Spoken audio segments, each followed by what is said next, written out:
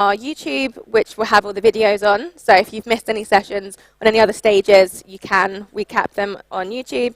And we have a bookstore, which has the books from the authors from the day. So that's on the blackwells.co.uk bookshop. You can find the link on the website. I just want to say a thank you to some of our partners. So there's quite a few here. We've got the GLS lead partners, which are Quantum Black, Shell, and PwC. So a massive thank you to those. Our lead partners, who are BT, Lego, R2 Factory, and Rev.com. Our strategic editorial partner, Fabric Ventures. GLS supporting partners, Egon Zender, MindGym, and ARC. And then our supporting partners, Capgemini, TechNation, Responsible AI Institute, Kraft Heinz, Faculty AI, Bumble, Robert Walters, A2, and Reinfer. So behind us, outside of the stage, we have the Quantum House, the House of Quantum Black, which is where I think it's going to be quite important for all of us. It's where the coffee is. So if you need a coffee at any time, you need to be going that way. It's located across the square at 16 to 17 Stable Street. So remember that, because I feel like it's going to get to a point where we're going to need it. There's so much information that's going to be shared today. We need our brains to be kept in gear. All ticket holders have access to this, and there's also some flash talks and demos in that kind of room. So we have 3 today, 2 tomorrow, and 1 on Wednesday. Toilets. There's no toilets in this building, but if you just go, there are people that can kind of show you, but if you go that way and down the stairs, there are public toilets, which I've just been. They're nice, so we're good. And they're accessible to everybody. And then just to note, they're silent stages, so you need to look around and just check that when you're at whichever stage you're at, that all your headphone colours are the same, because if you've got a different colour, you're listening to a different stage. And I can see one person with a different colour in this room, so they will be listening to a different stage. There's a lot of content throughout the festival. I am the host of this stage, so I'm a little bit biased. I feel like this is going to be the best stage, so keep coming back here. But throughout the festival, there's so much to see. There's 4 stages across 3 different venues. Each day is a different theme. So today we're talking global growth, stability.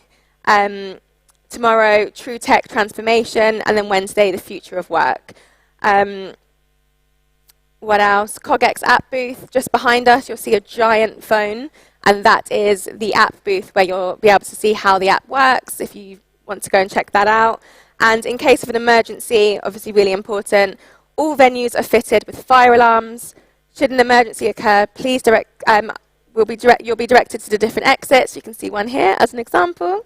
We'll be meeting at the Lewis Cubitt Square meeting point, and on exiting the building, please follow the instruction from security personnel.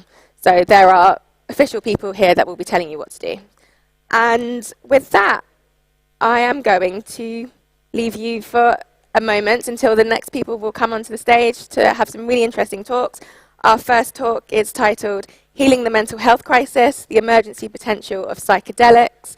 Very excited for this one. I think it's quite on the nose for everything that's happening at the moment, and we're going to learn a lot. So on that note, I will leave you.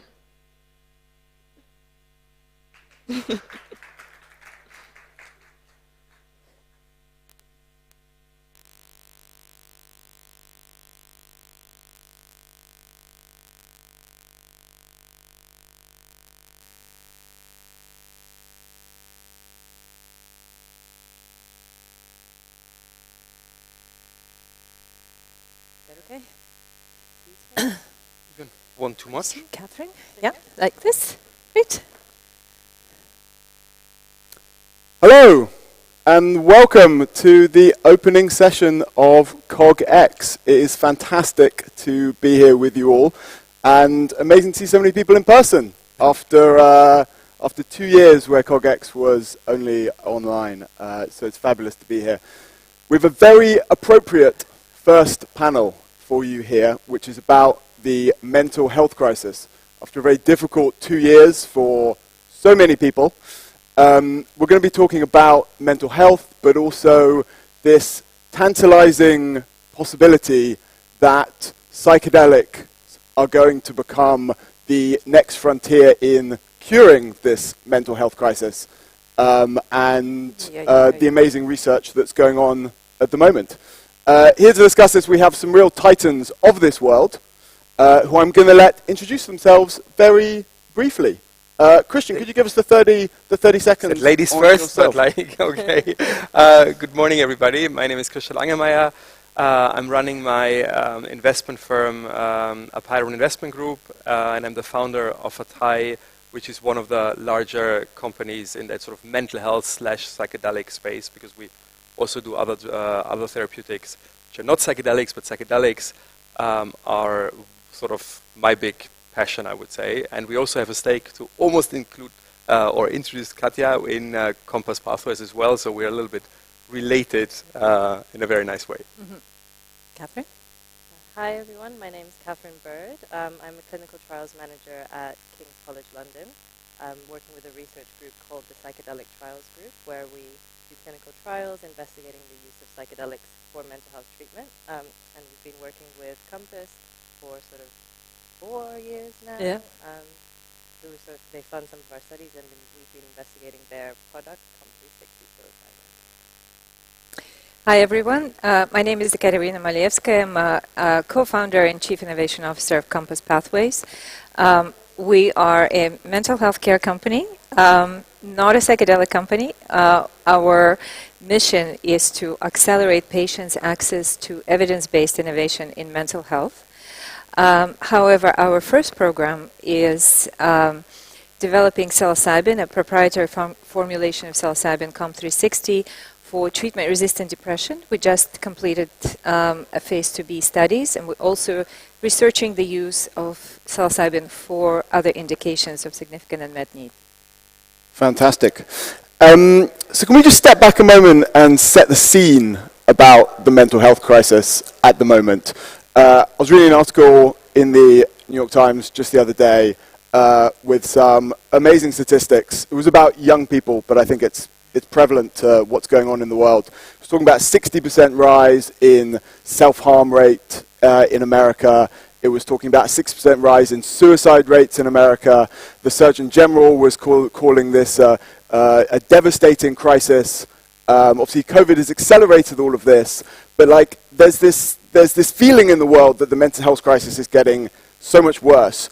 Christian, can you just tell us what is happening? Can you lay this out for us and set the scene for the psychedelic renaissance? But what's happening to us, Christian? Well, where do we start? Like in numbers, meaning there's always this famous number floating around that sort of the official WHO number is 1 billion people globally have one or more mental health issues, from depression, anxiety, addiction, body dysmorphia, whatever. Yeah, so which is already, so if we would stop here, 1 billion makes it the largest sort of group of issues, of illnesses, and sort of the number one problem of the healthcare system, by the way, also because, meaning obviously 1 billion people is 1 billion people too much or too many, but like there is also like, especially mental health has also a ripple effect on the people around, people who are depressed, on families, like on workplaces. So it's sort of practically, you can say if, and then I come to the way higher number, but if already 1 billion people acknowledged have a mental health issue, directly or indirectly, because you know somebody who has it and are affected, sort of everybody is sort of in touch with that problem. Having said that, unfortunately, that 1 billion people number is grossly underestimated for mainly 3 reasons. The one is like, all these global numbers always take years to be compiled, so this 1 billion number is still a pre-COVID number, and actually on a country level, you see the sort of numbers coming in now for actually 2020, so still delayed, but sort of the first numbers on in Germany, in the UK, are coming in from an in-COVID level, and they are all going up, unfortunately, double-digit, because obviously sort of COVID made mental health worse because it was playing into many drivers of mental health, loneliness, whatever, which sort of is fueling mental health issues. So COVID as an imminent problem will dramatically, and we're going to see that more and more, increase that number. Then second, although we are sitting here and talking about it, overall mental health issues, especially when patients sort of coming forward, are still stigmatized. It's getting better, yeah, because more and more people publicly speak about their mental health and how important it is also to be honest and seek help, whatever, but it's still stigmatized. That means not everybody who deserves help, needs help, yeah, is also seeking help, going to a therapist, going to a doctor, and in these 1 billion people number, that's just the one who come forward with it. So with luckily growing destigmatization, unfortunately, automatically, we're going to see the numbers rise because more people sort of are outing themselves. And then the third, maybe the more long-term or the umbrella around that, that's sort of a little bit my personal belief, like there is not a lot of research actually why do people get actually mental health issues. We look at it when they're there, yeah, is that the world we're building, and actually, by the way, the world we sort of celebrating at this festival, technological innovation, disruption, a world which is changing, yeah, all the time, I believe is not good for our brain, who's desperately seeking stability, planability, continuity. So practically everything we seen, and COVID practically is just one example which boosted that. We're going to see more and more sort of a rise, a natural growth, almost to say, yeah, in that. And so in that all together is the perfect storm. So I bet we're sitting here in 3, 4, 5 years, yeah, and unfortunately the number will be 2 billion or more. Thanks, Christian. And Katja, my understanding is that against this backdrop of a worsening mental health crisis, I'm very good at giving us many different types of Viagra, but the types of mental health medication hasn't really changed that much in the last 30 years. Can you give us a flavor of like that lack of innovation and I suppose like what's now like emerging and coming into this? Yeah, that's absolutely true. There hasn't been any meaningful innovation in mental health space for decades, maybe 50, 60 years since maybe the introduction of neuroleptics or antidepressants prior to that. And with any other industry, in terms of public health, what you see is, for example, when it comes to cardiovascular health, if you see the increased spending in industry, increased spending on R&D and drug development, then the prevalence of disease, that is the number of cases in the population, goes down. But in case of mental health, there are more and more drugs being developed, more and more spending on mental health research in the industry. But the rise in mental health problems actually outpaces this development. So what it tells you is that, are we looking at the right targets? Number one. Number two is that the mental health problems are incredibly heterogeneous. And it could be, personal history, personal narrative, the way people sort of interpret their life events. It could be neurobiological. But I think the general sense increasingly with advancement of science that it's really multifaceted, there are different reasons why people experience depression. It's not a uniform diagnosis like in any medical specialty. It's probably a manifestation of many different things combined in various ways. So there is innovation, but just the paradigm for this innovation. The paradigm is, but I think we're getting there, right? So I think we're going towards the more precision, predictive, preventative models, but the science is, trying to catch up on it. I think psychedelics offer one of the most interesting solutions. Again, I want to preface it with that it doesn't work for everyone. Nothing works for everyone. And but the way psychedelics, sort of the psychedelic experience works is that it's a combination of psychopharmacological effects of the drug, that is changes in the brain chemistry and receptors, as well as patients are able to get a sense of agency over their own experience. It changes their relationship with symptoms, with their personal narrative. It's empowering in a way like no other treatment. And so all these bits and pieces need to be researched in a kind of a deep and responsible way, and we're just starting doing it. Catherine, Can you give us a sense? I think a lot of people in the audience will be really excited to get into, like, what is it about psychedelics that is a different paradigm, and why does it work? Could you maybe start by just telling us what happens in your brain when you have a mental health problem? And that's, forgive me if that's ridiculously broad question designed to embarrass you. No, like, can you give us a sense of very generally what happens? Yeah, of course. And then, like, how the psychedelics, combat that, and what's really going on. Exactly. I think what Katya just said about mental health disorders being heterogeneous is a very important sort of place to start. So when we say heterogeneous, we mean that they can present, like each case can present in very different ways. So two people with depression may have a slightly different symptom profile, slightly different cause. Is it a genetic link? Is it a personal history issue? So when you think about a biological model for what's happening in the brain when people have depression, no one's really been able to come up with one cohesive model that we say this is what happens, and it's because everyone's experience is different. With that said, I will sort of try and explain what might be happening in the brain when people have a mental health condition like depression. It's really helpful when you think about the brain to think about it in sort of different levels. So you can think about the brain at sort of the cellular level, where chemical communications are happening. So these are neurotransmitter chemicals, which sort of is how neurons talk to each other. And you hear things like serotonin, dopamine, glutamate. Those are examples of neurotransmitters.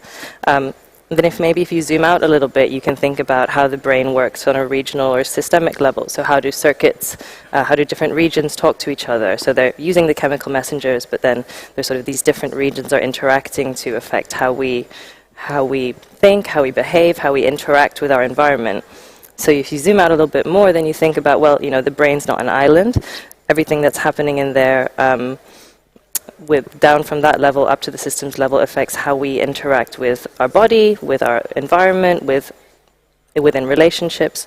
So if you sort of think about that, all these different sort of circuits happening in the brain, and they affect how we regulate our mood, affect how we sort of perceive ourselves, different attentional things like cognitive processes. And so when someone, say, is exposed to chronic stress, like when people have depression or experience sort of stressful life events, these connections can become less sort of efficient, and things become a bit more noisy, and as a result, maladaptive or unhelpful behaviors can arise. So, for example, in depression, people tend to not be able to focus on more positive events, and sort of their attention shifts towards more negative things. Or you can ruminate. That's one of the symptoms of depression, where you sort of overthink certain things, and this is sort of just one of the few symptoms that people can have, and I'm not going to go through the entire profile. And so, one of the theories about this is that it's called the monoaminergic deficiency hypothesis, and it's a sort of old school idea of that when we're sort of lacking in certain neurotransmitters, then we have depression. But obviously that's sort of quite basic, and we're sort of now trying to think about treatments on how the chemical systems in the brain then affect how we behave, and how can we sort of work with those psychological processes as well. So SSRIs, or antidepressants, were sort of developed on that sort of deficiency hypothesis. We don't have enough serotonin, so we give some more, and you get better. But that doesn't work for everyone. It does work for some people. But with psychedelics, they sort of interact with these neurotransmitter systems, but then they sort of produce these very unique subjective experiences, so psychological experiences that can be related to feeling connections with oneself, sort of oceanic boundlessness, and these sort of very unique subjective experiences, which then may or may not translate into betterment of symptoms or improved mood. So I won't go into too much more detail, but maybe we can. As in, like, what are people most likely to be prescribed in 2 years' time versus 5 years' time versus like what's the progress look like? Yeah, so quickly, meaning because you mentioned it, there are different psychedelics. Sort of here, Katja mentioned Compass is working with psilocybin, which is the sort of intellectual word for the colloquial magic mushrooms. So it's the active ingredient in magic mushrooms. Then there are more psychedelics like DMT, which people know from ayahuasca, for example, which is a ritualistic psychedelic drink in South America mainly. You have ibogaine, which is actually coming from a root in Africa. So a lot of them, of these sort of core, or let's say first generation, how we call it, psychedelics, were actually used in the sort of the natural version, the plant-based version, in many shamanistic rituals around the world. Then you have some where there's, I would say, not debatable is the wrong word, but like some like counted to psychedelics. So you have actually ketamine and MDMA. Yeah. So are they psychedelic, or are they wider psychedelic, because you don't really have this trippy experience which you have on the core psychedelic. So for sort of to have the broad picture, I would also include them. So long story short, yeah, the two sort of most advanced compounds in clinical trials is actually what Compass is doing, psilocybin.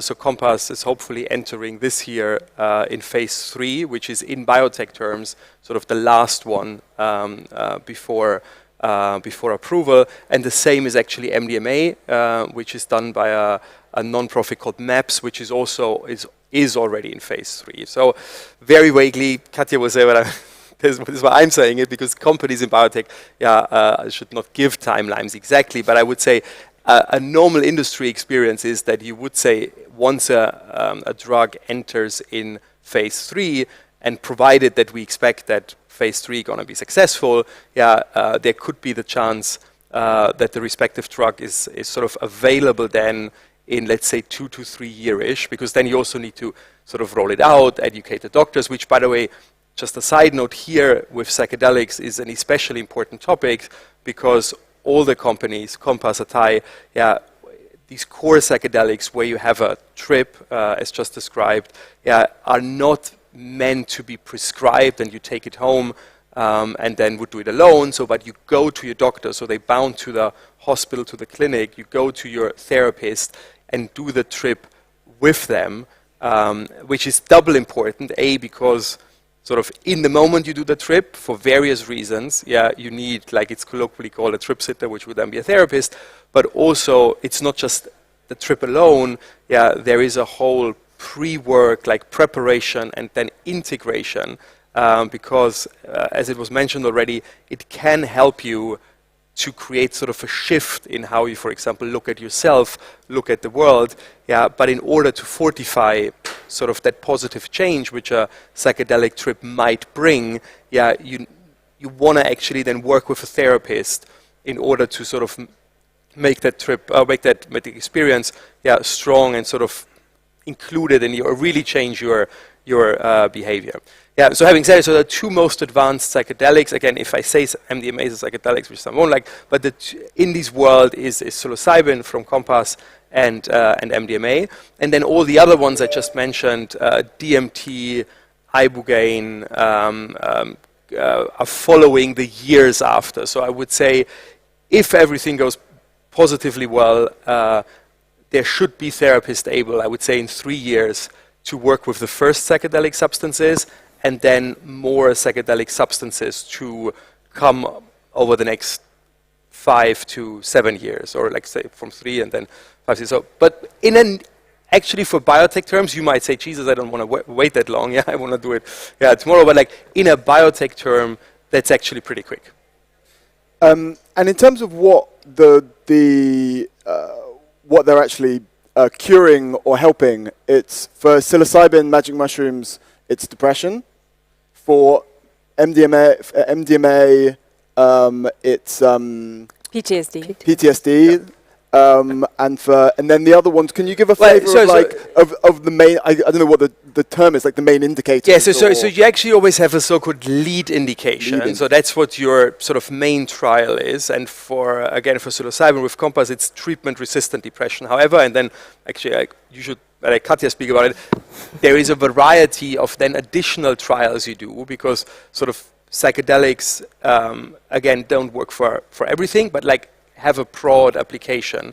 Yeah, and then you can actually say, like, in the nuances, the one psychedelic might work better for A and the other one for B. This is why, again, it is so important that a therapist is sort of administering it, because it will be the therapist who sort of looks at the patient. By the way, in the first instance, we'll say, is it psychedelics at all we should go, or should we go, because I said before, like, the mental health issues are sort of multifold, and also the reason why so it's not even that you can say, oh, depression is always stemming from this and PTSD from this. Actually, you have multiple sort of root causes which can lead to the same expression: depression, PTSD, anxiety, or whatsoever. And this is why I need a therapist first who makes I guess is such a random word, like who makes an assumption, where is this coming from, and then we'll say, okay, let's go this route, or let's try psychedelics. And then when the decision is let's try psychedelics, then again, it might be different psychedelics for different indications. Meaning a very strong example is that all psychedelics show actually great properties of anti-addiction, or to dissolve addiction. So I don't even know if Compass, I think, is also doing addiction studies, but so you can almost use any psychedelic to sort of soften or get rid of addiction. But the most or the strongest addiction known is opioid and heroin addiction. And there, for example, it's very clear that ibogaine, which more or less is solely we focus on, is one drug we develop on this anti-addictive property, but has the strongest sort of results there. So, for example, if somebody is opioid addict, you would always most likely go to ibogaine first, while if somebody just wants to get rid of smoking addiction, you might actually do it with psilocybin. Why psilocybin better in that case? Because ibogaine is a very, very strong psychedelic, which actually will most likely require not just a day visit to the therapist, but like a several-day clinic. So you do it rather for the stronger stuff. You wouldn't sort of shoot, I don't know if it's an English term, but with a cannon on a bird, and say, okay, if it's just smoking, then let's go with psilocybin, because that's just a 4-hour trip, with your therapist. I might want to kind of add a little bit. So there are two paths really for psychedelics. One is recreational use, and if you are a well-integrated person curious about self-development, then that's probably the path. But what we're doing here is for people with serious mental illness. And what the studies increasingly show is that if you do have a diagnosable mental illness and severe mental illness like OCD, treatment-resistant depression, PTSD, anorexia, then probably these people should not go to mushroom retreats, because things can go really, really wrong. And I think we need to be really honest. I think there's a lot of media attention to psychedelics, and every day there is an article about healing properties of psychedelics, and it's good for everything from bad marriage to world peace. But it's unfortunately people with serious mental illness could have adverse events, and then it will be very difficult to help them. And once we enter the path of clinical development, we follow the same path like any other drug. And it's a very, it's not sexy, it's very technically challenging, it's a highly technical climb, it's very expensive, and it's boring. And we just have to do a lot of tedious things to actually bring these treatments to patients, and we need to be absolutely sure how they work, who they work for, how to support these people, what to expect, and how to follow up. And this is really, really important. I can, overstate the importance of this kind of a sober and thoughtful approach to people with serious mental illness, because they've been suffering for decades. They were without any effective treatments for decades. And to, raise their hopes. And some people come to our trials and say, this is my last hope. I'm here to be cured. That's not the case. We're just starting. And the other thing about psychedelics is that I think it's not only an interesting therapeutic and clinical tool, it's also an interesting diagnostic and research tool. So it allows us to identify new therapeutic targets, new receptors, the way, receptors work, the way the, brain connectivity work. Catherine mentioned default mode network. That's basically the collection of your patterns, how you think about the world, how you plan. And default mode network gets downregulated, and it's thought to be one of the mechanisms that allows patients with psychedelic experience to look at their, conflicts, their narratives from a different vantage point, because they're unencumbered by their patterns. That allows us to identify new subjective mechanisms of change and improve talk therapy. You may not need the drug for that, but it will allow us to develop new approaches, post-denominational approaches to talk therapies. They're not CBTs, DBTs, IPTs. It's something new. So I think it's equally interesting research tool. Can we talk a little bit about set and setting? You mentioned a kind of new paradigm for mental health, but there's also a new, almost kind of business paradigm for how you develop these drugs, because you can't just, as Christian and you mentioned, you don't just give people a bottle and tell them to go home and take one. It's a far more sort of rigorous and dynamic and kind of full-on process that you have to guide these people through. This is obviously partly a business audience. Kind of how, are there any precedents for that in the mental health world, and how does that how are you thinking about that now? I don't know if, actually maybe. I can, well, you mentioned set and setting, which is a really important sort of... maybe you could just describe what that is. So set and setting refers to sort of two things that interact with each other. Set is sort of the participant's mindset, their sort of understanding of where they are, what the treatment, in this case psychedelics, is when they're about to take part in a clinical trial. And the setting is sort of the physical setting. Psychedelics make you sort of more sensitive to your surroundings, and therefore it's important to pay attention to the rooms. We don't just stick people in a hospital room and give them psilocybin and say, there you go. This also refers to the relationships that they have with their therapist or their psychological support practitioner. So these factors all sort of work together to influence the psychedelic experience itself, which then may also indirectly influence the outcomes, be that more positive or negative. I think what Katya said earlier is really important, and I do really want to hone this point home about sort of the hype and the media that happens. It's a bit of a double-edged sword, because obviously we all want the stigma to sort of be challenged, and therefore it's great that people are talking about how good psychedelics are and how helpful they are and how they can cure things and how they can reboot your brain. But when people come to us, participants who have suffered for 20 years with depression, and say, I can't wait for you to reboot my brain, we sort of have to work with that and say, hang on a second, that would years of preparation with the therapist, the sort of openness to having a altered state of consciousness experience, and then the work that goes in after to integrate all of those things. So yeah, whilst I am grateful that the world is sort of looking to psychedelics, I do sort of heed caution, and when you're sort of thinking about all these exciting ways of describing psychedelics. But what are the challenges? I guess almost, you're doing these clinical trials, and I guess that feels like probably the most important thing is actually getting these drugs approved. But once that's done, what are the challenges of like rolling this out to 1 billion people? I mean, you're talking about these huge numbers, Christian, but you need to get these drugs to these people, and you can't get them just to pick it up in their local pharmacy.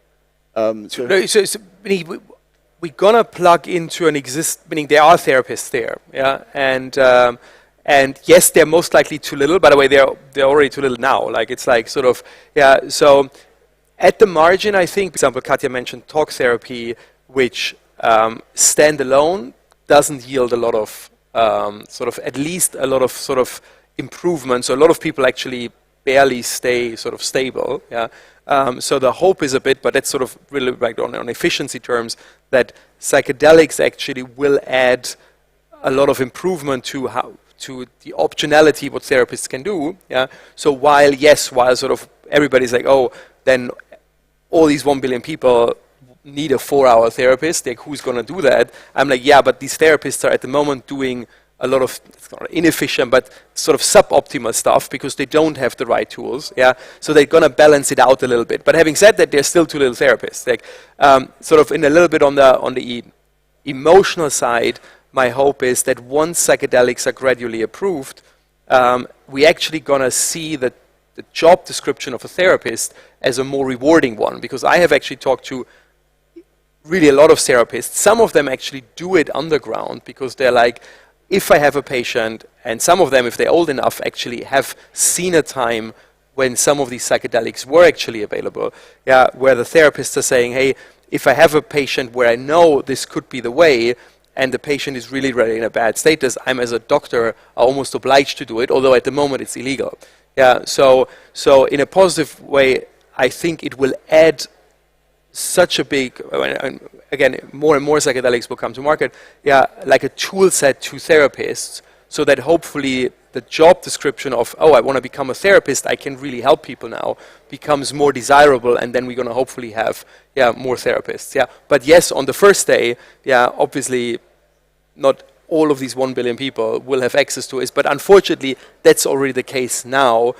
Not all of these 1 billion people have access to therapists and proper therapies now. Yeah, so gradually, I think it's going to improve. I think they should. I'm just going to turn to questions in a minute. So if people could think of some brilliant questions. But sorry, Katja. I wanted to say that the number one challenge is to get these treatments reimbursed, to get these treatments integrated into the clinical care guidelines, and for them to be covered by national health systems in Europe, where health is a basic human right, and in the US to have conversation with a multiverse of payers and insurers to make sure that they see the value of these treatments, the value that is created for health system and for society. That's not a small task, and that's why we work with regulators and payers together, and we start very early to understand what evidence regulators will need to see in order to be able to reimburse these treatments. Because we can train therapists, we can select therapists. Christian is absolutely right, it's hugely rewarding for therapists to see such a dramatic change in the patient after one session.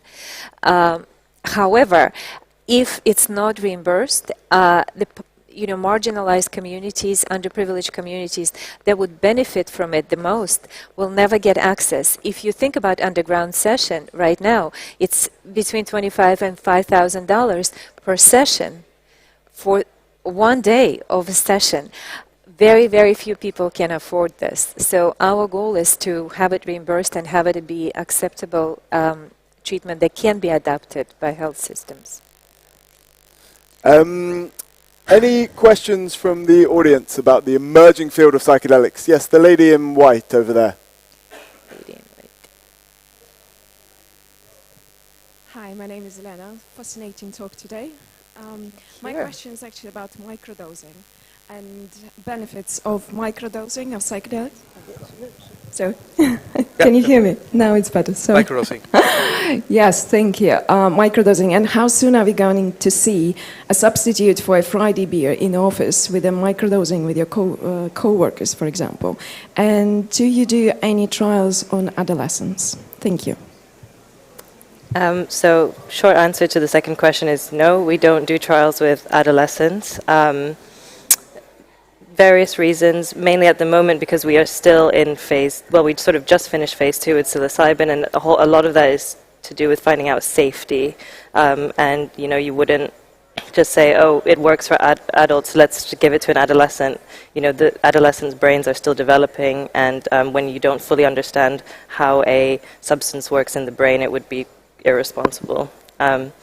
With microdosing, is it ever going to replace a Friday beer? Definitely not in the UK. People like to go to the pub after work, but in terms of the scientific evidence around microdosing, it's very sparse. It's quite hard because we can't give people microdoses to take home and test it because it's still an illegal substance. So really we don't know is the answer to do with microdosing, but there's obviously a wealth of anecdotal evidence around people saying that it sort of helps them with their sort of day-to-day functioning. But again, is that placebo? Is that sort of just an anecdote? We don't know at this point. I think up to date there has been 3 studies, 2 with psilocybin, 1 with LSD on microdosing, that I think only one of them was adequately controlled. It's in terms of evidence, there is no evidence that microdosing is beneficial. Another point here is that psilocybin and classic psychedelics bind to the receptor called 5-HT2B, which if stimulated significantly and for a prolonged period of time can lead to heart damage. And so there is not only there is no efficacy data on microdosing, and there is no physiologically plausible mechanism how people could benefit from psychedelics. There are also some safety concerns in terms of heart valve damage. I don't want to be a wet blanket, but on microdosing. Thank you. Yes, sir, at the back.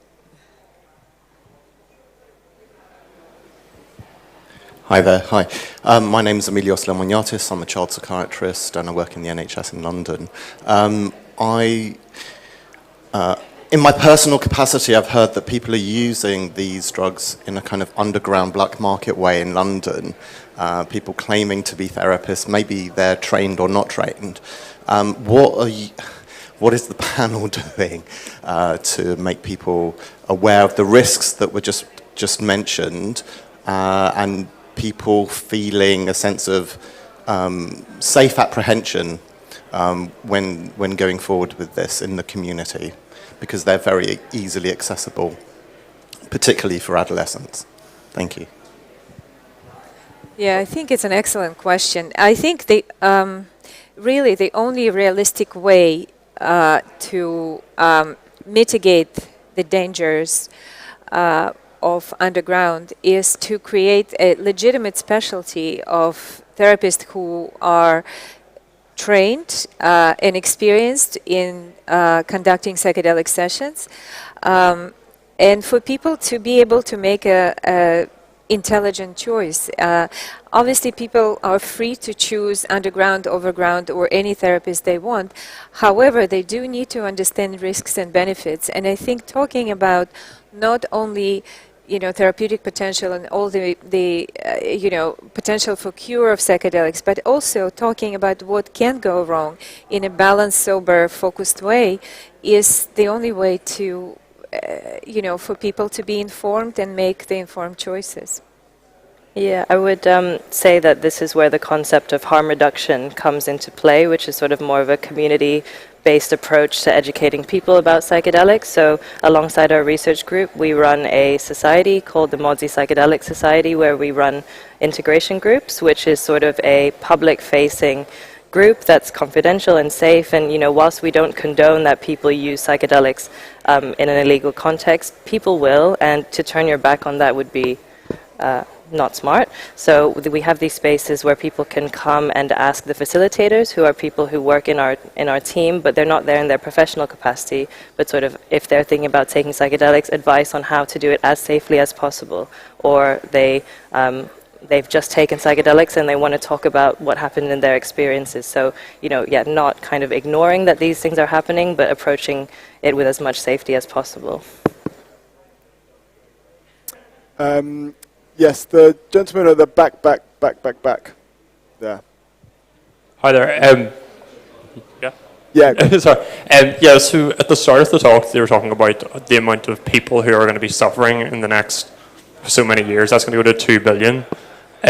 Will the use of psychedelics allow like CBT therapies to be shortened down from like a 6-week stint to maybe like 2 weeks, allowing for more patients to be dealt with, or is it just going to be in addition to additional therapies that we currently have? What I didn't fully understand the question. Like, if Does it help compress CBT therapies and other therapies into shorter? Does it make other mental health I think it's the most more interesting. efficient? Yeah, I don't think it makes other treatments obsolete, but it will certainly, if the science holds in phase 3, I think that it will certainly make an impact on how other treatments and when other treatments are administered. So, as I said, it's also an interesting research tool. So I think it won't replace CBT. Not everyone wants to take psychedelics. Not everyone will take psychedelics. And we need the whole range of tools. But the learnings from this research will definitely inform the development of talk therapies, even if they're not related to psychedelics. The man in the white there. Hi, I'm Joshua, and I'm the founder of DeSci World. I wonder if you guys have considered DeSci, or decentralized science, as a method to sort of improve research pathways and also sort of just the testing of it in general, of these psychedelic products that you have. DeSci, decentralized science, is like DeFi, decentralized finance, but for science, and it's quite a new budding field, if you don't know. Yeah, so there is a decentralized trial consortium at the ISCTM, International Society for Clinical Trial Methodology. I don't want to, geek out too in front of this audience, but as you said, it's quite a new tool. It can expedite the trials, but we are entering phase 3, and we won't be able to switch the methodologies for phase 3. You only have one shot at phase 3. But I think in the future, particularly for novel psychedelics, there might be a really good option for decentralized trials. So I think that's pretty much all we have time for. Sorry, apologies. I just wanted to just quickly ask everyone, if there's one thing that you want everyone here to come away from this talk with, what is it? Can you give us one key thing that everyone here should know? Is it psychedelics are coming? I think we try all to balance like that. I think all three of us have a huge enthusiasm for the potential, but always make clear that for many reasons, it's sort of not where you go out now and say, oh my God, like I find a dealer on the street and I'm gonna do psychedelics because this panel was so optimistic on it. It is a medical drug, or they are medical therapeutics, and even beyond that, not just medical in terms of prescription, but you need to do it with a therapist together in a more holistic treatment, which, by the way, and then I come to 2 book recommendations, is how these therapeutics have been used for thousands of years in humanity. They were never party drugs like alcohol was. Like, if you can go in any society which is or has incorporated, is using psychedelics, from ayahuasca in South America to what the ancient Egyptian did, what the Greeks did at the Eleusinian Mysteries. They were actually the sort of concept of therapy they were using is really resembling, I think, where we're going to end up. You have to do prep work. You have to do with a therapist, which was back then called a shaman or a priest. You have to do post-integration. It's highly regulated. You shouldn't do it more than once a year. So all of that, which we know or have known since thousands of years, is now going to be very scientifically recreated for sort of our modern world. So huge enthusiasm, but as a therapeutic sort of in a proper use. So, and because we just had 45 minutes, if you want to learn more, I think there are 2 books I always recommend. There is sort of the standard, I would say almost Bible or book. Coming next, and as in the near future, we've got a sense of what is actually happening in your mind, which I thought was totally fascinating, and like why this new paradigm makes sense. for mental health. And I hope you all really enjoyed it and learnt a lot. And thank you so much for being here. Can we give a round of applause to our guests? Thank you.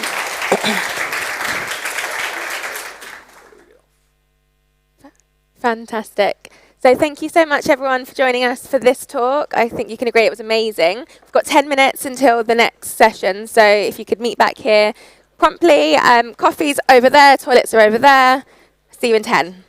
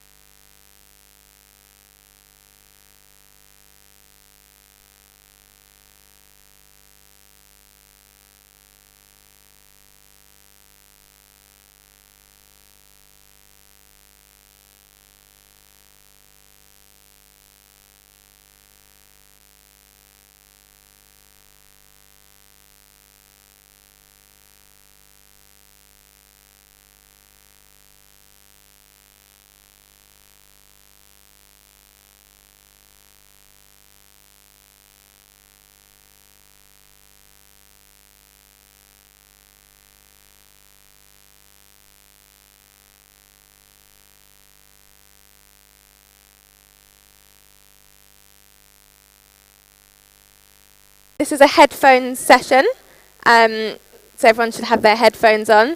But welcome back. I'm still thinking about the last session we just had, all about psychedelics. If you weren't here for that session, you will be able to watch it back in a few weeks' time. A reminder, this is a headphone session. It needs to be green for you to be able to listen through. So if you click, there's a button on the right hand, which will take it to green.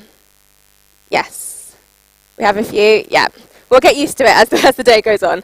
It's called the Age of Shocks. So a big question, how do you feel about the world right now? We've got geopolitical conflicts happening. There's so much going on. And we have a panel here that's going to answer that. So, Rana Mitter.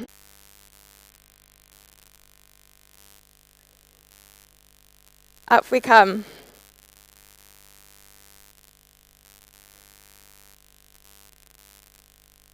Welcome.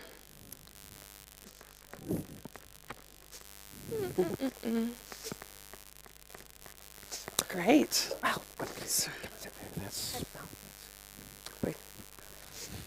Am I on? The headphone thing? Right. People need something. Just wait for Charlotte to stuff. The look of confusion on people. Great.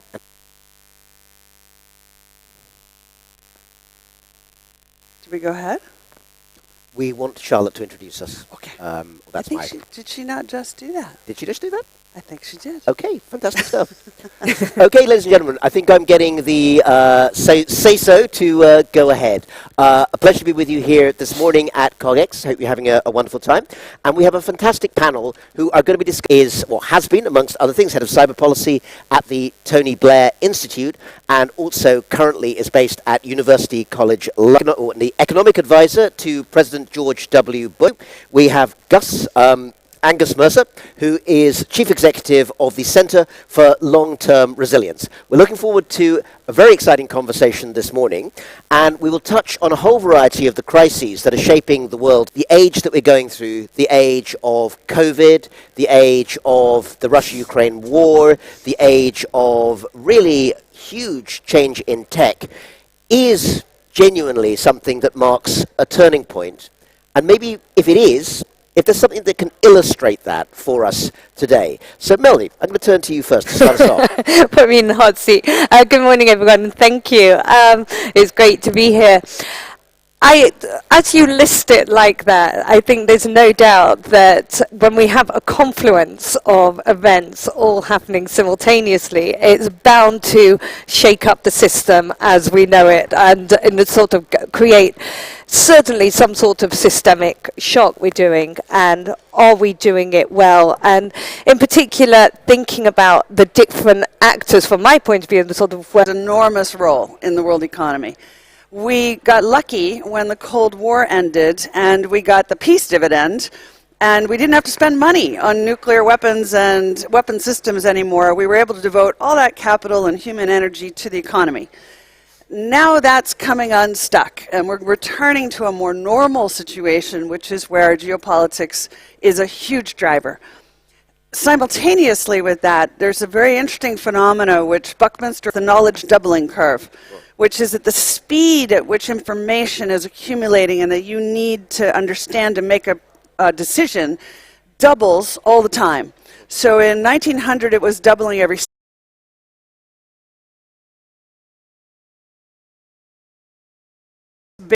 but things are moving faster than ever. So I would say this is over years. So there's a massive adjustment going on. Pippa, thanks. That's a tremendous amount there to think about, and we're going to pick up some of those themes as we go on at the moment. And if so, where do you all today? I think that, yes, there is a, and in terms of the specific issues that I worry about, I can talk about them in terms of a couple of statistics. I think it was about a month ago that the World Economic Forum released a poll of risk experts, and it said that 9 out of catastrophic. So we're heading in the wrong direction. And if you look at extreme risks specifically, The Oxford academic Toby Ord wrote a fantastic book called Because comments, and we'll certainly come back to some of the grounds for that optimism. But I'm afraid I do have to plunge us a little bit into a ride on the back of one of the horses of the apocalypse at the moment, because we are immense knowledge and talent on is questions of conflict. And right now we are looking at a world as of 3.5 months ago in which, for the first time in Europe, at any rate, since 1945, one country has invaded another, broken its territorial boundaries, Russia into Ukraine. There are a variety of consequences that, of course, come from this, but one of the ones I think is concerning an awful lot of us at the moment is the question of energy. And is, is how far we move forward, but it's short-term bad, long-term.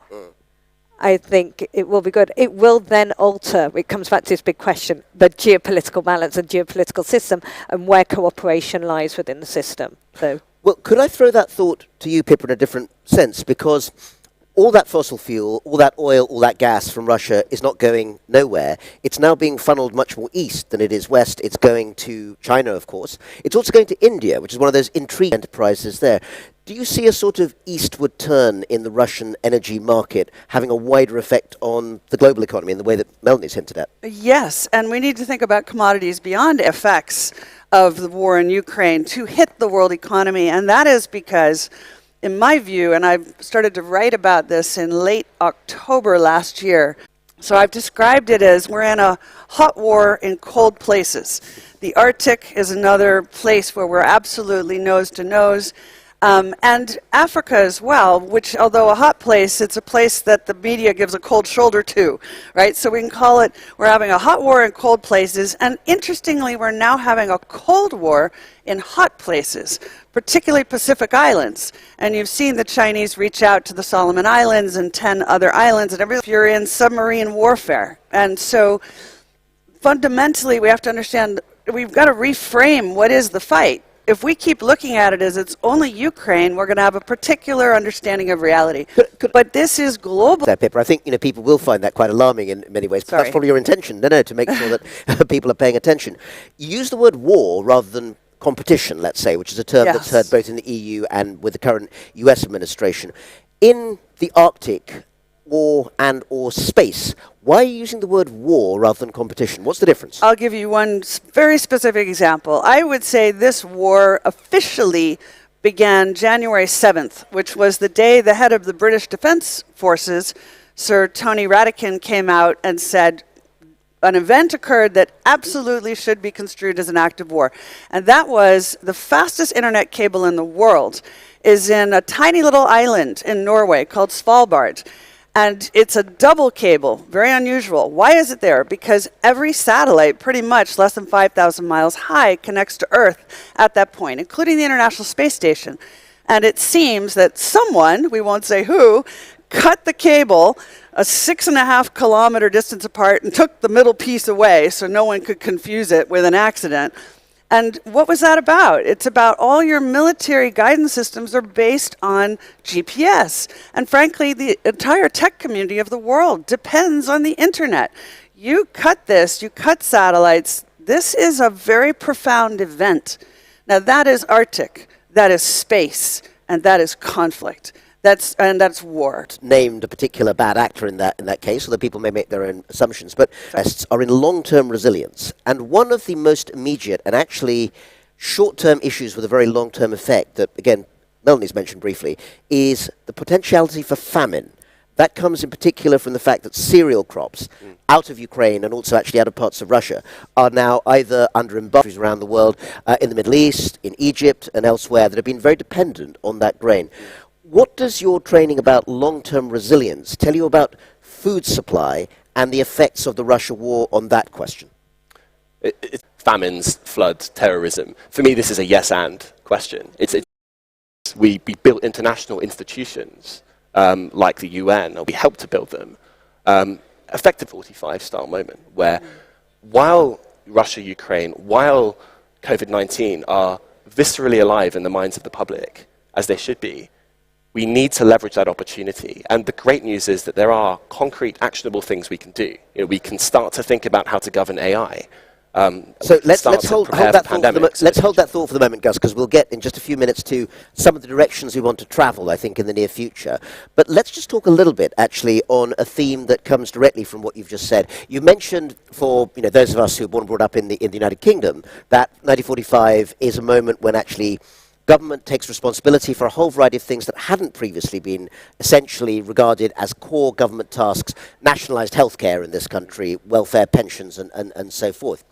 Let's turn the question round, though, in a way which I think a lot of people here at CogX today and the next couple of days will be thinking about, which is governments have power, of course they do, but actually these days, corporates and technology corporates have a level of power and therefore responsibility that simply wasn't the kind of power the 1960s. And let's get specific. Melanie, if I could turn to you. One of the things that I think is now indisputable in most people's great liberal democracies in the United Kingdom, in the United States even more so, what would you say is the level of responsibility that technology companies have for the current state of our public discourse? And is there anything they should be or can be doing about it? No, I think absolutely, and I think we've seen tech companies with incredible power to intentionally or unintentionally do good, and that has sort of has side effects. They don't always get it right. We've seen this in in the Ukraine conflict, in the sense that they've done things that have independently stopped cyber attacks, that they've been able to support the internet, they've continued providing Russian people, and at this particular moment in time on the right side of history too, in how they're acting. They also get things wrong, and we've seen this with the narratives and particularly on the social media platforms about what type of information is accessible. Does it fuel hatred? If the tension is a natural, you get two conversations. One that says, Shlomo Kramer had the Cato networks, where there's a piece saying, well, forget about Finland, Sweden, Google should be part of NATO, right, on one level. So do we sort of allow that sort of, these have got big tech geopolitics? Do you think that's a good idea? Should corporates and big non-governmental organizations actually have the kind of capacity to act like states if they have the power and capital of a state? I wouldn't go as far as say they should have the power to act like states. I believe they should be part of the conversations. I don't think you can have that. What I do believe that it's very easy to criticize. It's very easy to say, oh my gosh, this is going to bring a new level of doom. Well, I would argue that I think it brings a new level of tech geo-responsibility, and that geopolitical responsibility, and tech companies need to make sure they're set up for it. Because right now it's a bit ad hoc. Right now, whilst they've intervened in this crisis, how are they going to make decisions on the next crisis? And are they structurally prepared? And whether that means that the large-scale tech companies need to build out a solid, transparent foreign policy kind of geopolitical responsibility, where they know what their decision making is in any kind of crisis like this, so it's consistent, that they've got the right experts in place, and it's not ad hoc, that they have actions that they then have to rewind or rethink. So that that would be, if it's a fact, they're there, they have the market capital that outranks many states.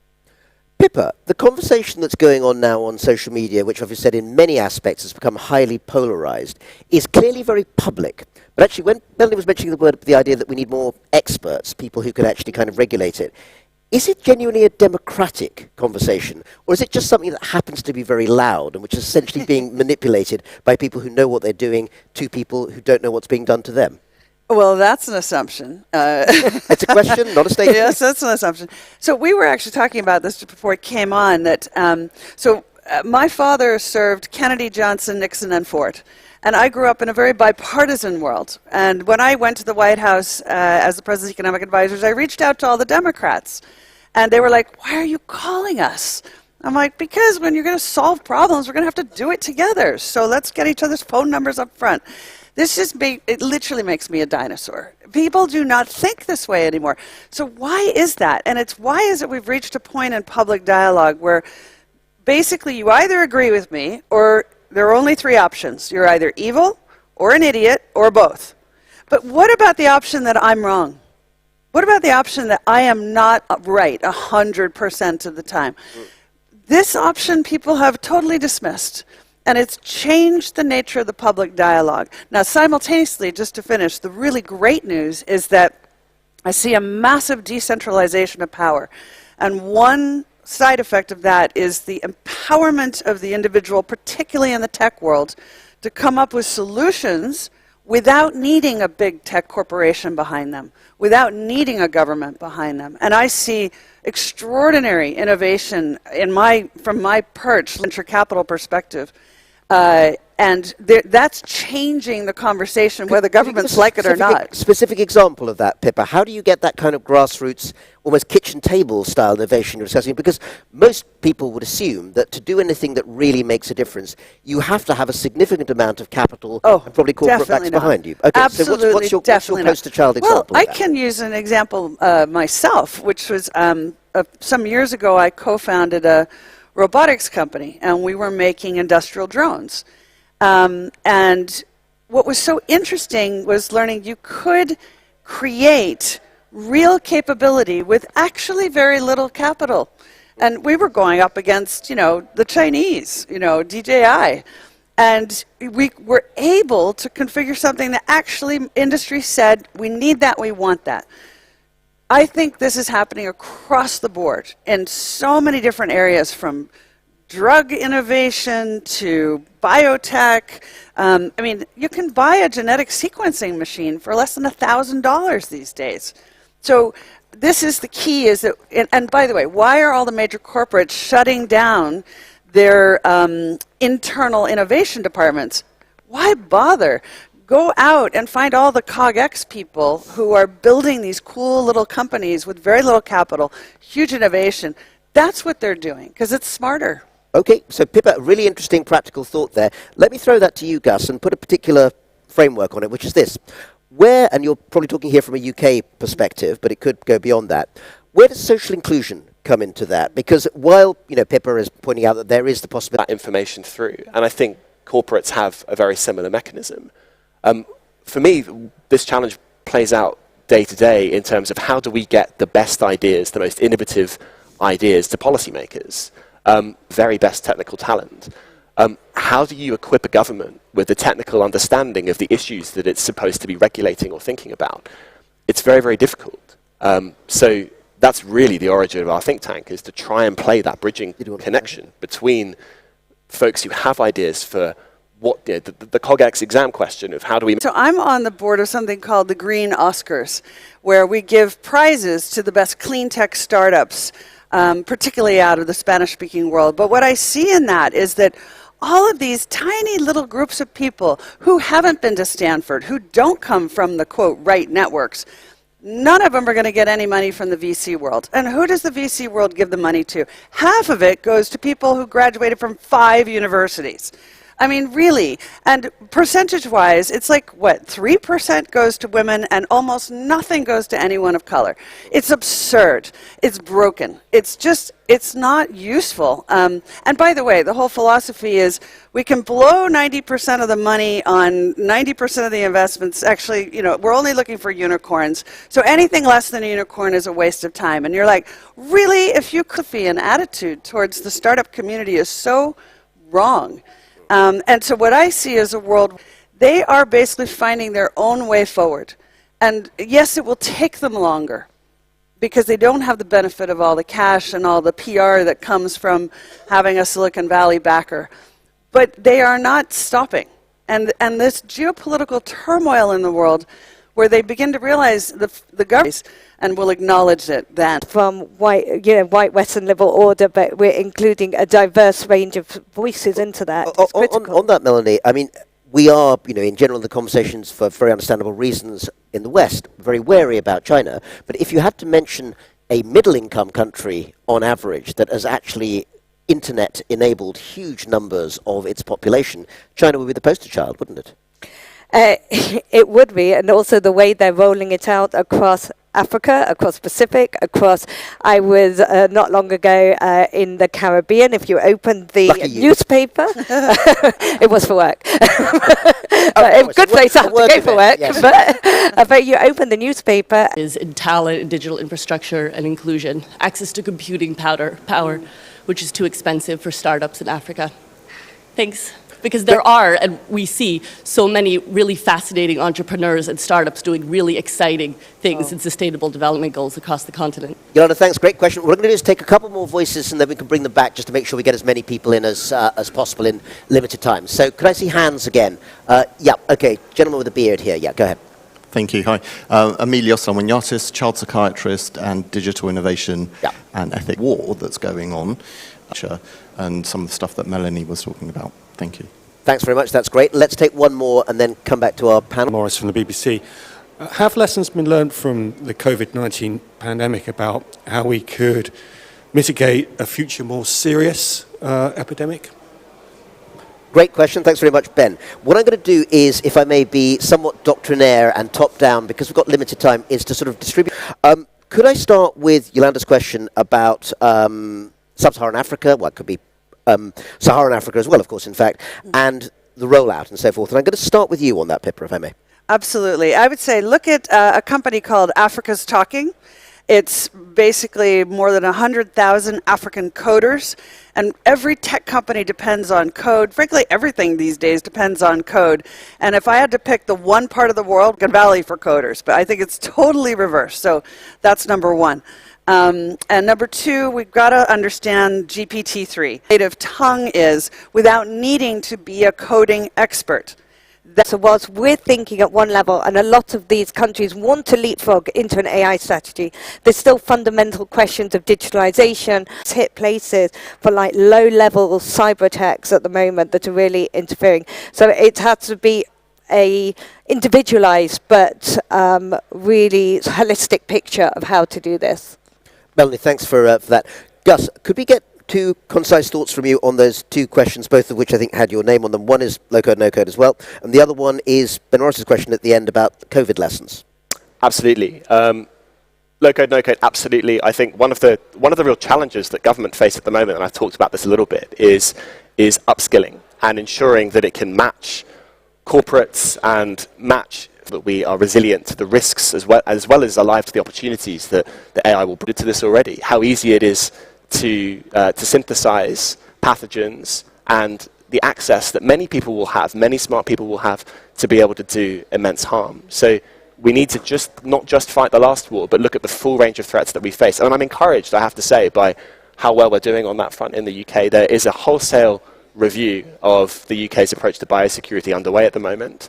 Lots of organizations, I think, are feeding into that. There's obviously the COVID-19 inquiry that will listen importantly to victims and their families, as well as technologists and academia. So I think we're moving in the right direction, and we're starting to realize that we are in this important moment. That's great to have. What I'm going to do with the very limited time is to give each of our other two speakers perhaps 30 seconds each just to add a cap on that thought. Pippa. Well, actually, do you mind if I go back to this question on the silent war that was directed to me? Of course. So I lecture at Sandhurst, and I occasionally brief the NATO generals. So I spend a lot of time in the strategic security world, and I would say the fundamental driver is a kind of arrogance that comes from the fact that the conflict is happening in locations no one in the general public can see. Because we have events happening with satellites being blown up in space, there's no one there to witness it. So, and I would say, second of all, when I talk to journalists, I say, why are you not covering the story of the Svalbard cable cut? Why are you not covering the story of satellites being blown up and creating debris fields? And the answer is, one of the editors said to me, if it bleeds, it leads. That's the rule. In other words, if there's no human who has died, there's no story. Now, I have fear that this means we're going to get more dead humans because we won't report what's happening that could lead to that. An important warning. Thank you, Pippa. And a brief thought from Melanie. Yeah, just to build on that if the one thing we learn from an age of shocks and things not being reported is to take that breath, to look at sort of some honest self-criticism at what we're missing and to rededicate ourselves to doing it right, because that's how we're going to have to move forward. Wise words for a very important era, the age of shocks, but I think we've been reassured there are voices and thoughts and ideas, I hope, that are going to help us get through it in the next 5, 10 or 50 years, however long it might be. We've had a wonderful event for our panel. I wish we could have more, but enjoy the rest of CogX, and thank you very much to Gus Mercer, to Pippa Malmgren, and to Melanie Garson. Thank you. Well done. Wow, what a brilliant session, and surprisingly optimistic. So thank you for that. Pippa spoke about innovation being pushed outside of corporate giants, so I wanted to just take a note now to say now's a really good time to be networking. So we have a break coming up for about 45 minutes, so I think now's a good time to go get some coffee and meet whoever else is in this room. Our next session will be here promptly at 11:30, and it's titled How to Achieve Rapid Growth, brought to life by Tech Nation. We'll learn about the challenges and opportunities of scaling up a tech company in the UK from seed to IPO. So see you back here at 11:30. Thank you. That was fun.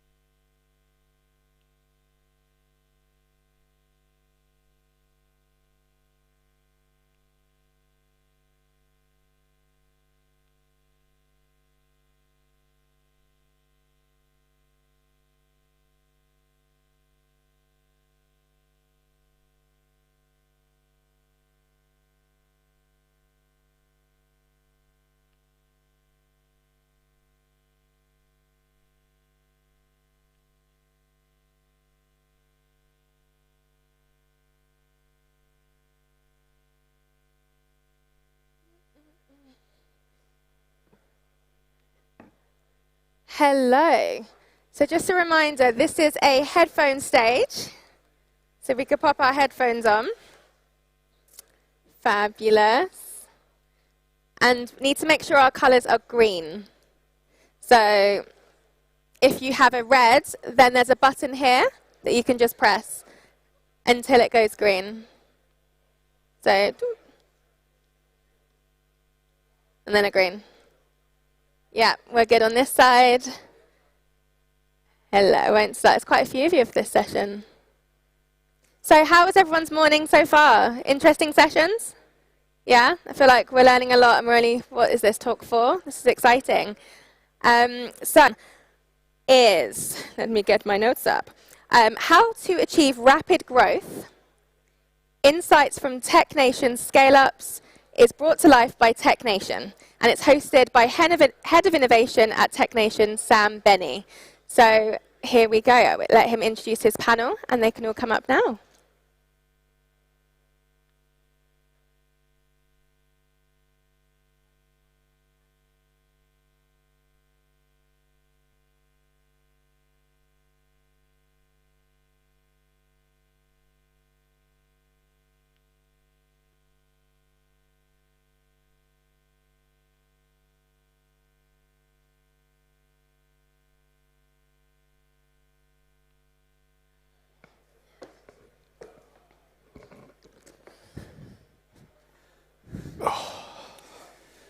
Can everyone hear me?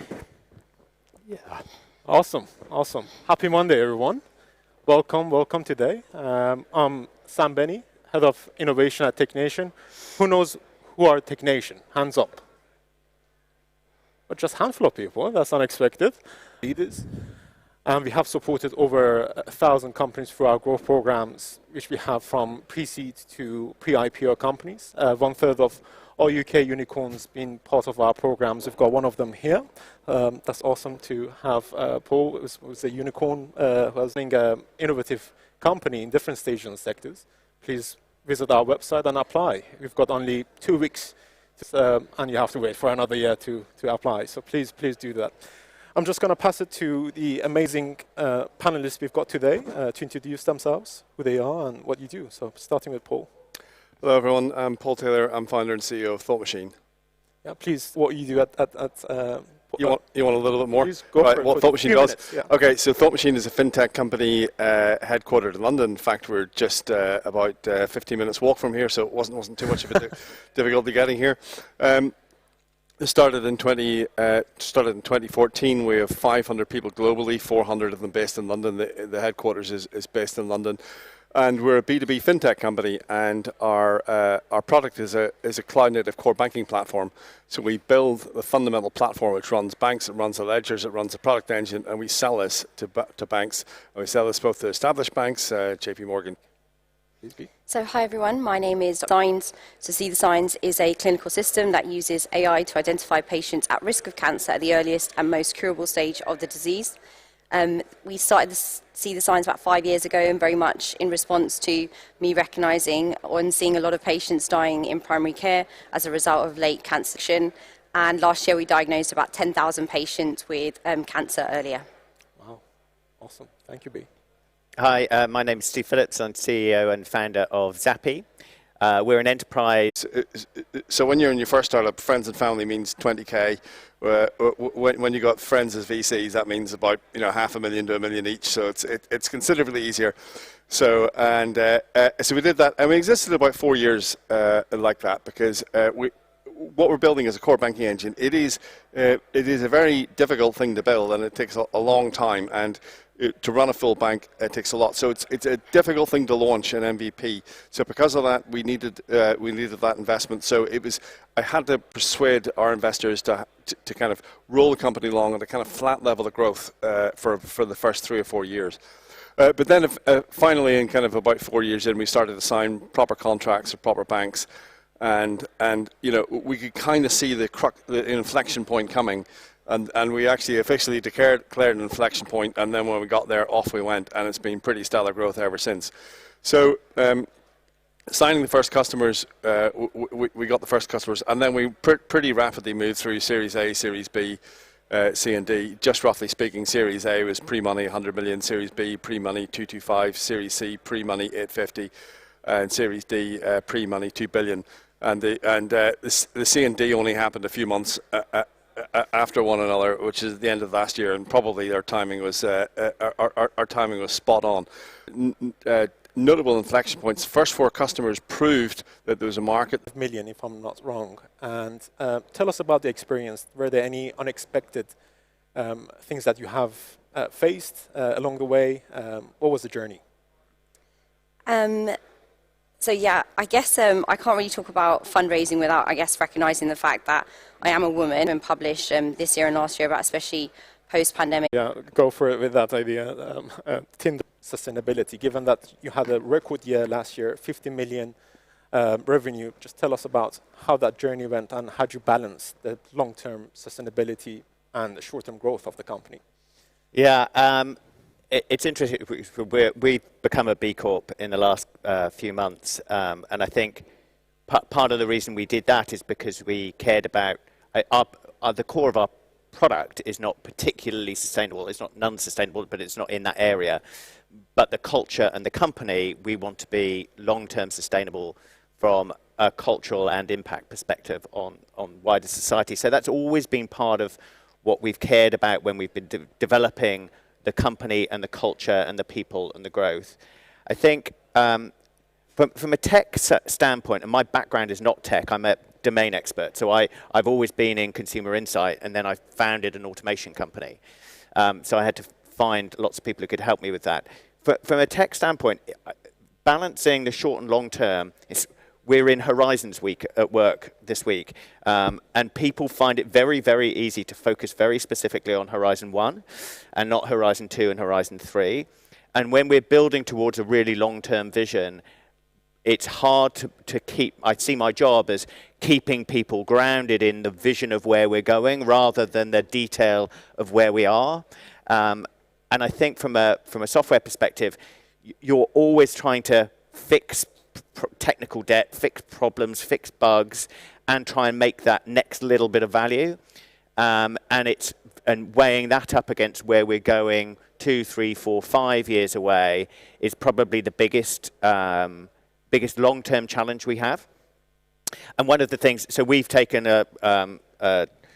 we've copied Google, and so we've created a ZappyX division, which is just working on things that are 3, 4 years out and not even looking at the immediate return. But I'm in the process of trying to balance the two and try and get the core part of Zappy to think at least a year or so in advance, and ZappyX to think maybe 3 instead of 5. And that is probably the largest tension that we're continuously playing against. Awesome. Thank you very much. Yeah, that's exciting. Given that you're launching your first satellite next year, when do you know is the right time for scaling up? Is it like before that, after you're finding your product market fit? When is the right time for scaling a scale up? Right now. Right now. All right. Tell us so why. We intend to, hopefully I'm going to sign a contract today for a new satellite, and then that will mean a new launcher. So just keep doubling down. I mean, it's venture. You have to be venturous. So, I mean, the market is not looking great at the moment from an investment point of view, but it takes us, this first satellite 16 months to make. We hope to get to 12 months production. Things are going to be changing there. And the end goal is not changing. People need our data to make smart decisions on how to become, safe to climate and things like that. So we have to keep going, and you need the right investors that have that long-term vision. I heard 10 years, so that's they're a unique set of investors who can wait that long for a return. But you need to find those guys, the impact, the patient guys, and hang on to them and persuade them you're doing the right thing. Awesome. Yeah, thank you.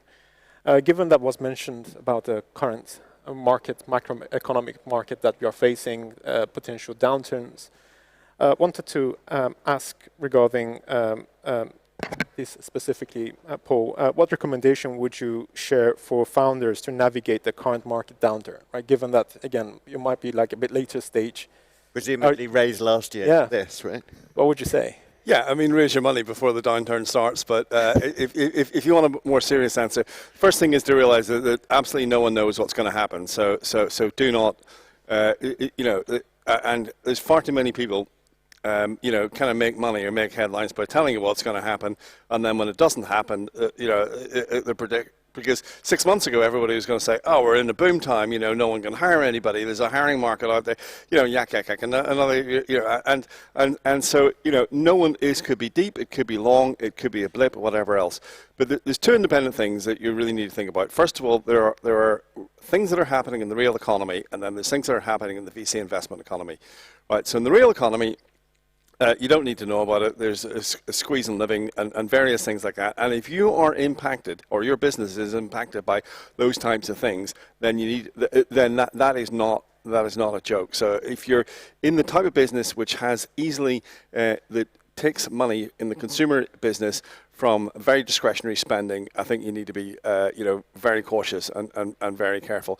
If you go through all the things, I don't know anything about healthcare, but it's hardly what you call discretionary spending. Same with banks, it's a completely different market, completely different level of cycle, and everything else. So and hopefully with good investors, they will help you navigate the macroeconomic conditions of your own customer market. When it comes to the valuations and the VCs, this is a boom and bust VC industry, right? So the first thing I'd say is that, if you are, you cannot look at the VC investment market as a genuine free market. It's extremely illiquid, right? So in the public markets, when something happens, the price of the shares drops, the valuation drops. That's kind of not what happens. I mean, what happens is investors are either go or no go. And the problem that people face, and people have not faced this before, is that the investors really lose very little by stopping investing for a period of 6 months or 12 months and this happened to me twice before. In my first company, kind of 2001, the market dried up. In my second company, 2009, the market dried up. And and the markets can freeze for a very long time, right? So you need to, you kind of think, oh, if I drop the price and things like that. But the problem is that the investors weren't price conscious on the way up, and they're not price conscious on the way down either. So my advice is, first of all, look at the industry, everything else. If you can, whatever you do not, if there's money available, take it. And have a conversation with your existing investors. You might as well have the conversation up front, right? They do not want you to go back for more money. They want you to get new money. But you might as well say, okay, if new money isn't available, what is on the table? Because most of them, especially the early funds, would retain 50 to 60% of their portfolio of their capital for follow-on investments and have that conversation. If you can get through it, though, it is a very, very good time, because when the market is frothy, there's far too much money chasing bad companies, as in companies which will never be viable, never get anywhere. Those companies still create damage. They hoover up the money, but more important for us, they hoover up the people, right? They go into the market, they spend crazy money, and so when those companies stop, and eventually they will stop, finally we'll get a really good rebalancing of talent in the market, and the best companies and the best people will align again, and that is one of the fundamental ways in which you can get a real company. But it's very difficult to hire the best people when everybody's hiring at a crazy rate. So if you can get through it, the best time is just from the kind of bottom of the dip upwards, because that's kind of takeoff time. Yeah. Awesome. But do you think that the IPO window is closed? Or? Yes. Oh, no. I mean, it doesn't matter what I think. I don't know anything about IPOs. It definitely is, right? There are no companies IPOing anywhere, right? So, but that's not the end of the world. I mean, if the rest of the market is functioning, the IPO market is just that will come back. And if you look at the companies which IPO'd in the quotes unfashionable times, right? So I remember when Google IPO'd in 2004, declaring interest. I used to work for Google. that people, it was nearly a one-off event. People go, IPO, I can't even remember what that is. But it was a wonderful time because it got all the attention and they exploded with revenue growth straight afterwards and got a good thing. And the companies that IPO'd in 2009, 2010, again, it's a very, very good time. The companies IPO'd last year, they've probably got mixed feelings because they go, well, we got a lot of money, we got a lot of attention, our share price down 90%, and all our options are underwater and everything else. So that's a problem. Personally, I'd rather not have. Awesome. Thank you, Paul. Thank you. B, if you could travel back in time and advise yourself, what advice would you give yourself when you started your venture? Would you change anything?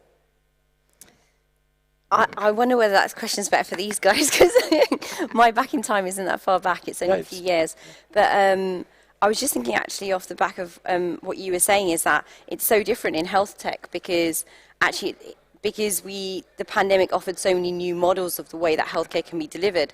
Actually, this is a really exciting time for healthcare.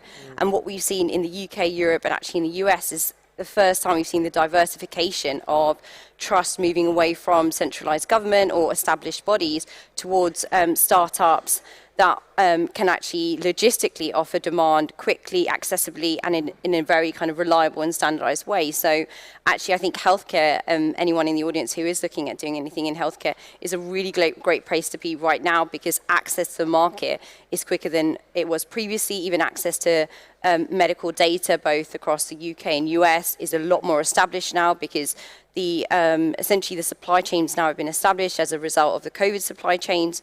So it's one of those things that routes to market are much more easier, and there's a lot more capital as well, both from a B2C and a B2B perspective, and being able to get any kind of health tech or service-driven solution into into companies. So I think that's a really exciting place. From a kind of advice perspective, I think this is mainly for maybe new startup founders, which would be really interesting to see how you all in the crowd receive this, and also my experienced colleagues here is that as a new founder, obviously you're expecting perfection, and I think that's really hard to achieve. And often the first thing you could constantly are told about is, you need to fail fast, fail early, and learn. And the dichotomy of that is the fact that when you're in healthcare, actually, a failure can often mean that someone will die as a result. So it's balancing that conundrum of how do you do it in a way that you can de-risk failure, that you can fail well but fail safely. And that's something that I think if we had taken that even earlier, we could have actually adopted that and maybe gone faster earlier on. And I think that's the same for all startups, where it's a first-time company founder or startup, where they tread a bit more carefully and a bit more lightly, rather than, I guess, raising capital from friends straight away and taking that trust on board, which is a great place to be. So fail fast, move forward, break things. Is that the motto? Absolutely. Right? Yeah. Awesome. Stephen, what are the biggest misconceptions for achieving rapid growth that usually founders and executives have? Biggest misconceptions? Yes. I don't know. I think. So the balance when you're pushing for significant growth. Well, but sometimes the measure of significant revenue growth is an outcome, not an input, right? So you can just throw salespeople at it, but it tends to be a bad idea. So what you're always balancing, and what you talked about this, Paul, as well, is your product and product market fit, and then the scaling of that product market fit. So when we grew very rapidly in our earlier days, and we're now growing more rapidly than we were 3 years ago. And I think that's related. We had a pivot about 4 years ago of where the tech fit was.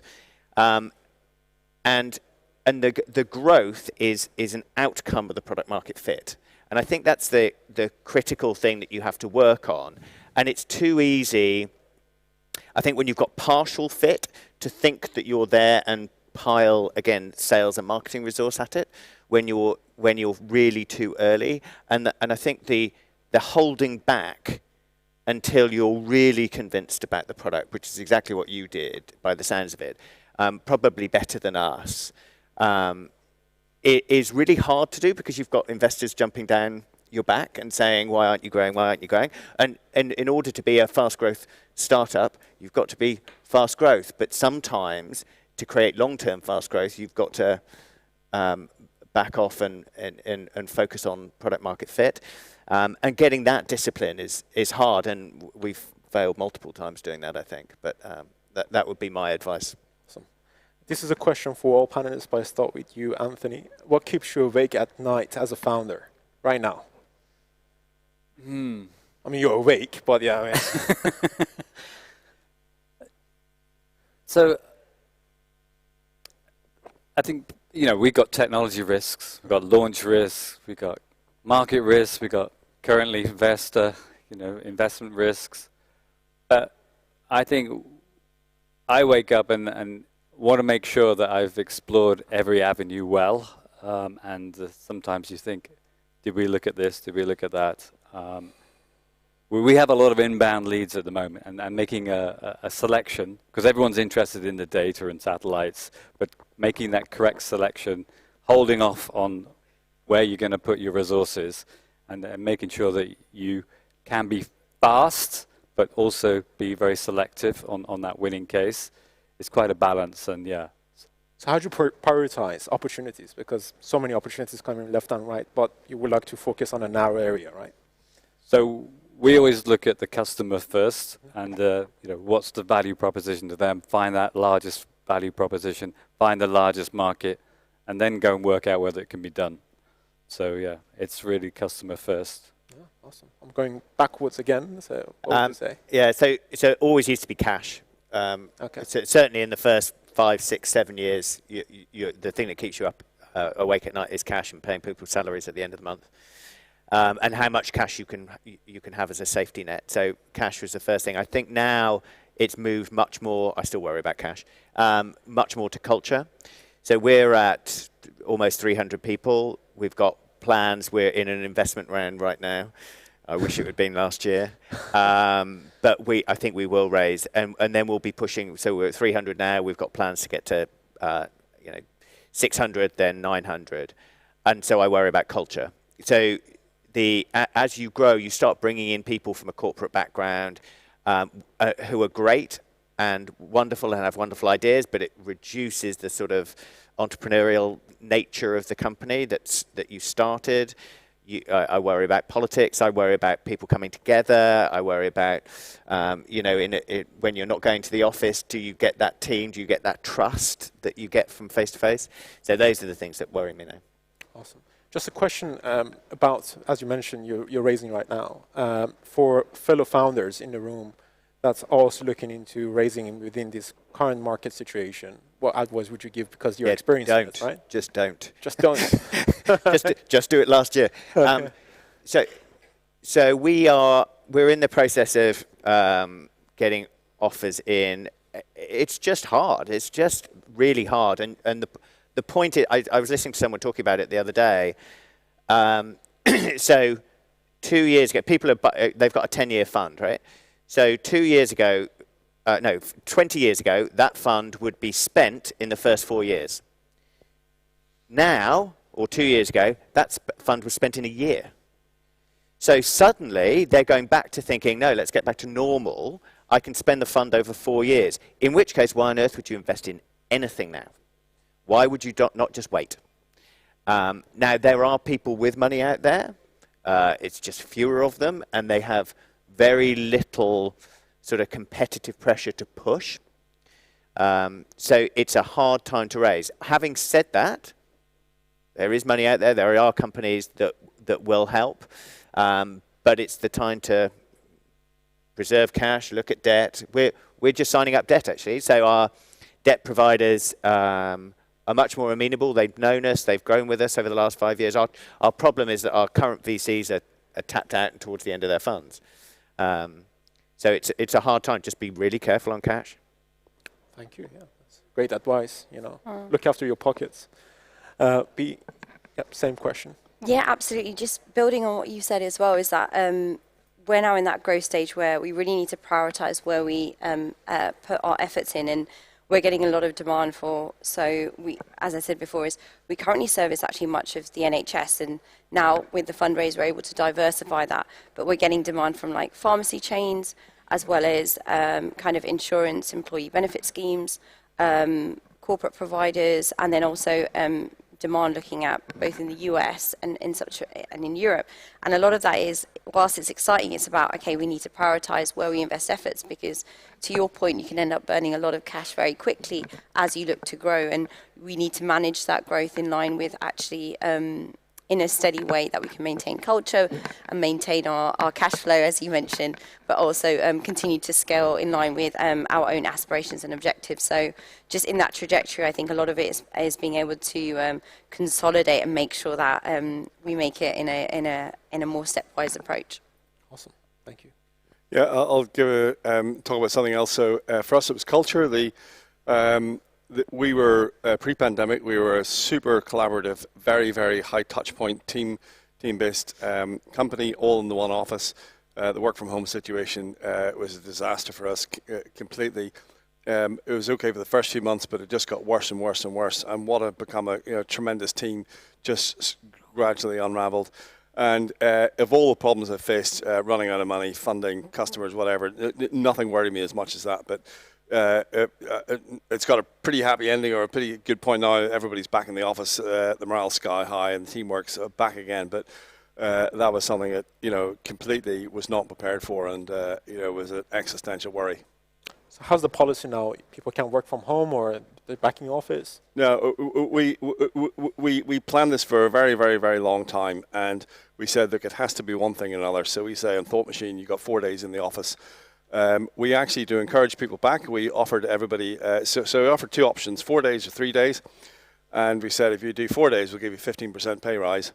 And because we needed a kind of carrot, you can't just say you have to do it.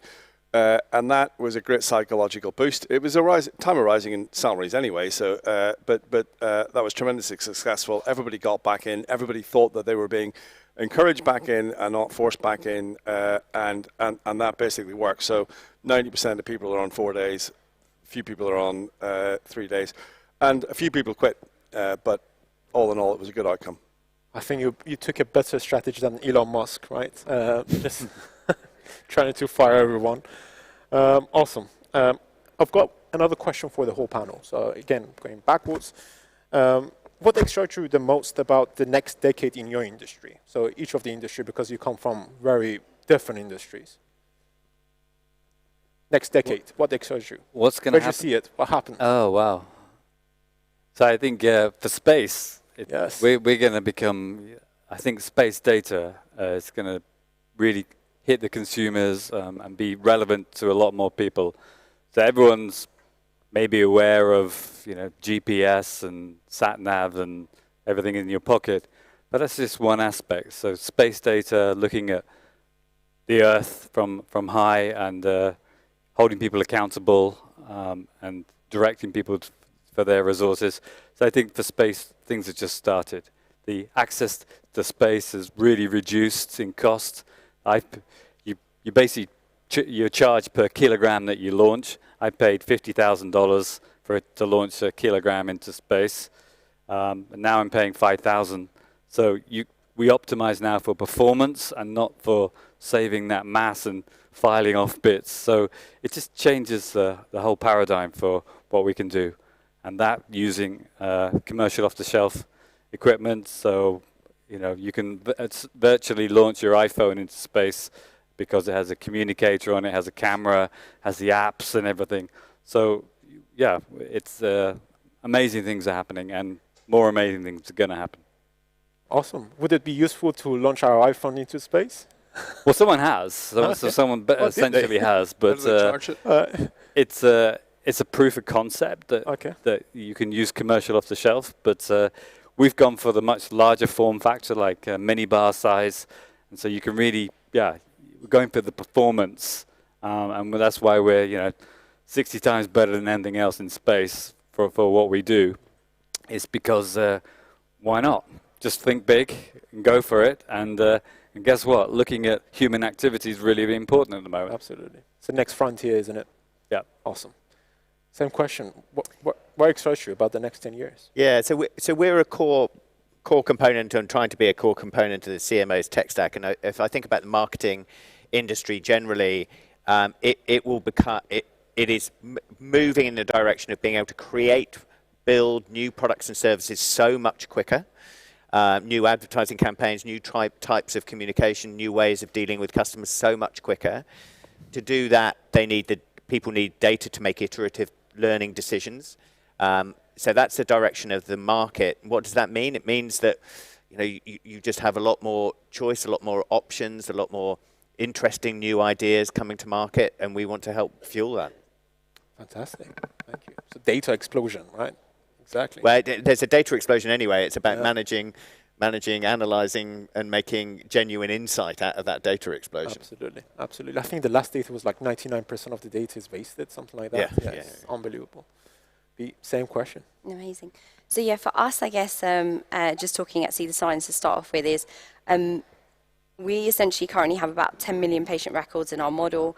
As we're scaling that, we are going to get to a place where we can actually predict when anyone will get any type of cancer at what point in their lives prior to developing any signs, symptoms, or risk factors, and taking it from population-based health completely down to personalized levels to say, actually, depending on your environment, your lifestyle, your genetics, your family history, what types of cancers you're at risk of, so we can funnel you into the correct screening programs and tests and diagnostics. So for the next decade, for us, it'd be actually creating a future where actually every patient survives cancer. For healthcare more widely, there's a huge opportunity where we know that currently health data sits in such silos and data banks without them actually being utilized for your own personal benefit. So I think there'll be a lot more democratization of access for that health data, for you to be able to access that and use that in a more meaningful way for your own personal risk and your family's risk, but also the use of things like direct access testing, so point of care testing, and all the genetic testing that you're seeing at the moment, for that to be a lot more accessible but meaningful in a way to say, what does it mean for me and my future and my healthcare? As more novel diagnostics come out and therapeutics come out, you'll see that actually survivalship and longevity will play a really key role in that, as more health data can be accessible for you on a personal level. Can we beat cancer within the next 10 years? Absolutely. That's it. Thank you for your work to make that happen. So two things. First of all, we're at a great London tech event and great UK tech event. So, I think something that'll be very dramatic is the number of UK tech companies IPOing at scale. So in the next 10 years, I'd say even in the next 5 years, there will be 10 to 20 that will IPO at scale. And by the scale, I mean they'll be in the FTSE 100. And this will have a dramatic impact on the retail investor community in the country, because if you just compare the FTSE 100, the S&P 500 of the last 20 years, it's pretty dismal. You need super high growth companies. Super high growth companies are the real drivers of a company's GDP and commercial success. It raises all boats. And being able to do something like that will be great. We used to have them, right? We had great companies like Vodafone. We had great company, and then we had the banks who went through scale, and then that didn't end well. So there's been a gap that's been sitting there for a long time. The retailers aren't going to do it, but the tech companies can do it, and this will be transformational. So it feels like we've got a vibrant community today, but that'll be nothing. But in my own personal industry, there's been too much. There's been a bunch of legacy providers developing pretty old-fashioned shoddy technology and selling it to banks because they've got a stranglehold in the market, and that will end. And the B2B fintech community will take over. It's far better in terms of product quality, and it's far better in terms of. Will the banks survive? The banks will survive. So this is a question, but I think there will be there'll be a large set of mergers in banks. I think that there's three players in the space. There's the traditional banks, there's the fintech, the B2C fintechs, as which we all know about, and then there's the tech giants. They can survive in a non-completely fully digital world. Will not survive now because it's a special industry, and you can't just let banks go under. That means they'll just be acquired, right? They're not going to actually go under, because that doesn't really happen in the banking industry. But unless banks change, those names will disappear. Awesome, thank you. Before we open up to two questions to the audience, can we ask questions? Yeah, okay. Just going to ask you the last question. Would you recommend to the audience, to the founders, to apply for Technation? Hands up. Yes. Awesome. It was biased, by the way, so let's do it. Yeah, questions to audience, if you can. Has anyone got questions? Please, yeah. Hi, everyone. First of all, just thank all of you. I found every single thing that you said very insightful. I wanted to ask questions to, I guess, actually all of you about funding and why, perhaps you have, but you haven't mentioned it, but why you chose not to lean on sort of government funding. So I'm talking about the BBBs, the British Business Bank type funding, BPC, British Patient Capital. I used to work for these institutions, so I'm now curious as to, the pros and the cons of perhaps taking or not taking funding from them. I've got a very simple answer. The British Patient Capital are an investor in Thought Machine. I'm very happy and they're wonderful. It's just that they typically follow rounds, not lead them. So as long as we had other investors there. But I was extremely happy to take the money. But as I said, that was part of the package, not the full package. Does anyone else would like to answer that? Or? Yeah, we talked to the BVA, and again, our experience was very good. It didn't work at that time. I can't remember the details, but we definitely would have taken capital if it was the right fit. Hopefully this time, right? Definitely not this time. Definitely, it's just too small around. All right. Question? Yeah. Yeah, just microphone coming. Yeah. Hi everyone, thank you. My name is Sophia and I run a company called Tech Fun on Techies. So if you want to learn about technology, listen to our podcast, Tech Fun on Techies. Now, for the founders, my question is, what, for each one of you, what has been the hardest role to recruit for and why? It's the last question, by the way, before we run out of time. Please. Go for it, Anthony. The first ones were always the hardest. The first one. Because there's a big risk for the employee. But yeah, I think everything from the tech side, getting to a recruiter, senior management, CFOs, salespeople, because you're cash limited.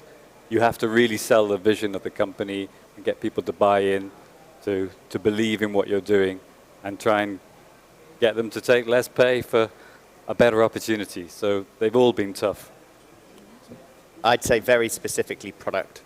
I think we've just hired a great new CPO, and he's brilliant. We've hired some new product people, but product is a really hard area. It's really important, but it doesn't have a long history as a profession. It's just a tough space. Engineering is much easier. I don't know, that's our experience. Yeah, I would say, we joke the first person I hired was a recruiter and the first person he picked was another recruiter.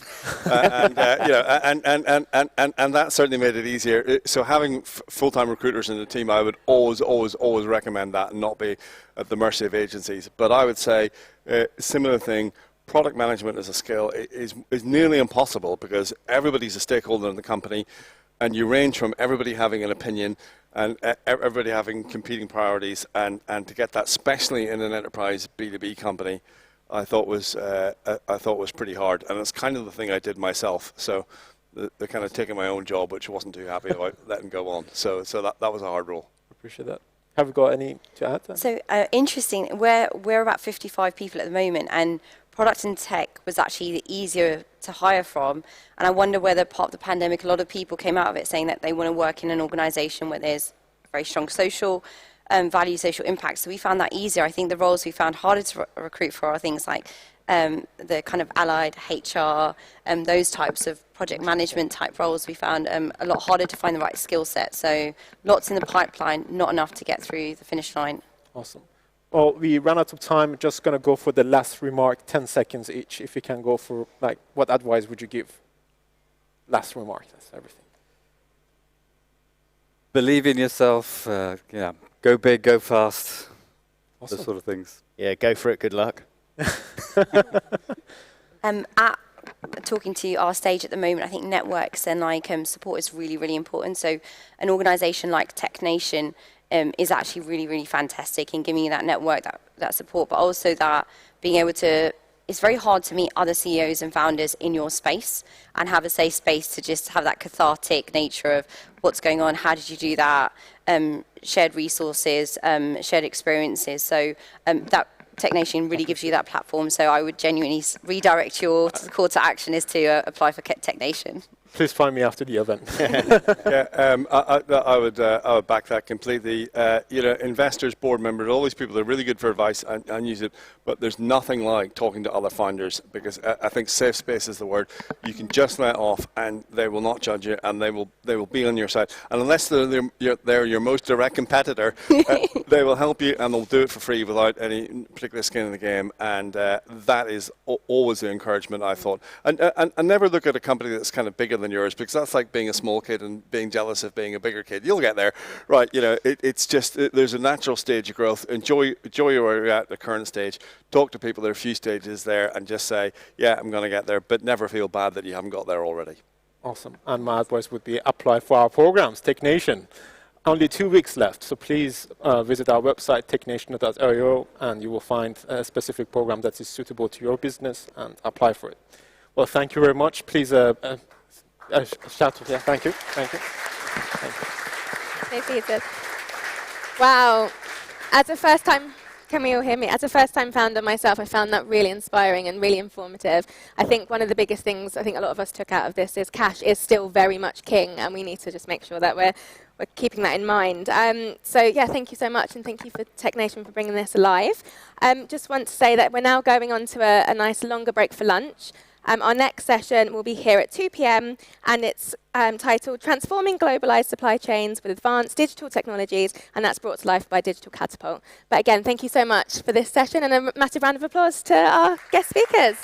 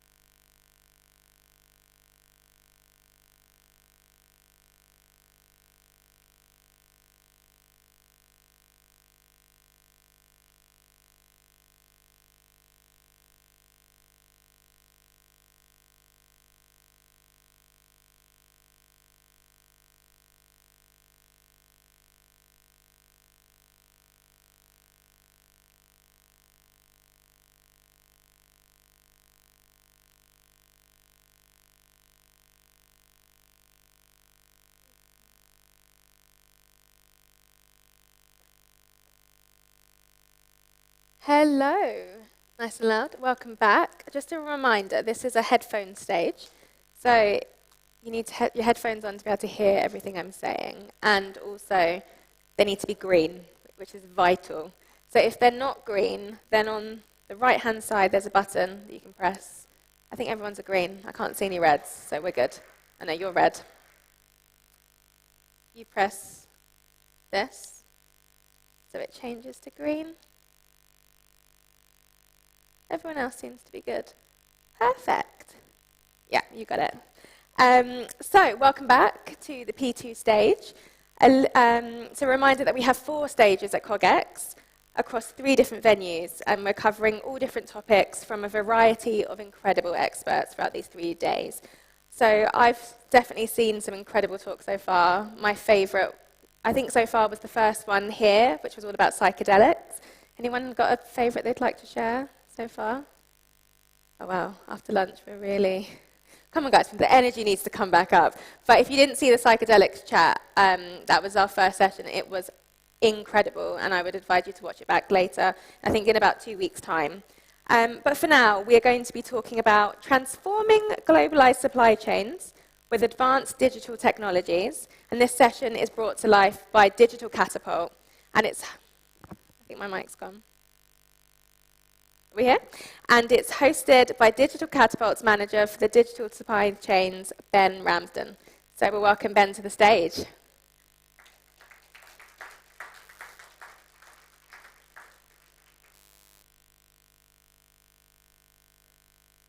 It will do when you go. Thank you very much, and nice to see everybody.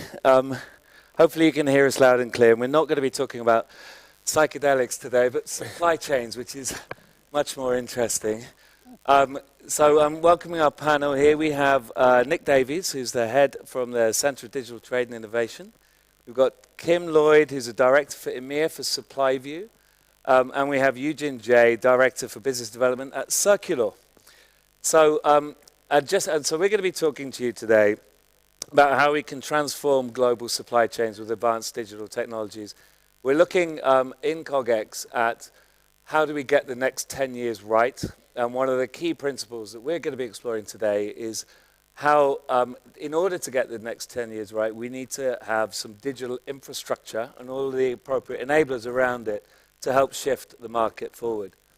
So just before we go in, so my name's Ben, I work for Digital Catapult. We're going to do a round of introductions. Digital Catapult's a UK research and innovation agency, and we are running and just about launched the Digital Supply Chain Innovation Hub, which is about accelerating the adoption of advanced digital technologies across real-world supply chain programs, addressing critical challenges like funding and other areas, and also kind of creating the appropriate operating environment for collaboration across end-to-end supply chains, bringing together everybody across the whole ecosystem.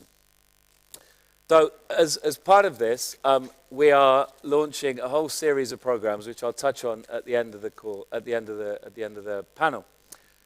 So we'll just do a quick round of introductions, a couple of minutes from everybody now. So first of all, Nick, could you give us a couple of minutes on who you are and what you're currently doing? Yes, after a career in the in HMRC as a tax inspector and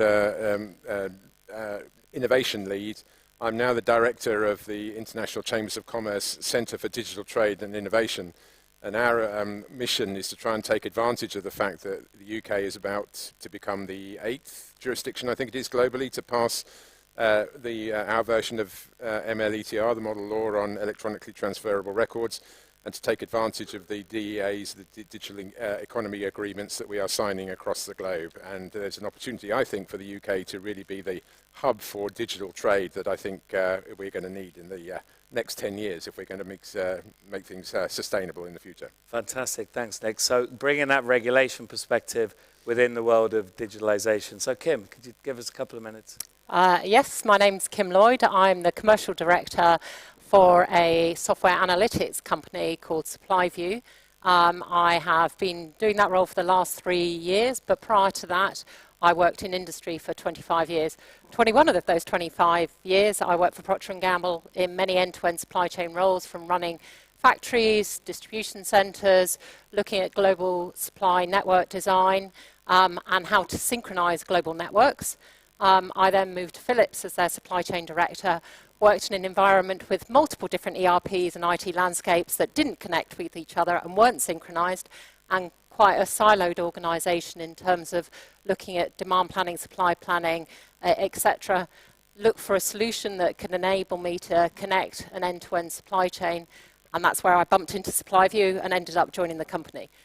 So that's my background, very much frontline supply chain, but now supporting clients to enable them to synchronize their networks. Fantastic, thanks, Kim. And Eugene. Hi everyone, Eugene Tay from Circular. Very happy to be here and to share the panel. My colleagues on the panel. So I'm from Circular and responsible for sales and business development. Circular we've been around for 4+ years, and we provide a technology platform that enables customers in the supply chain to be able to track the flow of materials and minerals that go into their product end to end. Industries that we are leading in include the automotive space, specifically around electric vehicles, and others, customer supply chains as well. My background, I've worked for large organizations in various roles relating to supply chain and procurement, mainly in helping them digitize and kind of change and do better in that particular that particular area. So those range from companies like Sony and HP related companies around IT, as well as with Shell, and also latterly with UK public sector, and enabling digital procurement in a much more kind of joined up way as well.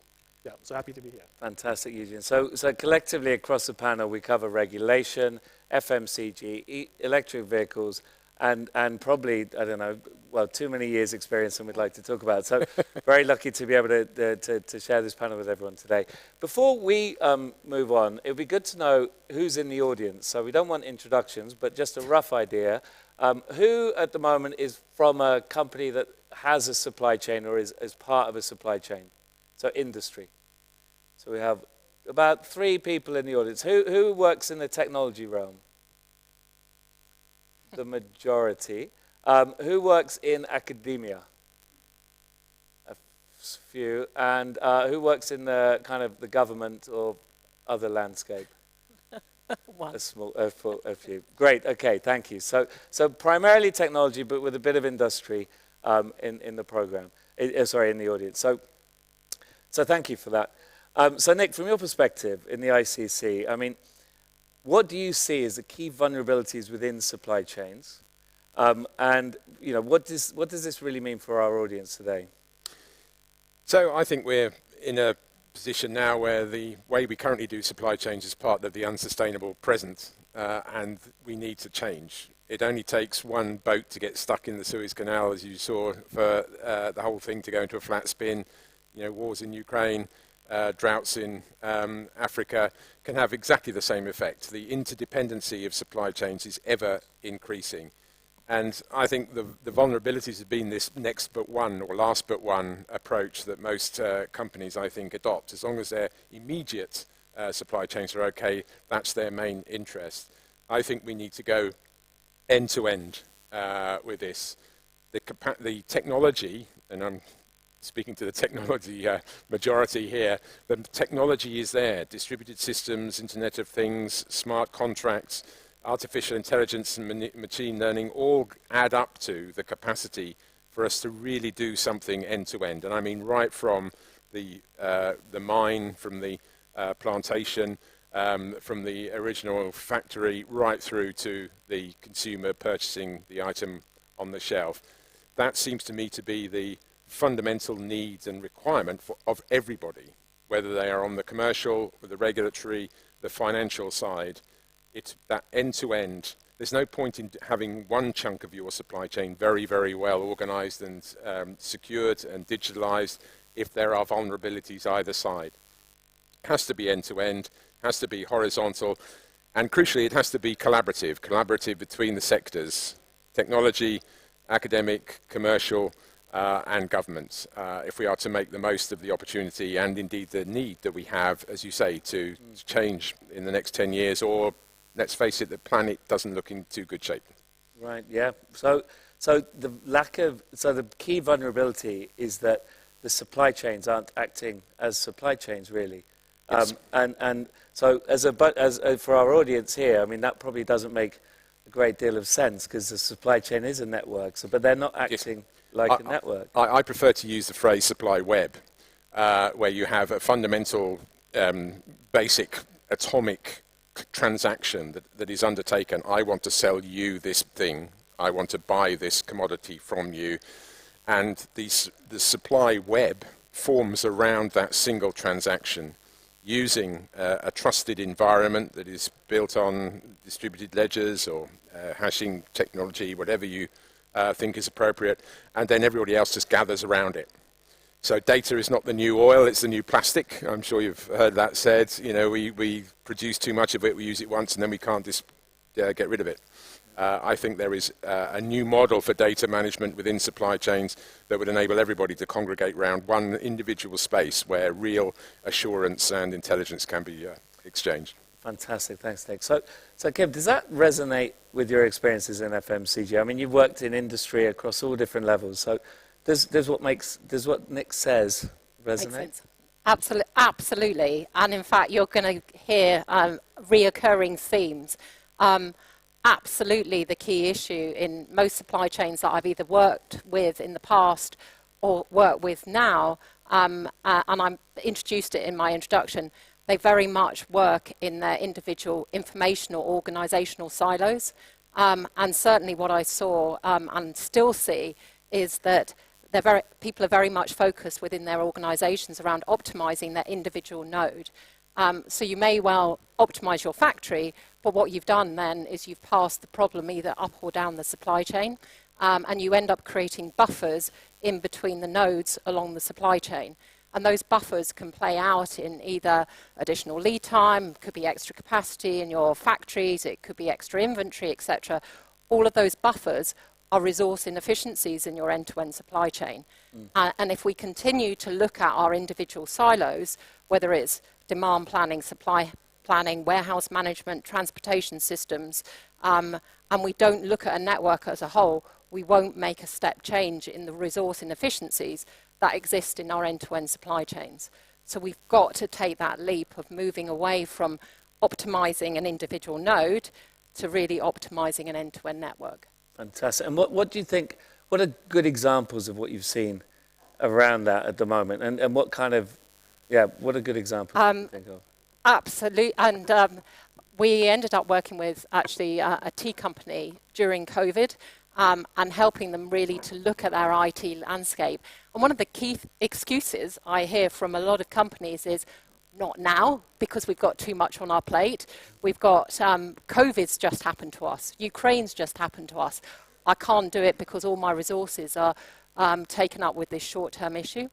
We actually worked with this particular company at the start of COVID, and guess what? The insight that it gave them, looking at their end-to-end network rather than an individual node, enabled to ride the absolute barrage of instability that was thrown at them, and to enable them to optimize both their service, their inventory levels, and be able to then respond in a much more insightful way around what's the art of the possible. So I'm going to challenge everybody. There's always the right time. Do it now. Yeah, absolutely. Thank you, Kim.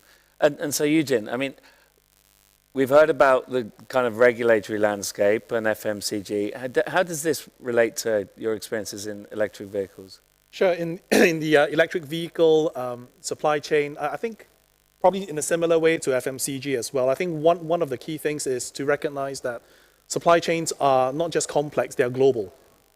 That actually, a lot of supply chain activities, happens in certain parts of the world, specifically outside of the UK for UK manufacturers. So there are many, many other participants in that web or in that chain that happens outside of the UK. One of my other responsibilities in Circular is having geographical responsibility for APAC in Asia Pacific. And there we work with customers who are based in Asia as well as in China, Should we say that, different folks have different views in terms of what's important, and also different parts of the world also have supply chains that are developing at different rates as well. So I think there's an added complexity there. What we have seen with our customers, specifically in the EV supply chain, is to actually get the message across to them that we can enable and we are enabling the end-to-end supply chain that Nick was talking about. That's real and that's happening today. It's possible. So it's no longer a technological challenge to overcome. It's about the will to do it, and also being able to it's a certain willing to do it, because end-to-end traceability, end-to-end transparency that we are talking about, for lots of folks is a good thing, but for others, it could be quite a challenging position to be in. People feel a bit exposed, and we were talking about a good analogy. Tom Cruise and Top Gun is kind of the zeitgeist at the moment, but there was also another Tom Cruise film, A Few Good Men. And there's a particular line in there during the court case where Jack Nicholson was saying, you want the truth? If you want the truth, can you handle the truth? and that's kind of the double edge when it comes to transparency as well. Can we handle the truth of what's actually going on in our supply chains, which have been slightly more opaque to now? Yeah. So underpinning that kind of will to change, forgetting about whether or not people want the truth, there is within creating the will for change, there's obviously the sticks and the carrots. There's the positives and the negatives. Sticks and carrots. Can you think of any examples that might recently have started to kind of enable that will for change? So within the EV space, there's a lot of regulatory changes in the EU. And in the US, that's requiring OEMs and their supply chains to be more transparent. So that's a big driver, and then that kind of comes down to supply chain. And the message, we need to think about how we craft that message and get that message across to other businesses that are not within those jurisdictions. What's in it for me as a mid-tier supplier somewhere, in a different part of the world, and I'm very, very distant and very disconnected from the European markets or the American markets, because that's just not my reality. So it's about how we actually get the message, get the education there as well, and also to demonstrate some of the benefits. Talking about recent challenges and resilience challenges in the EV supply chain, you probably heard during COVID, there were challenges with semiconductors, demand shifting to the electronic manufacturers because their business boomed during lockdown. And when things started easing, the automotive producers found it difficult to get access to these semiconductors that were no longer in their supply chain. So having visibility would help. So that's a big lesson, and folks are doing certain things about that. And more recently as well, one of our customers was able to identify that they did have a supplier in their supply chain that originates in Russia. And therefore, understanding some of the implications with the embargoes that are coming up, because they had the end-to-end visibility, they could see when products were shipped out of the country, therefore before the embargo was enacted, and then based on what is in their supply chain to be able to estimate how much more time they have before all that product goes through their supply chain and they need to identify an alternative source. So these are just a couple of examples of how it has actually helped in making very important decisions in a business. Thanks, Eugene. That's super helpful, because understanding the complexity of what we're talking about is supply chain has only started to come into popular culture at the moment, and recently with COVID, with Brexit, with Ukraine now, and obviously with the pressures of the inflation and whatever that's going to do to the economy, it's going to put more stress. So in many ways, these challenges are not. There will never be a calm point. To your point, Kim, it's probably going to be getting more and more complex. So given that, and given that we're talking about a global web, the technology is already pretty much needs nudging, but it's kind of there, and needs more innovation from the broader technology community. Nick, back to you. So what does this really mean then for a more sustainable approach to trade as we make the right decisions for the next 10 years? And what what are kind of you at the ICC doing to try and create this new normal? So let me give my personal view about where we need to go. I think we need more transparency, more accountability, and more sustainability in supply chains. I think that almost goes without saying. It's a clear, personally, it doesn't matter if we've got the world's best customs system if the world is frying around us. I really think that's, we've got to focus in on that.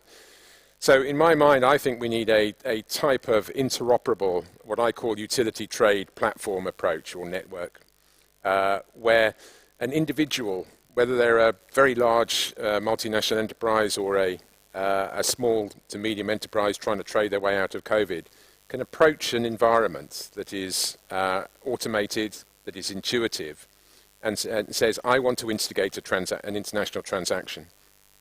That platform will then capture all the data that is required by all the actors in that supply chain, and the trader need do no more. The web that gathers around the platform will assure that data as the transaction completes, and the actors involved in that supply chain can access that data through nodes which are calibrated precisely to their commercial permissions or their statutory entitlements. Now that sort of thing seems to me to be quite possible with the technology that you guys are developing and that my colleagues here are beginning to deploy in various aspects. The challenge is, and as Kim and Eugene have just also said, is changing mindsets. I think if you go to the average CEO or CFO of an international trading company, and you say, what's your supply chain problem? They'll probably say they haven't got one. Because they are managing it, and they are managing it through a number of, more or less digital, probably paper-based, and fairly risky, but risk management processes. Here we've got an opportunity to say there's a different model, there's a different paradigm for managing data, for matching data with physical assurance, GPS, IoT, and also combining with that the financial flows. It's the financial services industry that is, in a sense, ahead of the game here in understanding how the platform and collaborative approach can work with some of the platforms that we know are already out there. Let's put those together. Let's put the data, the physical, and the financial flows together. And what you will have there is, I think, a transformation in the way that we manage supply chains, which will deliver more transparency, more SDG and ESG compliance in the future. Fantastic. So it's a big vision, and it requires the collaboration of a very broad community of people. It does.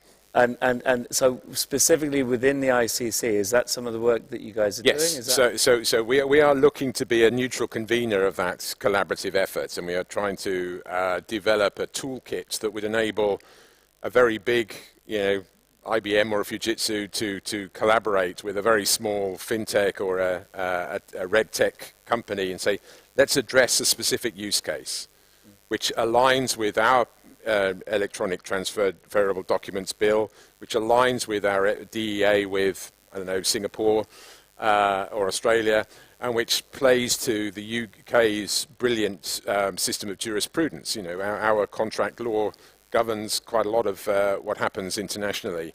So let's make the most of what and we've got our capital markets as well. So let's make the most of what the UK has got to offer. Let's bring it all together under a neutral convening and a catalyst, which is the ICC Centre for Digital Trade, and let's get going. Do pilots, prove that it works, and then build out from those. Too many pilots, I keep saying the pathway to hell is paved with pilots. There have been too many pilots which end up with glossy reports, sit on the CEO's desk and don't go anywhere. Let's make sure they are contributing to the vision. Yeah. Let's make sure they have the engagement of our senior policy and decision takers, and actually move us forward. And if something doesn't work, let's learn that and stop doing it. Not everything is perfect, as I'm sure you guys will know. But where something does work, let's leverage it to the appropriate extent. Fantastic. No, that's great. So by convening all the key stakeholders and delivering these better than pilots, but small programs that we could do, I mean, it seems like an excellent way to start. And Kim, you already talked about creating the will and the kind of the shift from a node to a network. If the tech's already there, do you think there's a gap on the social? Talk to me about the social technical side of things. Absolutely. Without repeating the whole kind of change in ideology from optimizing nodes to really optimizing networks, the tech's there. However, the biggest challenge that I see is this whole issue around how do we get the organization ready for this culture change? And we are looking at, I mean, every aspect of organizational design. We're going to be requiring different skills. We're going to be requiring people to do different tasks.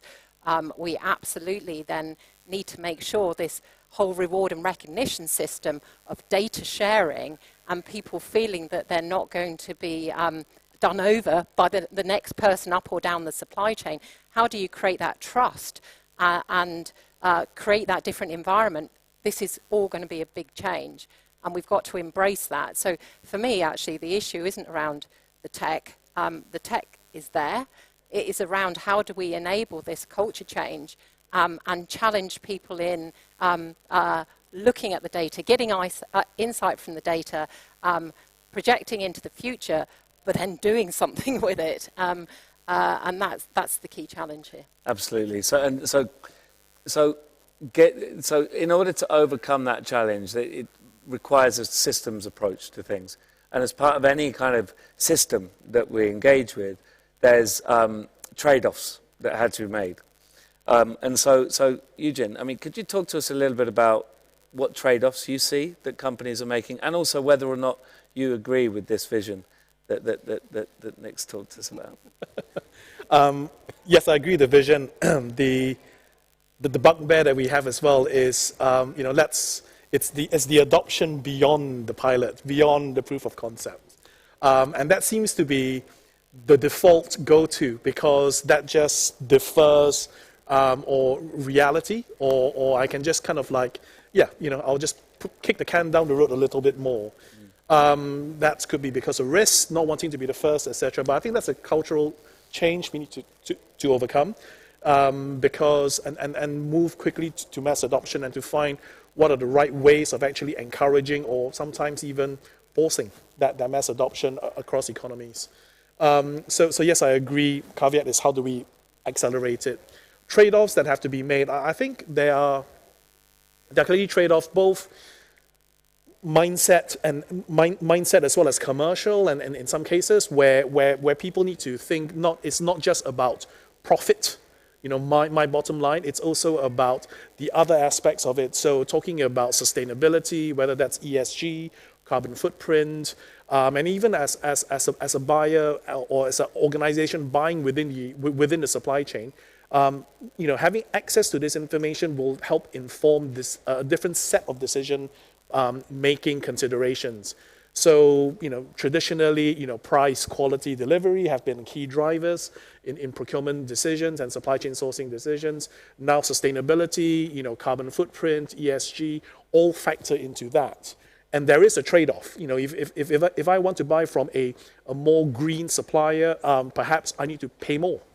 And folks need to be able to, and organizations need to start to grapple with those commercial trade-offs that have to be made if required. And I think for organizations that are participating in the supply chain, for them, I think again it's a mindset.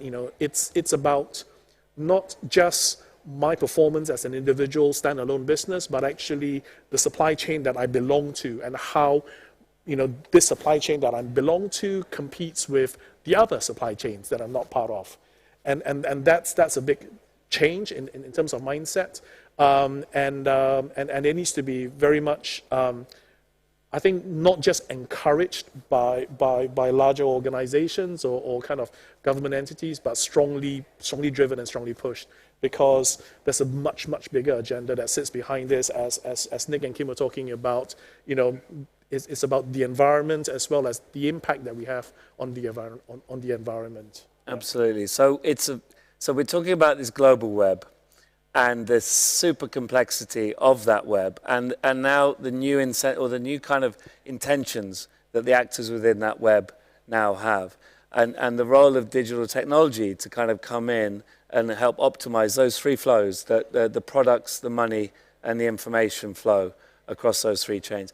And it really sounds like it's almost like a whole new marketplace that we're talking about, a bit like we are now pre-digitalization of the supply chain phase, the way that we were once pre-e-commerce. And if e-commerce is the final tier, is just retail to consumer, we're talking about a much bigger shift for the whole global economy.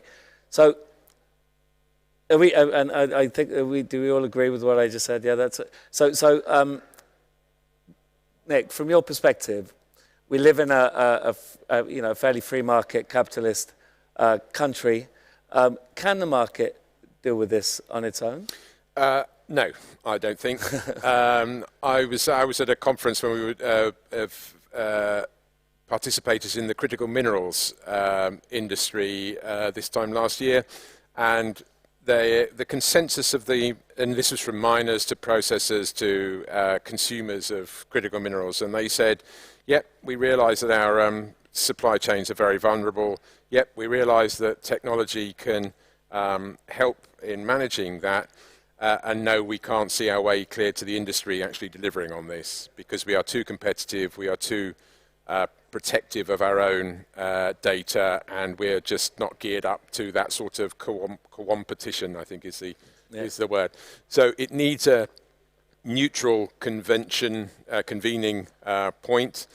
It could be government. In some other jurisdictions, it's government. Places like Singapore and the UAE, where they're doing this, in Australia, where the government has not heavy-handed through regulation or through procurement, just by convening the relevant stakeholders. I think there's elements of that in the UK, but just being in the room, I think, could help. But organisations like the ICC, the standard-setting bodies like the OECD can help as well, and that's certainly the role that we in the Centre for Digital Trade are hoping to play, getting people together, ensuring that standards are implemented, ensuring that there is legislative and regulatory compliance, making sure that the lawyers are involved so that people don't just say, very often you find, oh, you can't do that legally. And sometimes that's true, because you'd still need a wet signature for a bit of lading, for example. But let's not, if that's the end of the conversation, we'll never get anywhere. Yep. We'll always be stamping little bits of paper. We've got to get over that and say, yes, we realise that's an issue, but let's try and work around it, or let's advise ministers that actually they need to change the legislation. That's what we need to do, and it needs that convening, and it does need people to come out of their sort of commercial or even Whitehall shells and actually get down and dirty and talking to other folk. Yeah. Thank you, Nick. So it's about convening all the key actors across the system around these kind of these initial pilot programs that could then scale, Eugene, as you're saying, into a broader system that would need overarching endorsement from kind of all the key actors across the system. So we're going to suspend for a moment about how long that potentially would take if things carry on as they currently are. But if this new environment is created, both within the UK and beyond the UK, that is like a digital marketplace that everybody can plug into and overcome many of these socio-technical challenges. What does this mean for your businesses? First Kim and then Eugene, because this basically sounds like it's a whole new paradigm. Yeah, I mean, it's an absolute game changer. But we're talking to a lot of tech providers here. I mean, I'm going to say the same thing again. The tech solutions are there. For some unknown reason, the UK is way more conservative than any market that we certainly interact with, and we need to challenge that. And whether that's having pilots to show people generally don't believe it until they see it and can touch it. So how can we create those environments that people see it, touch it, but then don't store the report in their bottom drawer? That we then really enable them to continually use and become the best they can be using the tech.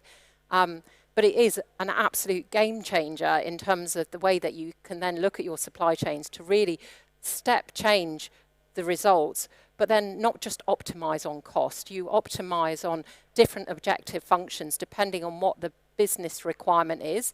And that optimization objective function could be carbon footprint, it could be service, lead time, etc.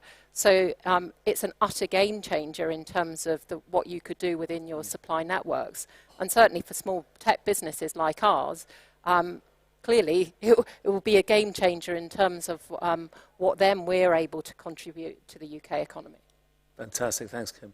And so for you, Jen, I presume, just building on that, not just for your business, but also for companies wanting to enter the space. What do you think this could mean?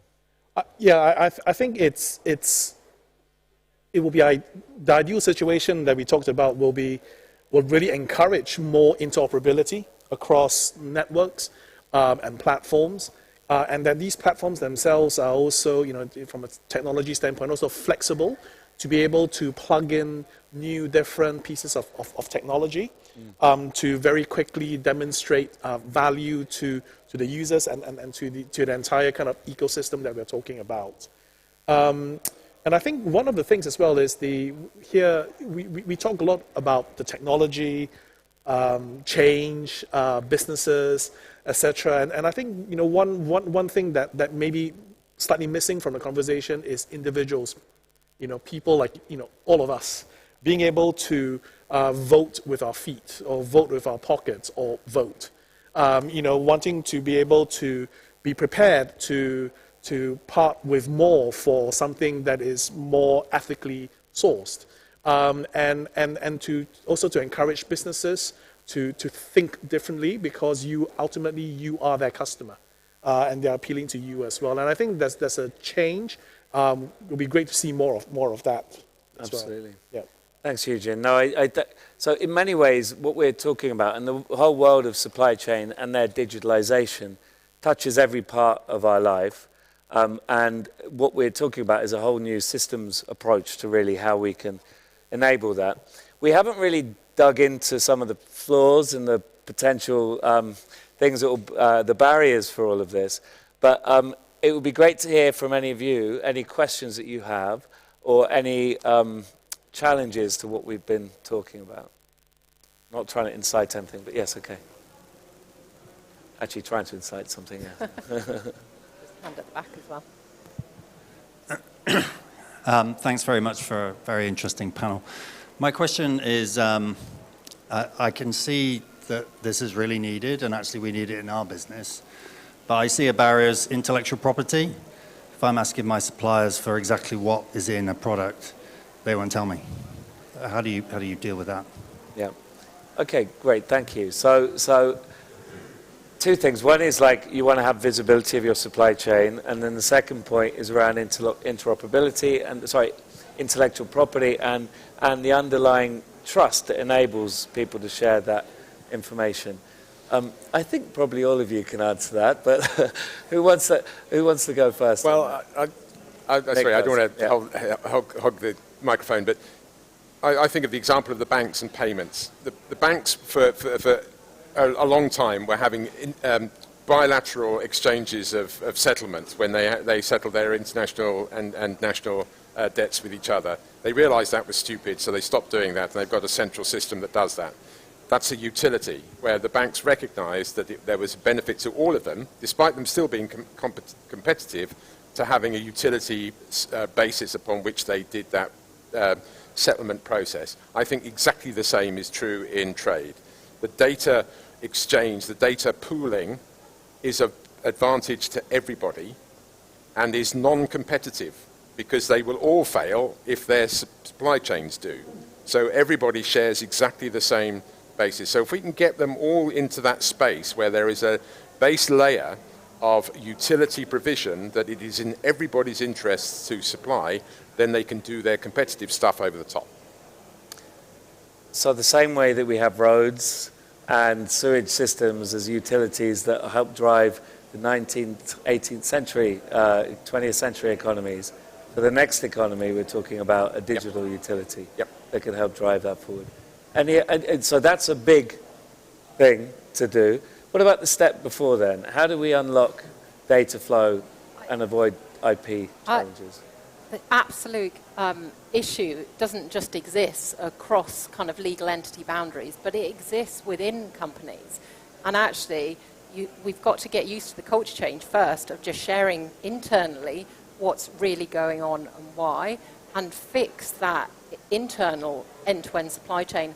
And I think once you've then taken people out of their individual silos and reward, recognise, change the structures within organisations around who's responsible for what, then you can start showing people what's the power of just fixing an end-to-end rather than an individual node. And I think you'll then start opening people's minds up to, actually, now can we expand it beyond our own internal boundaries? We can start working more closely with our customers, our supply base, because there's huge opportunity, because actually the next resource inefficiency is then the flow of products coming into my network or the flow of product going out of my network. So you can then start having the conversation around, right, how do we now then each benefit from the gain, the step change in the gain that's going to come from then optimizing the network. But I do think there's a whole thing about people need to see it to believe it in some ways before you can start the conversation. And thanks for that, Kim. So building on that then, so is IP often the barrier for exchanging data or giving companies visibility? And so Eugene, could you talk us a bit about that? Yeah, very interesting question. Thanks for asking that. The couple of thoughts. Sometimes organizations say it's confidential. It's our IP. And then sometimes that's a very simple way of saying no. Or a slightly less rude way of saying no, I don't want to participate. And sometimes, as Nick said, it's about asking why, or what's so protected about it. What's the implication of sharing that information? Who said it's IP, confidential, etc. So I think that there's an element of testing those kind of axioms or those assumptions because it's very convenient to hide behind those things to say no. Technology can also help. So in what we enable through the supply chain, there's technology that can actually process the data, if you like, do the calculations, and then give it the two thumbs up without actually revealing the confidential information. So technologies are there. Trusted third parties, neutral platforms can perform that function and manage it. And I guess the other thing to think about for organizations is that in as much as you might be unwilling to share information to your downstream customers because it's quote unquote confidential, you also have a lot to benefit and gain by having visibility of the information in your own supply chain that we're trying to enable on an end-to-end basis. So there are trade-offs as well. It's not clear-cut, but it's something that requires kind of robust engagement. But my encouragement is to engage rather than accept no, or it's IP, or it's confidential, and just walk away. Mm-hmm. Yeah, 100%. So whether it's creating the incentives, using technology that mean people will want to invest the time in doing the work to share the information, or creating they're using technology to be able to do that, or the regulation, or the kind of common infrastructure. There are ways of doing it, and I think in many ways one of the things we'd encourage, as you say, is for people to engage in some of the programs that are out there that are starting to prove out the business cases and the technology solutions that can do this without infringing any company's IP or secret source. Any other questions from? Yep. Okay, we've got a few questions. Okay, well, let's go quickly on them then. Okay. Hello. Just a quick question. To what extent are digital twins being used in the supply chain? Sorry, say that again? To what extent are digital twins being used? Yes, okay. So we'll connect that one with another question as well. Any other? Because I saw there are a few. Oh, yeah. Yeah. Yeah, it's working. Quick question. It's more about supply chains is defined because it connects thousands of suppliers and thousands of companies. And if you want to digitalize that, big question is who's going to pay for it? Because usually you always agree on, oh, sure, an app or technology can help all of us, but I don't want to pay for it. Yep. So how do you motivate every single one to pay for digitalizing, bringing up a new technology that actually going to benefit everyone, but we all need to agree on which one and who pays? Fantastic. And then there was one other question, and then that's going to be it, and then we'll do them all in a quick round. All right, thank you. We've got one each. So my question is, when it comes to these digital supply chains, how do we better link the products to the physical, or the digital to the physical, especially when it comes to intangibles such as ESGs, which you can't do quality checks on, you can't measure them. And I don't necessarily trust whoever's upstream of me. Thank you. Okay, so thank you very much for that. So first one in terms of good examples of digital twins in supply chains. Kim. Okay, I think that, first of all, there's some terminology 30 seconds each. that is so overused, and digital twins and optimization are two words that are right up there. Anyway, so defining what a digital twin is the first point. Quickly though, because we've got I a few seconds. So absolutely, the key way forward, and there are solutions. We provide a solution that allows you to create a digital twin of your planning end-to-end network. But you've got to be really clear about what are you creating a digital twin of and for, and then how you're going to then create insight with that digital twin about what's happening and, more importantly, why. And then, even more importantly, to enable you to model, well, what if? What if we look at... Yeah. So emerging, and there's a lot of work out there at the moment, but the key thing is around definition, as you say. Eugene, how do we link products to physical products to digital, which kind of builds on the digital twin? Again, technology helps, QR codes, identifiers, but more importantly, what does it actually link to? And to your point about I don't trust the information, then that's, the technology is one aspect of it. It's actually what's underlying and what are the proofs around that. And I'm happy to pick the one about cost as well, because that's an important thing. Yeah. As a colleague of mine often describes, says like, back in the day, you had to write a business case for emails, implementing email in your company. Not anymore. So it's about this is just the way business needs to be done. And that's just part of that cost of doing it. And I think that's changing now. Fantastic, thank you. So I think that's all of the time we've got. But thank you very much, everybody. If you want to find out more about the work that we're doing, Digital Catapult is the thing to Google, or the Digital Supply Chain Hub, or see me at the end. We're launching a program of open calls where we're investing in startups to help digitize supply chain programs. So that's what I needed to say at the end. And thank you, everyone, for the panel. And this new future, let's hope that you're part of it. So thank you very much. Wow. So that was incredibly insightful, especially for I don't even work in the supply chain world, and I feel like I even understood what was going on. So that's great. So thank you for Digital Catapult for bringing this session to life. And we're now going to take a quick 15-minute break. And we'll be back at 3 p.m. sharp. So just a reminder that there aren't toilets in this building, but if you want to go to the loo, then head towards that way and down the stairs to the right. And if you haven't signed up for the 6 p.m. drinks already, then if you head to the Quantum Black space across, you can get a little card for the link, and we'll see you all there. So see you back at 3 p.m. to talk about AI with the head of AI research and ethics at the NHS AI Lab.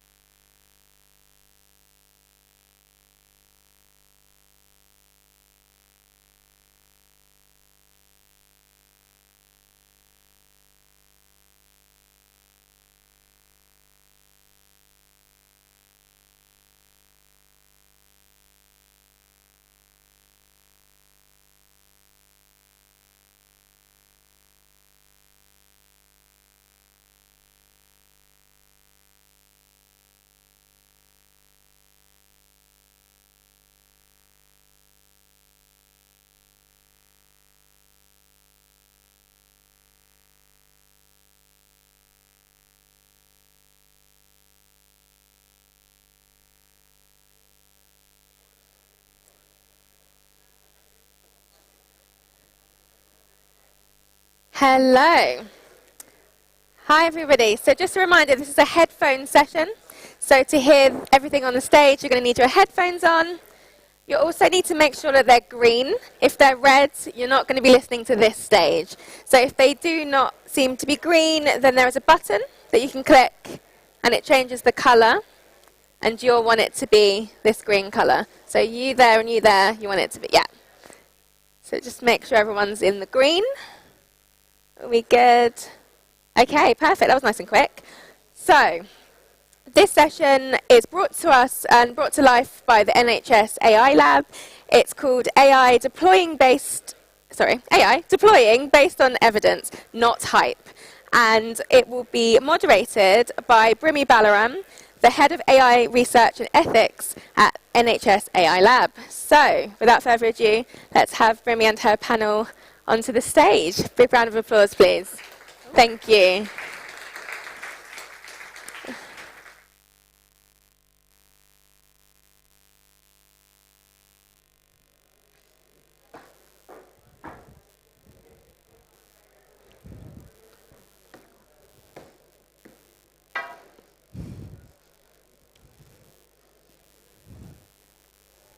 Hi, everyone. Thanks for joining us today. This session will focus on highlighting what is being done practically in health and care to support the evaluation and evidence-based deployment of AI solutions that can improve people's health and well-being and support the NHS workforce. I'm Brimi Balaram, head of AI research and ethics in the NHS AI Lab, and I'll be chairing today's panel. With me today, I have Jennifer Hall, a senior data scientist within the NHS AI Lab. We also have Emma Hughes, a senior manager in the Accelerated Access Collaborative, who is part of a team that is overseeing evaluations of AI technologies for the AI Award. And finally, we have Harriet Unsworth, a technical advisor with NICE, the National Institute for Health and Care Excellence. Harriet's been overseeing the updated evidence standards framework for AI. So these panelists have all been involved in various ways in validating and evaluating AI technologies in health and care, and today we're going to hear more about these efforts that they've been involved in. So we're going to start off by speaking to Jennifer from the AI Lab, who has also been involved with setting up the data infrastructure for training and testing screening technologies during the pandemic. So Jen, can you please tell us a little bit about the National COVID-19 Chest Imaging Database? Absolutely, yeah. So the National COVID-19 Chest Imaging Database is a centralized database of pseudonymized data. So in the database, we have X-rays, CT scans, and MRI scans, as well as metadata to go with those images. So we have information about the patient demographic data.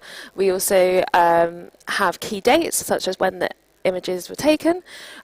We also have some background medical history of the patient, and we also know whether or not the patient was COVID positive at that time that the scan was taken. The database was founded in 2020 at the start of the pandemic with the Royal Surrey NHS Foundation Trust, the British Society of Thoracic Imaging, and a company called Faculty. And the real purpose was to help fight the COVID-19 virus at that time and to support researchers in a place where they had all this data to be able to explore what AI can do. 2 years on, there are 27 trusts now contributing to NCCID. We have over 80,000 images in the database, which is about 28,000 patients. So it's a really sizable database now, which is incredibly exciting. In terms of who can access the database, it is open to researchers and people who want to develop AI models, but there are very strict permissions on how that data can be used. People can request to access database, but any requests go through a committee and can be reviewed before any access is given. In terms of how it's set up for testing and training, it's important that the database is as representative of the UK population as possible, and that is especially important in terms of validation as well, to make sure the models perform fairly across the population. The NCCID is separated into training and test data sets, and patients are split 50-50 between these train and test data sets. And the reason for this is that researchers or people developing AI models only have access to the training data, so we keep that validation data set totally separate, and no one ever sees that data, and the reason for that is to make sure the models are performing as expected. That's great. So with NCCID, you were also able to carry out a validation exercise. So can you tell us more about the importance of that and what you learned from the process?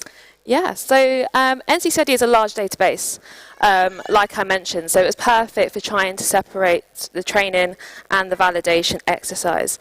And at the start of the pandemic, there were a lot of technologies that were coming out to see whether or not we can identify COVID-19 in chest scan images. And one of the ways in which we thought we can validate some of that research was through this validation exercise to make sure that the technologies were performing as expected. So in 2021, the AI Lab, with a number of other partners as well, looked to do a feasibility study to see how we can independently validate these different technologies that were coming out. So the validation exercise looked to test models in predicting whether COVID-19 was in these scans and whether some of the symptoms of COVID-19 could be predicted from X-ray scans. So 5 vendors took part in this process, so they had developed models that were separate from NCCID, and then we were going to test them for the validation. So there was mainly 5 steps to the validation process. So we created the validation step from NCCID. The models were then deployed onto the cloud infrastructure securely, and the models were then run on the validation set. And then the models were assessed, looking at the performance compared to metrics that were agreed with the vendor, as well as making sure the model performed across different parts and different groups of the population, as well as making sure that the model was robust in terms of how it dealt with scans from different machines and different imaging equipment. In terms of what we learned from that, it was the first time that something had been done like that in the team, so it was incredibly exciting, and also taught us a lot in terms of how we can scale that process up in the future, as well as providing a valuable blueprint to how these kind of independent valuations can be done. That's really helpful. So are you publishing the report on validation, or how will you share some of the findings from this process? So in terms of some of the learnings, we do have something already published on the website, on the AI Lab NHS website, around sort of a high-level case study about the work that was completed, as well as I believe the report will be coming out soon. Okay, that's really great. So I know that you also worked in the Skunkworks team, which took a different approach to testing what works in AI. So can you tell us about some of the prototypes that you developed and what you learned from this approach to innovation and deployment? Yeah, so the Skunkworks team is a small team within the AI Lab which focuses on very small experimental projects, and they're very focused projects that we work very closely with NHS organisations on. So we work with a number of trusts who actually suggest the ideas to us on how AI can support. So there's a range of projects which we focus on. So we focused on forecasting bed capacity, to CT scan alignment, to working with hospitals to look at whether we can predict patients who could potentially long stay in hospital. That's over 21 days. And it's really interesting to speak to people who are experts in all these different areas that we can look where AI can be implemented. One of the recent projects we worked on was with Gloucestershire hospitals, looking at predicting patients who can long stay.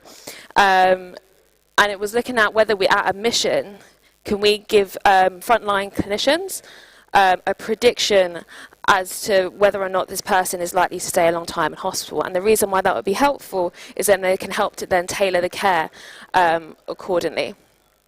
So we worked really closely with clinicians, technologists, a range of different expertise and fields, and I think that's kind of the most important thing that we've learned from doing these projects, is that constant engagement with a range of different skill sets and different inputs. And most of our Skunkworks projects was 3 months, so in 3 months we had a working prototype on how we can do some of these predictions, which was incredibly exciting, and we're looking forward to seeing the next stages of that But yeah, the Skunk Works project works in a very different way in terms of actually looking at the problem-specific areas and how AI can help support the health and social care sector. That's really great to hear about. Thank you so much for that overview. Emma, I'm going to turn to you to talk about the evaluation process for the AI award. So can you actually start us off by sharing a bit of background about the AI award, and then talk us through the evaluation process for mature technologies in particular? Yeah, sure. So the AI award is split across 4 phases. And that's based on the maturity of the AI technologies. So the first 2 phases, phase 1 and 2, are sort of more aimed at pre-regulatory development of the AI and clinical validation of it. So phase 2 is probably a little bit more akin to what Jennifer was talking about in terms of the validation of the AI against the data set. Then phase 3 is for first sort of prospective real-world testing of AI technologies that already have or are very close to regulatory approval. And then phase 4 is for the wider scale adoption of AI technologies that have some real-world evidence and just need to have that push to be able to be adopted and generate further real-world evidence that would inform national adoption. So as part of the award, which is an over £100 million fund, we've also set aside £8 million also to fund the independent evaluation of the phase 4 technologies as they are deployed across multiple sites across the NHS. And those evaluations are informed by a medtech early assessment, which is actually conducted by colleagues at NICE.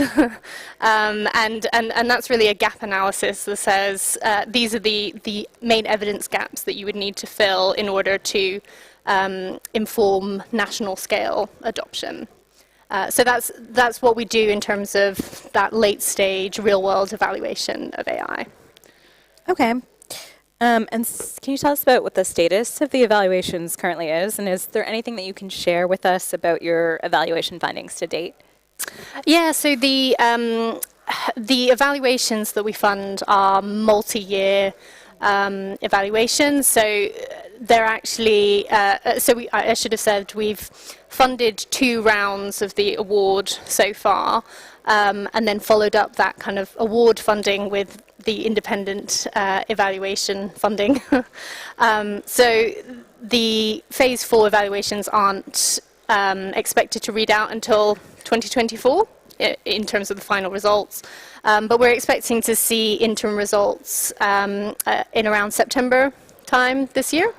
But we have also seen some early qualitative results that speak to the barriers and enablers of adoption of these AI technologies. And we've learned quite a bit about some of the challenges that our innovators face in terms of the multiple levels of approval they have to go through in order to actually deploy their technologies in the first place. So I would say that's what we've learned about so far, and yeah, we will have to look out for the quantitative sort of clinical efficacy and value results that will be coming out later on this year, those early interim findings anyway. So to clarify, the qualitative findings focused on barriers to adoption. Yeah, so the qualitative findings have really looked at they're really process evaluations, so they evaluate the process of the implementation of the AI technologies and comment on what are the barriers and the enablers of that process. And then the quantitative findings will tell you the more summative findings, so what is the impact of these technologies on patient outcomes, on staff time, and also what is the cost effectiveness of these technologies. So are those outcomes worth the money that we're being asked to pay for them? So can you give us some examples of some of the barriers that were identified? Yes, well, some of the challenges are around the different levels of I guess, comfort from trusts in terms of, that is NHS hospital trusts, in terms of data sharing or data processing by commercial AI companies. Just to give you an example, I think some of the projects found that they were able to get up and running quite quickly. So within a month or so, they were able to, a month or so after engaging with the trust, they were able to have their data processing agreement signed and the AI technology get up and running. Whereas others have found that it's taken close to a year for that whole process to run through. So I think there is quite a lot of variability in terms of the confidence and comfort with that. And then one of the other barriers is just that, as we all know, hospitals are quite stretched at the moment. So although these technologies have the potential to support with some of those capacity issues, at the time when you're testing the AI technologies, you're basically going to have to be double running the technology alongside your standard of care. So that takes extra effort, and a lot of the trusts struggle with the capacity to actually do those, support those projects. So that's another barrier that people have seen. But on the plus side, one of the enablers that our projects have seen is around peer learning and supporting networks of trusts to understand the hurdles that they have come up against in terms of the deployment of AI, and really just supporting clinicians and teams within the trust to speak to each other to overcome some of those issues. Oh, that's really great. So just to clarify also with this data, so is 2024 when all of the evaluations will be published, or just from the first round? We're aiming for most of them to be published in 2024, okay, actually, because we've managed to accelerate the commissioning process from round one. So yeah. Okay. And I just have one last question for you, Emma, which is, how is this informing future evaluation practices and how we build an evidence base for deploying AI? That's a great question. So although we'll have to wait until 2024 for those definitive results, we are learning a lot as we go in terms of the how-to for real-world evaluation of AI, and there aren't currently any specific standards around that, although Harry is going to talk a little bit more about standards in a minute. But we've learned quite a lot about the practical challenges for our evaluators in terms of designing these evaluations and then implementing them. And just to sort of give some examples of those challenges, quite often AI technologies have fairly broad potential use cases. So their regulatory approval is for quite a broad set of use cases, if you like. But when it comes to evidence generation, it's quite important to hone in on what specific value proposition you want to evidence, because it takes a lot of time and money to evidence these things. And one of the things that our evaluators have found challenging is trying to get the technology companies to be specific about the claims that they want to evidence, what their sort of priorities are, because they can tend to be quite broad and far-reaching. So, and just to illustrate that, one of our awardees is looking at the detection of cancer from CT scans. And there was a question as to whether the technology should be evaluated in a screening setting only, or in the routing setting, or both. And so that was something that our evaluator had to work through with the technology company to try and hone in on. So yeah, that's just one of the examples of the challenges that they face. So just a follow-up question to that. Is the value proposition not clear in the regulatory documents? Because all of the technologies that are being evaluated are CE marked. Yeah, they are CE marked. The main issue is that those CE marks can be quite broad. And multiple different, the AI technologies can be used in multiple different settings or kind of multiple different stages along a patient's pathway. Okay. And for the selection process for the award, the value proposition probably was similarly broad or like matched what was in the... Yeah, exactly, because the selection was based on the potential of these technologies to derive outcomes. But when it came down to the nitty-gritty of actually implementing these evaluations, there was a necessity to be a little bit more pragmatic, I guess, and focus in on the main priority areas. Okay, for them to be much more specific. Yeah. Okay, that's really helpful. So Harriet, I'm going to turn to you now. I was wondering if you could start by telling us what the evidence standards framework for digital health technologies is and why it's relevant to AI companies. Yeah, sure. So the Evidence Standards Framework, I'll call it the ESF, just to explain my acronyms as we go along, is a piece of work we first created in 2019. It was commissioned by NHS England at the time, just to help us answer that question that we at NICE get asked all the time from digital companies, which is, what evidence do I need? What evidence do I need to show for my product to be used in the NHS? So with the Evidence Standards Framework, we've created a non-mandated set of standards that can be used by evaluators within the health and care system so that they can spot what kind of evidence is available for a product. So we know for digital, most commissioning is at a local level.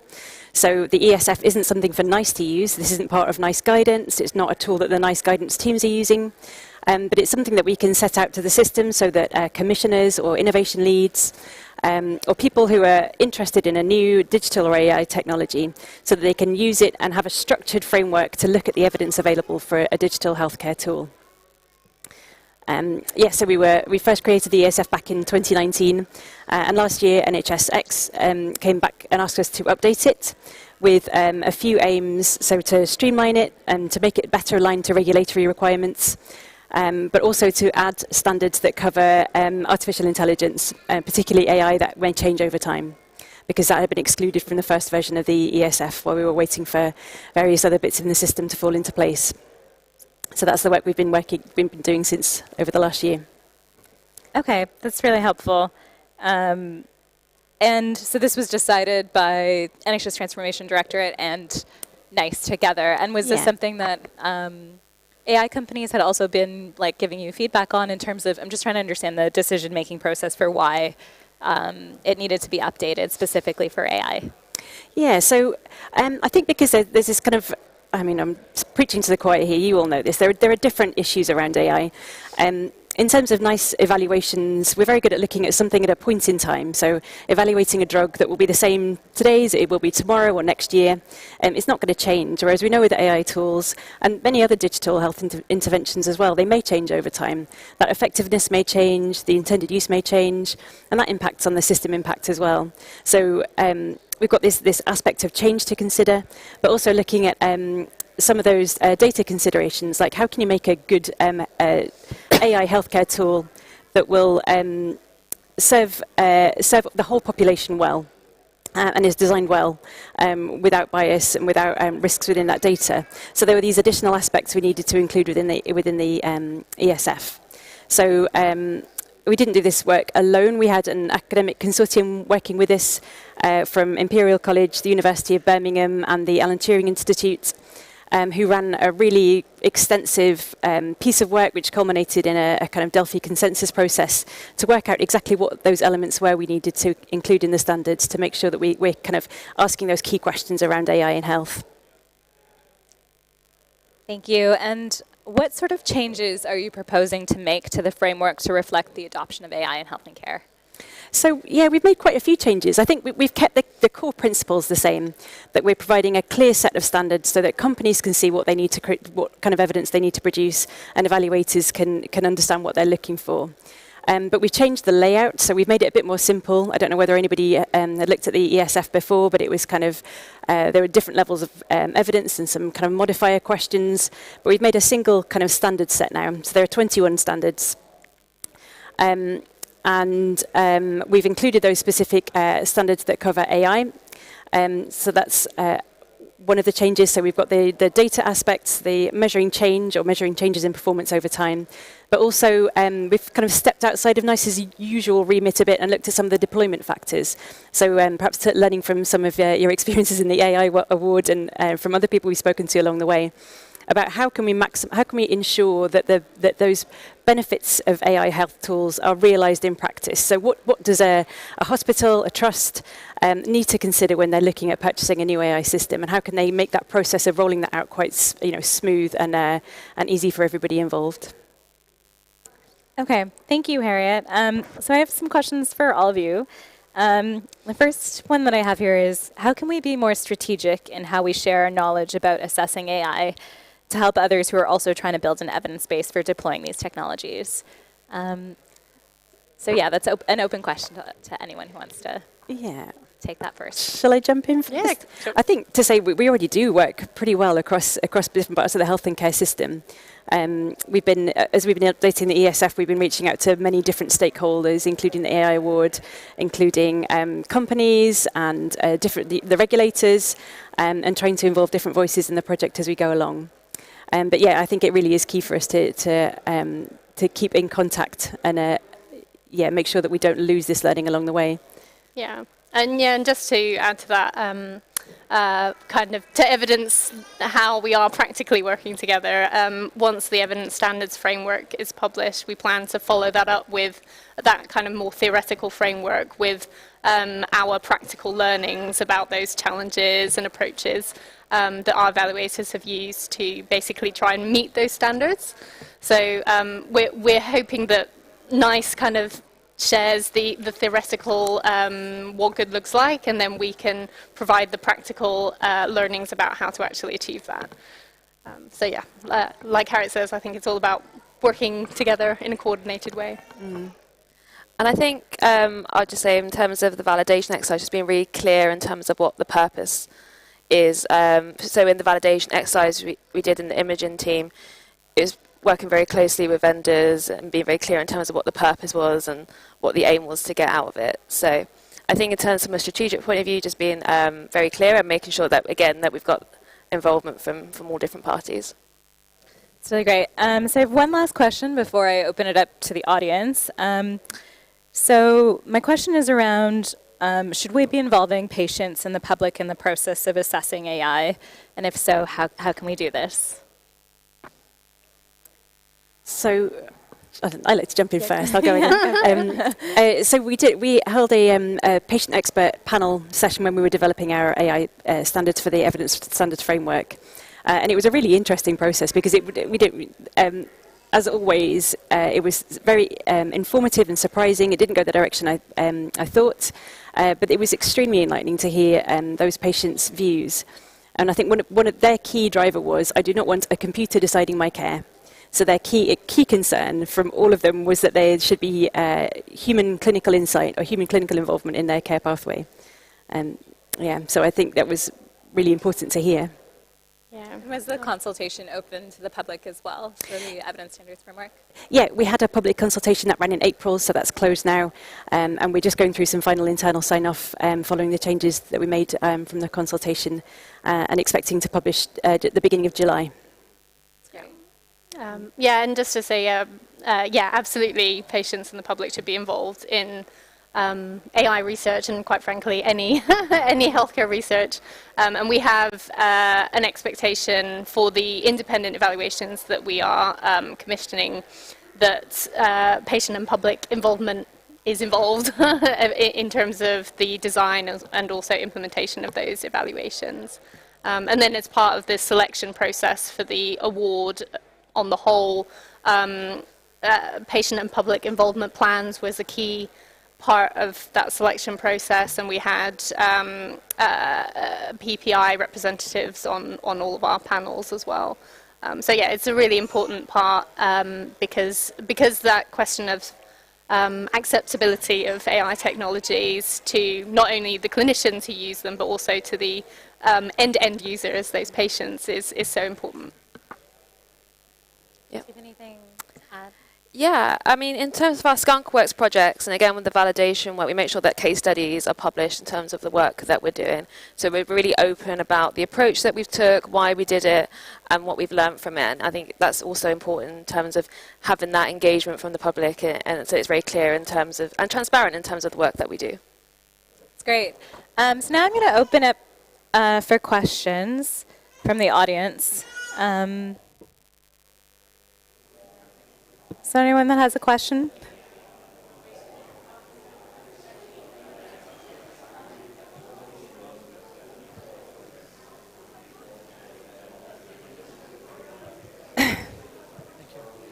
Thanks for an interesting discussion. I just want to remember this old saying from the software engineering industry that when you're designing a system, it's not enough to do the thing right, you also need to do the right thing. So are there any standards for basically deciding that what you're trying to implement is actually the correct thing and not something that will lead you into the woods and to implement the wrong solution? Thanks. Yeah, thank you. So I think, as Emma mentioned about this key part for any healthcare technology about setting your value proposition is that thing, isn't it? You know, find a problem and address that problem, and then be able to explain clearly to evaluators what exactly you're solving and how you're solving it. So what are the benefits to patients and what are the benefits to the health and care system? So we do have standards around that. So this is, really nice is kind of core ground looking at that economic impact of different health technologies. So we have some standards around kind of presenting what that value proposition would be, and and then how to evidence those and what kind of evidence, some basic economic analysis to show the system impact, as well as what kind of clinical evidence should be shown to show that really is happening in practice. That there is patient benefit in practice. Yes. Yeah. I'd just like to add that I think your point is a really important one. So I'm part of the Accelerated Access Collaborative, and one of the key things that we look at is around demand signaling. So identifying what are actually the key needs of the NHS and communicating that to innovators. And I think we do really need to get better at supporting trusts and integrated care systems, which are currently being developed, to think strategically about where AI can really help their populations, because there are many innovators and many AI technologies that are being developed, and I think we need to, as a sort of national organisation, support trusts and systems to be more proactive about saying what their needs are and inviting people to come in and respond to those. I think from, just to add to that as well, when we was part of the SkunkWorks team, the key thing that we always did was speak to the people who are actually going to be using this tool. And I think that's always the key, is to actually really understanding when we're talking about what the model is going to be predicting, for example, making sure that prediction is actually helpful and is feeding in to the work stream correctly. So I think make sure that everyone is involved who's going to be using the tool, experts in the field. In our case, in the project that we worked on, and clinicians as well, are all involved in the early stages to help guide that before it gets too far down the development path. Something else that I wanted to add was that in the ethics team, we worked with the Ada Lovelace Institute to develop an algorithmic impact assessment. And that's essentially a model or a tool that you can use as part of deciding whether to take forward a proposed AI solution. So for example, this was in reference to NCCID, which we talked about earlier. So at the point of data access, this is a process that involves the public in exploring some of the legal, social, and ethical implications of the proposed product, and the developers are involved or the researchers are involved in that process as well, and they're able to take on that feedback and make adjustments at the early stage of development so that whatever that they do develop going forward based on patient data is something that everybody feels suitably comfortable with and that they think is going to have wider patient and public benefit as well. Do we have any other questions? Hi. Can you hear? What are the major AI models currently deployed by the NHS with regards to patients, and what are they trying to predict?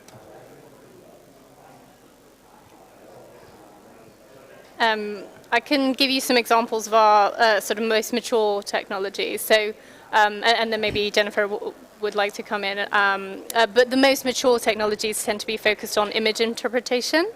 Yeah, just to give you a couple of examples of our phase 4 ones, they're looking at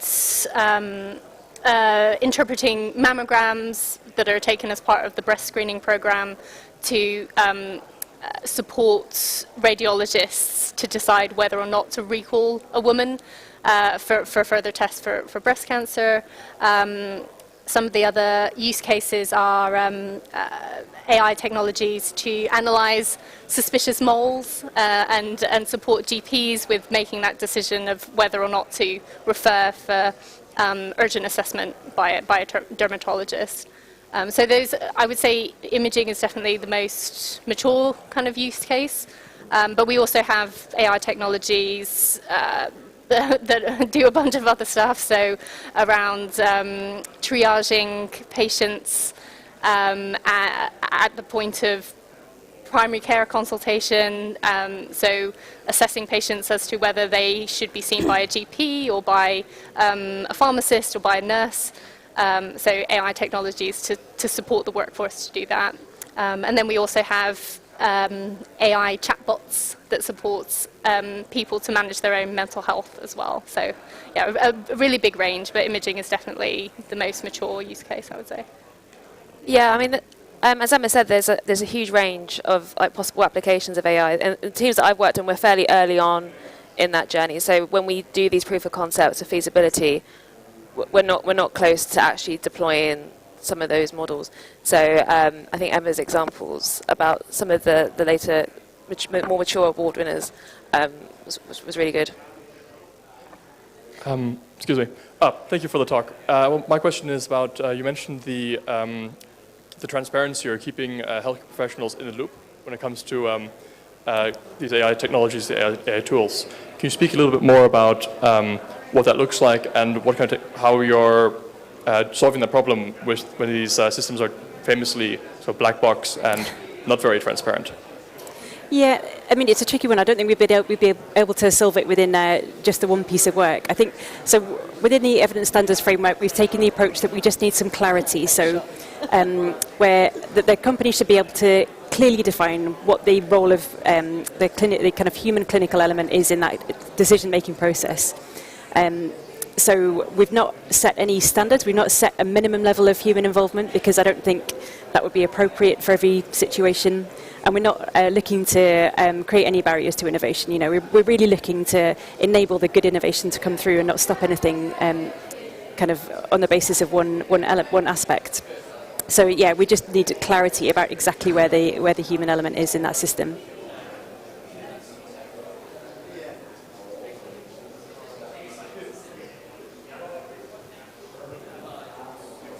Thank you. I'm just going to stand because I couldn't see you. I just had a question with regards to how the process of developing and deploying new AI systems might change as the integrated care system comes into play, and how that process might change, because from everything I've read, I don't all the way understand how that might alter the process of working with HSNs or going through the process of NICE, being a cost-saving device, say, through NICE, and any guidance on that would be really amazing.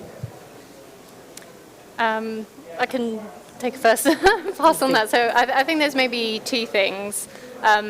With the establishment of integrated care systems and the general push to develop trusted research environments and just support the development and interoperability of data, that will really help to accelerate the development and testing of AI technologies as innovators get easier access to health records and health data. So that's kind of one thing that's, I guess, loosely related to integrated care systems. And then the other thing is, as I mentioned earlier, I think integrated care systems will allow systems to take a strategic system level view of what their highest needs are and where AI can help them best, and that will in turn accelerate the adoption of AI, because you won't just have individual trusts making adoption decisions, you'll have decisions across an entire integrated care system, which will hopefully, it will mean innovators not having to have 500 conversations, they'll just have to have maybe 10. So yeah. Okay, that's really helpful, just because I'm within the NHS and UCL and as a company as well. So our organization is across kind of like multiple sort of like Imperial and UCL and then different like studies, and then so just how access to patient health data, because at the moment we have that through the hospital, but that you're saying through the integrated care systems, then is it that as in you have to be kind of like one of the innovators within an AHSN to then have access to that data? Is that the process? No, you wouldn't have to be an innovator within an AHSN. So there's a broader, and I don't know if Jennifer wants to talk to this at all, but there's a broader move to make data more accessible to everybody, innovators and general researchers. Okay. Which is separate really from the development of integrated care systems. I would say integrated care systems are more about taking a strategic approach to commissioning at a system level, which should accelerate that adoption end of the spectrum. Okay, that makes sense. Do you have any information about where, like, just because sort of where those kind of open calls, or how to kind of be more in connection with, say, a given ICS, and where to sort of liaise, I guess, because I'm pretty inside of everything and I'm still quite unsure. There are bulletins about integrated care systems and the kind of latest, but yeah, it is a bit of a moving target. But yeah, there are bulletins that you can sign up to be kind of up to date with what's going on. Thanks. So I think we have time for one more question.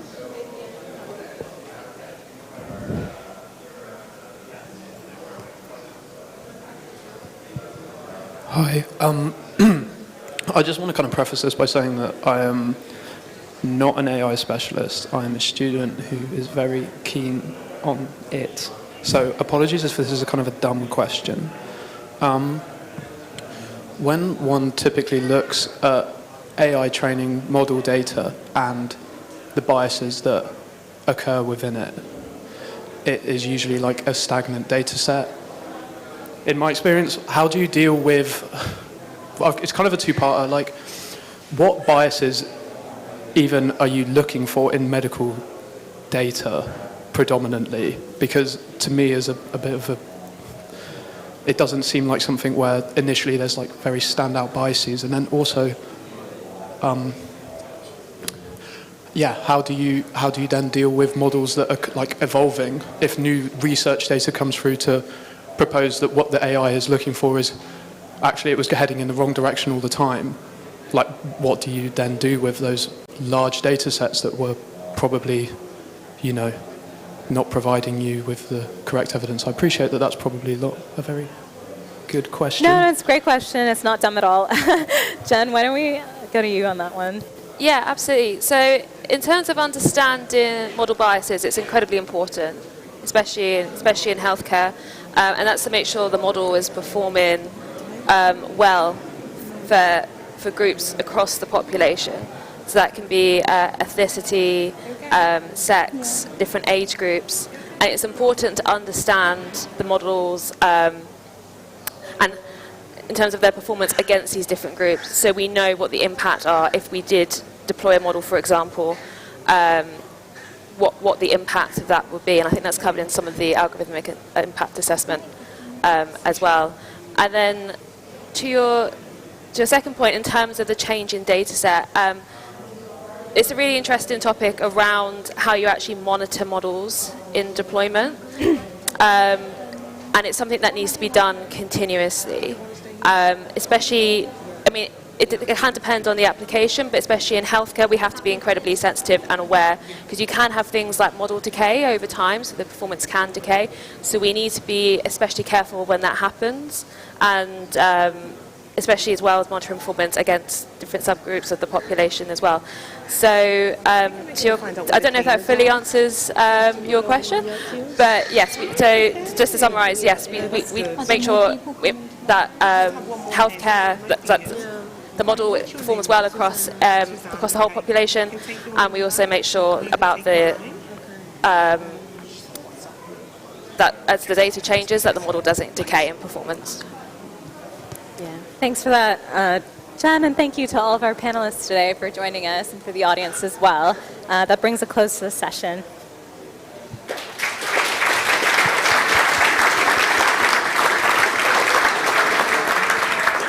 Wow, thank you so much. That was so interesting. I work in the advertising space, specifically in diversity and inclusion, so I know about AI in that space, and I hadn't even thought about it in healthcare, so this was really, really interesting, especially for someone outside. So our next session is keeping on the same subject of AI.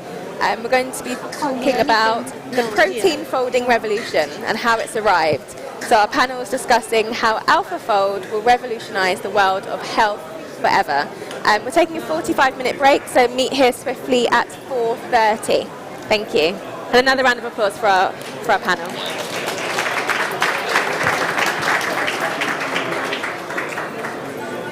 Did they hear us speaking? Hi. Did you have any luck with the awards?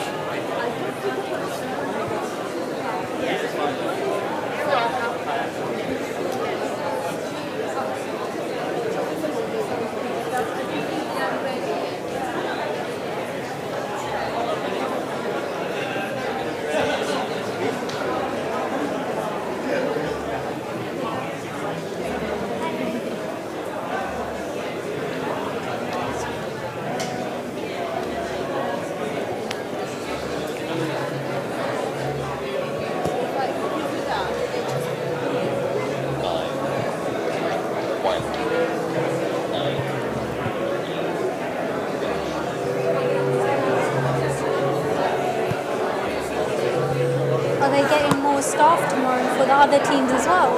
Or just 2 people were off sick, so potentially there may be. Someone saying about cleaning.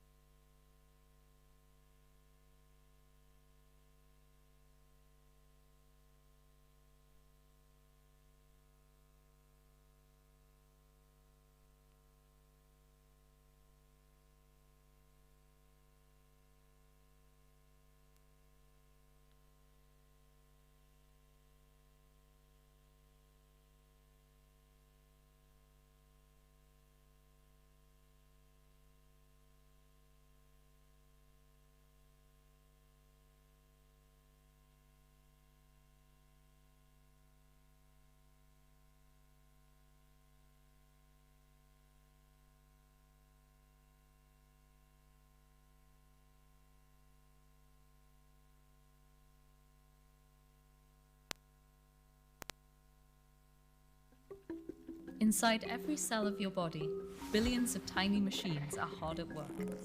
They carry oxygen.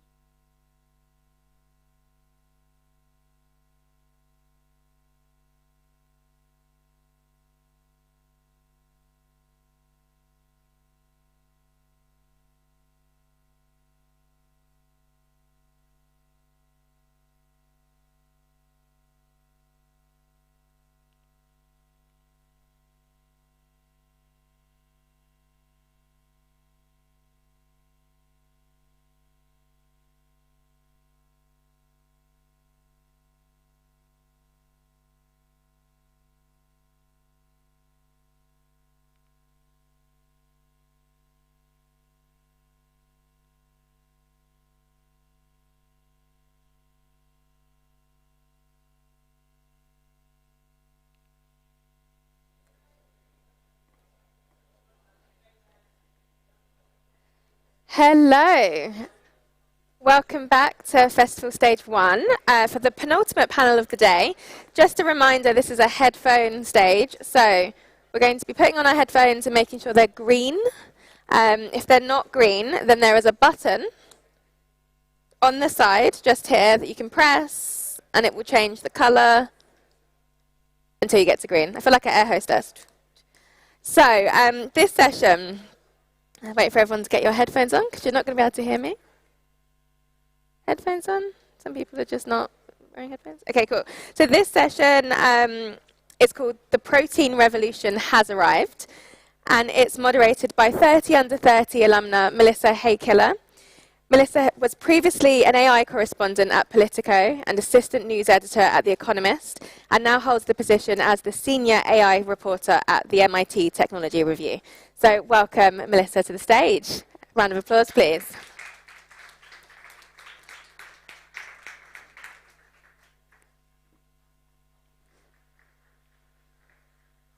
Fantastic.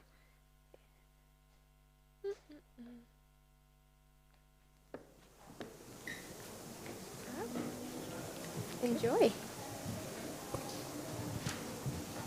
Great. Well, it's super to be here. Super interesting concept, being in the silent disco. First, before we start, we're going to look at a short video, which I hope will explain what exactly we're talking about today. Inside every cell of your body, billions of tiny machines are hard at work. They carry oxygen in your blood, let your eyes detect light, and even make your muscles move. These machines are proteins, and they underpin every biological process in every living thing. Each protein has an intricate 3D shape that defines what it does and how it works. We know of over 200 million proteins and counting, but we only know the exact 3D shapes of a fraction of these. Unravel a protein, and you'll see it's like a string of beads made up of 20 different types of amino acids. Interactions between these amino acids make the protein fold, as it finds its shape out of almost limitless possibilities. For decades, a community of scientists have been working on a way to figure out a protein shape just from its string of amino acids. This is a major challenge in our understanding of biology. So we created an AI system to solve this problem called AlphaFold. It's trained on the sequences and structures of about 100,000 proteins, painstakingly mapped out by scientists around the world. Today, it can accurately predict a protein shape just from its sequence of amino acids. AlphaFold's predictions could enable progress in all sorts of areas. Imagine a future where we can understand diseases more quickly and develop drugs to fight them, or one where we could use enzymes to break down plastic waste, or even to capture carbon from the atmosphere, all with the help of proteins. There's a lot more work to be done, but unlocking the shapes of these building blocks could help scientists better understand the natural world, and perhaps expand our knowledge of life itself. Super. I'd also like to remind you that we have around 15 minutes at the end of this panel to ask questions, so start thinking. No, Pushmeet, this has been one of the most important, significant, exciting developments in AI in the past year. How did you find protein folding? You know, who comes up with that? Yeah, so protein folding has been an incredibly important problem in structural biology for many, many years. It's not a new problem. Scientists have been working on it for many decades. Over the last 3 decades, in fact, an effort was started by the scientific community on tackling this problem through computational means. Normally, if you want to think about the structure of a protein, it takes sometimes years, sometimes even decades to map out the structure of one single protein. And so there are PhD students who would spend their whole PhD thesis on finding the structure of a single protein. So, there was this hope that can we use computers to find the structure of a protein in a much more sort of faster way, and that effort has been going on for the last 20-30 years. And what got us interested is, and Demis Hassabis, our co-founder of DeepMind, he also saw this citizen scientist game called Fold It, where citizen scientists, where the creators had created this game where you were given a protein sequence, and the gamers, the players were asked to find the structure of the protein. And what the scientists incredibly sort of discovered is that some players had this amazing knack of finding the structure, even though they were not experts. So it just showed that there was some level of intuition required to solve this game. And in fact, we have seen this level of intuition in other areas of problems that DeepMind has tackled, like AlphaGo. And so that, just after the Go Lease It All sort of match, we started this project around 5 years back to see if machine learning and AI techniques that we were developing can be applied to this problem.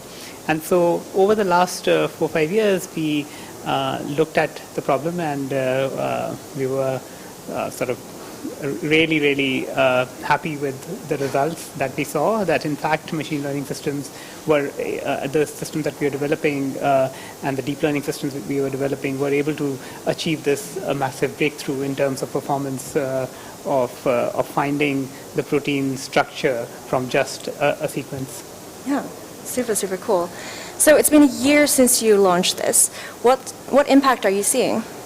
So when we started working on it, we knew that this was a problem of amazing importance and significance. If you really want to understand life, you need to think about the mechanism of life. Proteins are the basic building blocks of life itself. So we knew that this is a fundamental problem that will help us gain a better understanding of biology and all the different applications and problems that are affected, right? From drug discovery to developing sort of enzymes for decomposing plastics and so on, right? It has so many different sort of implications. When we launched this, when we sort of shared the tool with the community, it was not just the open source system which can help people find the structure of their own proteins, but we also at the same time release the structures of the whole human proteome. And this was never done earlier, right?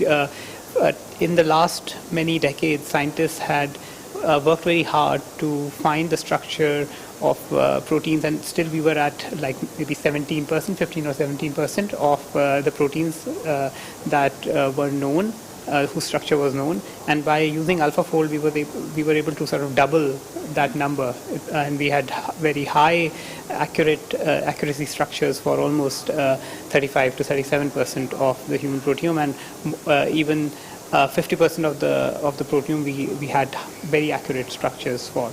And so we released this data, and we released the AlphaFold system. And what it has done is given biologists a different tool. So when people were looking at a problem, say developing a drug which will bind to a particular protein, their whole mechanism of doing research relied on what did they know about that structure? What did they know about that protein? And sometimes it took many years to find the structure of one. And now having access to this plethora of information, they could do many more experiments and do it in a much faster way.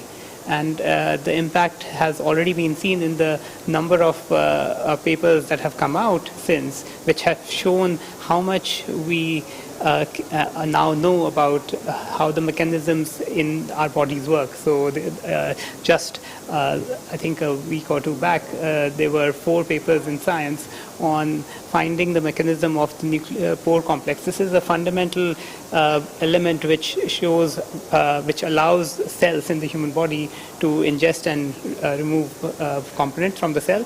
And after many decades of work, the structure of the true complex was not known. But by using AlphaFold, by using the predictions of AlphaFold, now scientists were able to find the structure. So many open problems which have been open for many decades have become tractable by leveraging AlphaFold. I'm not an expert in biology, but I'm sure like Ben might have other examples which he can share with you. Well, perfect. You're making my job very easy because that's exactly what I'm going to ask. So Ben, you spend your days thinking about how to develop drugs for neglected diseases. Put AlphaFold into context. How could you use it? What kind of diseases could you develop drugs for? Okay, well, that last question is really easy. This is a disease-agnostic breakthrough. It could be used in any area of human biology, therefore any disease. I mean, my personal focus right now is working, as you say, in neglected diseases, tropical neglected diseases, as well as a little bit in pandemic response and virology. That's a new role that's turned up since 2020 for me. There are a couple of really good examples as to how you can use the AlphaFold technology in that space. The video, I was really happy that the video mentioned proteins as being the key machines of the body, because that's the exact idea I would use, right? So if we think about what you need when we're talking about a drug, right? A drug is basically usually a small chemical that is effectively a spanner that you throw into a machine, but it needs to be specific for that machine, right? So you find this molecule, you find a new chemical, and you're trying to disrupt the way a particular piece of the machine works. Now, most of the drugs that are on the market, most of the drugs that people work on, we don't know what the machine looks like. Okay, we know it's there. We can, there's some pretty high-level biology that can go into understanding where these things exist, why they're important. But what they look like is a bit of a question. I think, Pushmeet, you said, well, a pre-AlphaFold 15% sounds quite high to me. But if you know what this looks like, imagine now you're trying to design a spanner that you can throw into the machine. If you know what the machine looks like, you can start to work out what the spanner should look like. If you don't, it's a bit trial and error. Well, it's a lot of trial and error, right? You randomly find something that may work, and then you start chiseling bits off and moving things around and changing the chemistry of it until it works well enough. That's really hard. That's flying blind. And most of the projects I've worked on in the past 20 years, and I've worked in neurodegeneration and in psychiatry and in infectious diseases, most of them don't have the benefit of working with a structure. So you don't have the protein structure, so you're kind of going a little bit blind. It takes a long time, a lot of trial and error. Most projects fail. I have worked on projects where we have the structure, and it is a world of difference. You can start looking at these structures of these proteins and thinking, oh, well, if I make this change here and make that change there, I can make my chemical better. It's better at disrupting the machine. And that's great. What AlphaFold has done is it just opened up the door to all of these other machines that we can now see, and makes it much, much easier for us to find starting points and take those starting points for disrupting the machine and then also tweaking them. Makes it a lot easier. I mean, we have a couple of specific examples. I work in a disease called leishmania, visceral leishmaniasis. It's a huge problem. You'll find it in across the globe.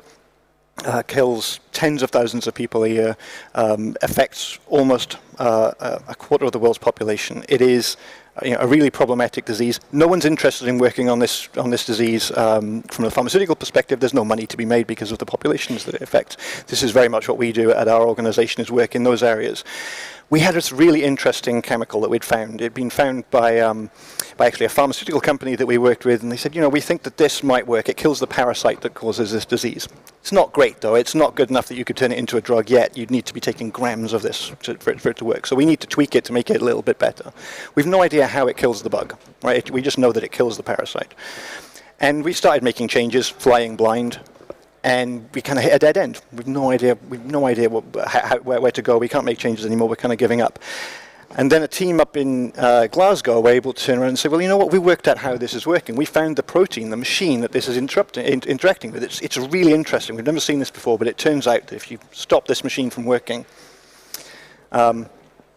it's really, it basically kills the parasite immediately. That's great. Do we know what the protein looks like? No, unfortunately not, because it's a protein that sits in the wall, in the cell wall, which means that you can't really get a structure of that experimentally. It's quite difficult. It's almost impossible to do that. And then AlphaFold came along. This was about 6 months later, and we spoke to the team at DeepMind. They said, do you have any problems that this could solve? And we said, well, but you could try this. So, it was run through I think this was actually before it had been released into the public domain. It was run through AlphaFold, and we got a structure back, and the structure just looked, it looked like a typical structure. We're like, wow, that's amazing. How's it done that? And then the team in Glasgow were able to take this and say, oh, well, you know what? That's the point in the protein where this thing is sitting. You can see the little spot. And so from that, we were able to sort of work out, okay, we now know how this fits in there. We now know how we can start making this better. We can see which bits fit nicely, which bits don't. Could this be used to, I don't know, help with COVID, for example, or any future pandemics? Yeah, I mean, this for me is the best example, right? And this is science, not that I've been involved in, but that's actually happening. So most of my work right now is on pandemic response, right? I'm sure everyone has heard about, obviously with COVID-19, SARS-CoV-2, the virus that causes COVID-19, the famous spike protein, right? I mean, it turns up in the news all the time. And if you think about the spike protein, it's a protein that sits on the outside of the virus, and it has a particular shape, and it helps the virus get into the cell and infect the cell. And there were some companies early on in the pandemic who'd come up with some fantastic drugs that basically bound to this spike protein, which stopped it from being able to grab hold of the cell, and so it stops it from working. And they were developing this, and it was looking really, really promising, and it was advancing through the clinic, and then all of a sudden Omicron came along. Right? Now, one of the reasons that we have different strains of the virus is because they tweak their protein slightly. Right? They're all generally the same, but they make little changes to some of the amino acid sequences, and so that means that there are slight changes to the shape of some of the machinery. And the spike protein changes quite a bit. And between alpha and beta and delta, it hadn't changed that much. And then all of a sudden, when we went to Omicron, it made a huge change to the shape of that spike protein. And the drugs that the people had been working on no longer fit. It could still do its job. It still had a machine that was able to do this. Now, this is really interesting because viruses are quite simple. They have, 20 maybe different proteins. And we know a lot about different coronaviruses. We know about 25, 26 known coronaviruses, or alpha and beta coronaviruses, that SARS and MERS and SARS-CoV-2 are part of. And we can map the proteins, and we know that which of those proteins have sites that could be druggable. What we mean, you can get a chemical in there and it will stop the virus from replicating, or it will kill the virus. We know that. We also know the sequence of all of those proteins, but before AlphaFold, we only knew the structure of a few of them. And now, what we can do is we can, in fact, you can imagine a matrix of all of the known coronaviruses, all of the known proteins, and you can generate the structures of the whole thing. And in fact, I think one of the images that you had up there kind of did that perfectly. And when you do that, we now know which of these sites are really susceptible for killing coronaviruses, but also which ones don't change their shape very much. And we can identify that, right? So turns out there is actually a protein in coronaviruses that's called the helicase, or non-structural protein 13, to give it its fancy title. And it's basically the zipper, right? If you think about DNA or RNA, it's a double-stranded molecule that you need to unzip for it to work, just like a zipper on a coat. Right? And the zipper piece is the helicase. It zips and unzips. And if you stick a molecule, if you stick a chemical right in the middle of that zipper, it stops the zipper from working and the virus dies. And it turns out that that zipper doesn't change in all 26 coronaviruses very much, tiny amount, the shape. And this is work that comes from the University of Toronto using modeling, using AlphaFold.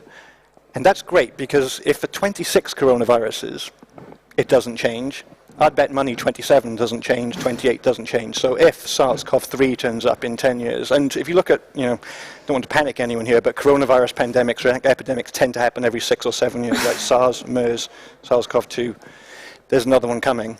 Hopefully it's not MERS-2, but if it is, and we've worked on getting a drug for that little piece of machinery that we can now do, and we have confidence that it's unlikely to change, that gives us a really great tool for future pandemics. It's something we can have on the shelf ready to go, knowing that coronavirus rears its head again in a slightly different form. This is a much better chance at stopping things from getting worse than we had back in 2020.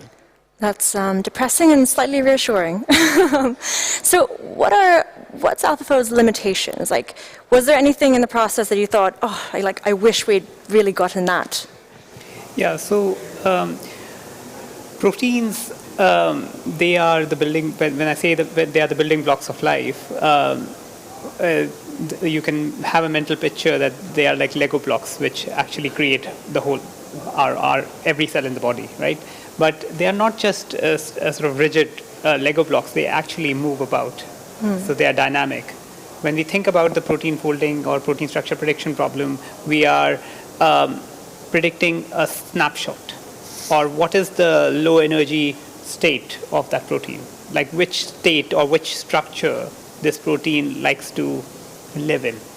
But that's not, protein are flexible objects, right? So if in the presence of other proteins or a ligand or a small molecule, or in other cases they might change their structure.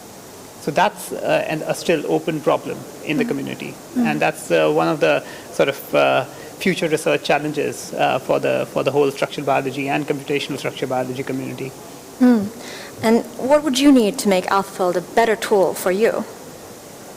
Well, AlphaFold as a protein folding tool, as a tool that predicts the structure of protein, is already it is a huge step forward, right? So I've not seen a scientific discovery become so commonplace in discussion as this, right? I mean, it's thrown around in discussions in my field. It's like, well, what does AlphaFold say, or have you looked at the AlphaFold? And a lot of people were very pessimistic or skeptical of this to begin with, right? Because as with most AI, or even just any kind of computational work, people are always like, oh, is it skeptical? Is it really going to work? And the uptake was really fast because it was put into the public domain and people looked at it and said, well, you know what, it does work. And there are some really interesting examples here, right? So I know people who had they'd worked out the proteins of the structure of proteins and weren't telling anyone. They'd kind of put them in the drawer because it gave them a competitive advantage. And I've heard of at least 2 cases where they've come and said, you know what, we've had that for a couple of years, it gave us a competitive advantage, but DeepMind have gone and worked it out and put it in the public domain, so we don't have that anymore, right? So it's already a great tool. What Pushmeet just mentioned about what's the molecular dynamics, right? So the way that they move, that's a really interesting approach, because sometimes as they move, it reveals things about the protein that a single snapshot can't do. It could reveal a better way for a drug to interact, so that'll make my job easier. The other one that would be the other thing that's really, really interesting, I mentioned, we're talking about small molecule chemicals that can interact with the protein to stop them from working. It would be really neat to be able to get a way of predicting that interaction. And I'm sure that the technology behind AlphaFold is moving somewhere in that direction. People have been trying to do this for decades, and I would say with mixed success at best. If that can be solved, that's another huge leap forward, particularly coupled with then having the structures that we've already got. I mean, that would really be, for me, the next step in my field at least. But it's not the only field, right? I'm a drug discoverer, but as you say, if you're talking about enzymes for degrading plastics, that's a completely different approach. You mentioned earlier that DeepMind actually got in touch with you and asked what kind of problems they could solve. So, how could the scientific and the tech community work better together? Bearing in mind, like, as you say, there's so much snake oil, there's so much hype in AI, to get a meaningful collaboration that leads to something actually useful. What do you think, Pushmeet? Yeah, so I think in some sense, a lot of credit for AlphaFold also needs to be given to the structural prediction community, which set up this critical assessment, the CASP competition. And this competition has been going on for more than 2 decades.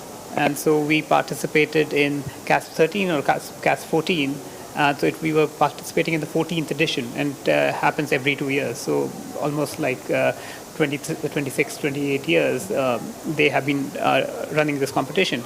And alongside that competition, there was the protein database, which is the protein structure prediction community had built up this database with data of all the proteins whose structure had been found over the many, many years.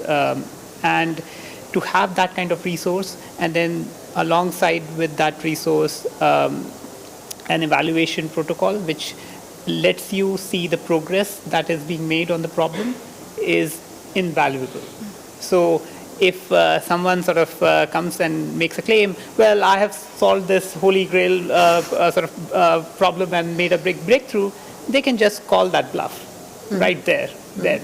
Because there is a blind competition, nobody knows the answer, and everyone's system is going to be assessed under the same sort of rules, and on problems that are extremely hard and relevant to the biology community. And so when AlphaFold won or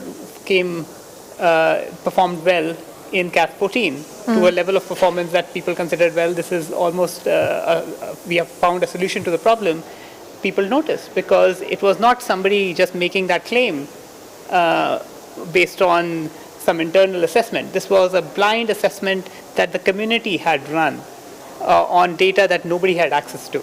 And so in some sense that gives a lot of trust and confidence to the rest of the community to say, well, to take note of some progress that has been made. I mean, Ben, you must see a lot of technologists claiming to solve things. Like, what do you think of this? Like, how do you sniff out the bullshit? Yeah, it's an interesting question. So, yes, there are a lot of really interesting technologies that are proposed, a lot of hype, a lot of wild claims, let's say. The really important thing that the approach that I take, the approach that luckily I think quite a few people in the, let's say, the drug discovery community take, not everyone but most, is like, okay, well, show me, right? Because we know that a lot of this isn't going to work. But if you don't let everything try, you're never going to find the 10% or the 15% that does work. And so I think people are willing to, to say, well, let's see, let's check, let's find out what's happening. One of the nice things about where I work right now, because we work in neglected tropical diseases, there's no commercial interest at all. We're actually pretty open about the work that we do, and when we find something, we don't have to patent it, we don't have to sit on it for 20 years, we can publish it, we can work with lots of different companies that can help us. And this is really nice because it's allowed us to kind of act as a bit of a proving ground for some of these technologies. So people can come to us and say, okay, well, we've got this new technology, and we'll say, okay, hey, show us.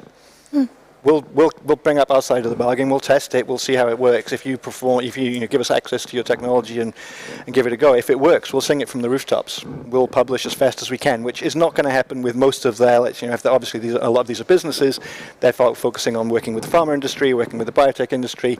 Those companies are not going to shout it from the rooftops if it works. If they find something that gives them a competitive advantage, they're going to keep quiet. And they're going to keep quiet for a long time, and they're going to use it on things that are going to be patented and not going to see the results for 20 years. We don't have to do that. So that kind of means that we're fortunate enough, also because we have quite a large network within that pharma industry, and people work with us, and and they know us, that people will come and work with us as a test case because they know that if we find something interesting, we'll tell our friends. Cool. So we really profit from that. And one of the cool things about AlphaFold is that it's open sourced. Now, like, if I had to put a tin hat on for a while, how do you really educate people who use AlphaFold in a way that, to do it in an ethical way?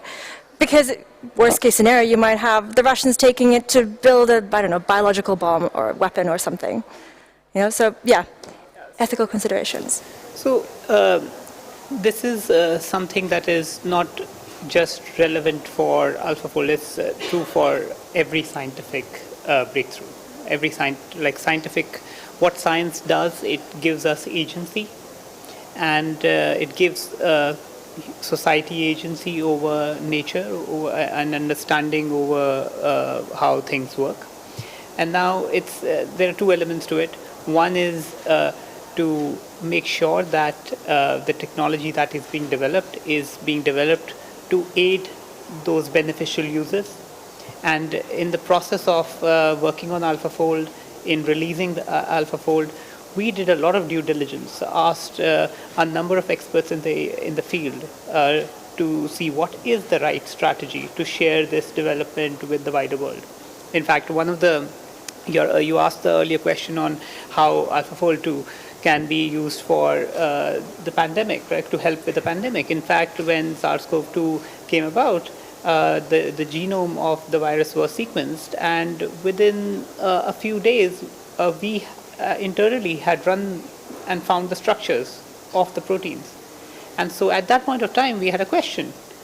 Should we release the structures of the virus, or we didn't even know. Like we thought our system was really good, but this is a pandemic you're talking about. The whole scientific community is working together to come to terms with this challenge that has been thrown at us.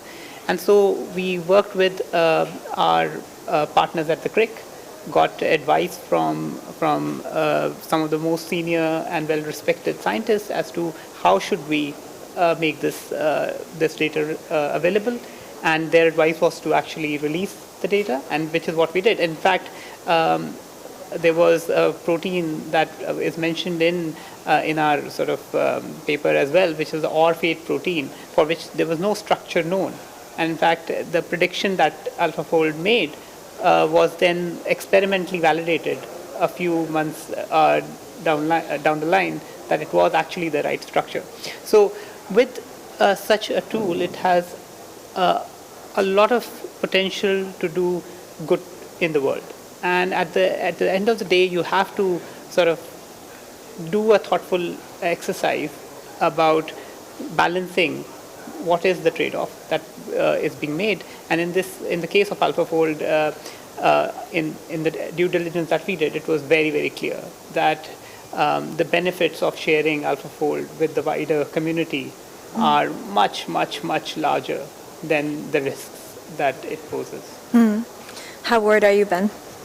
So I'm not worried at all. I mean, I think the idea that you could take this and misuse it, yes, in theory that could happen, but there's still a huge amount of work that needs to go on after you have the structure to be able to get something that is going to work, whether you're using it to treat a disease or whether you're using it for nefarious means. And I think that it would be, I mean, it's not going to enable something that if people wanted to do that, they would do it anyway, right? And if you're just speaking to Pushmeet's point about releasing the data into the public domain, which I absolutely agree is easily the best thing that DeepMind could have chosen to do with this, and have since followed that up with the structures for other organisms as well. One of the things, again, working in the NTD field, neglected tropical diseases, a lot of the experts that we work in, the professors who are world experts in Chagas disease or in leishmaniasis, are based in the regions where these diseases are endemic, right? If you think Chagas specifically, which is one of the diseases we focus on most, this is a disease that's endemic to Latin America. All of the world experts are there. Right, and these are really, really smart guys, but they don't have access to a synchrotron in the way that people in UK have access to the diamond light source in Oxford. The infrastructure just isn't there for them to be able to do the structural biology. Or if it's there, it's really, really limited. Now, by opening this up to the global community, everyone has access to cloud computing, or it's a lot easier to get access to that sort of thing than it is to get hold of $1 billion synchrotron, and so it kind of democratizes the use of the data as well, which again is don't underestimate that. The value there is huge. It allows people to work in this in the regions, and that's another thing that we focus on a lot at my organization, is how we can get as many of these researchers in regions where the diseases are endemic into the game and doing research, and this really in theory helps. Yeah. And so the positives far outweigh, in my opinion, the potential negatives. That's a good point. I think now is a good time for audience questions. Any burning questions? Yes, sir. Oh, I think we need a microphone. And sorry, how are we doing for time? 50, perfect, perfect. Hello, Pushpit. I'm Deepak Parmanand from JP Morgan. I work in AI research. So my question is, when you started thinking about protein folding and using the AI approach, what new intuition did you develop about AI? I mean, neural networks was a copy from the brain to see if the machines work this way. It does. I want you to give a long answer, but given the time, I'm over for a short answer. But any new intuition you developed about machine learning, anything that exciting we could look forward to in the days to come? Yeah, so I think that's a very good question, and I can answer that question for AlphaFold and protein folding. But there's a broader question as well in terms of all the science projects that we are undertaking at DeepMind. So we don't just work on structure prediction, we also work on genomics, we work on fusion systems, we work on many other areas of science like quantum chemistry and so on.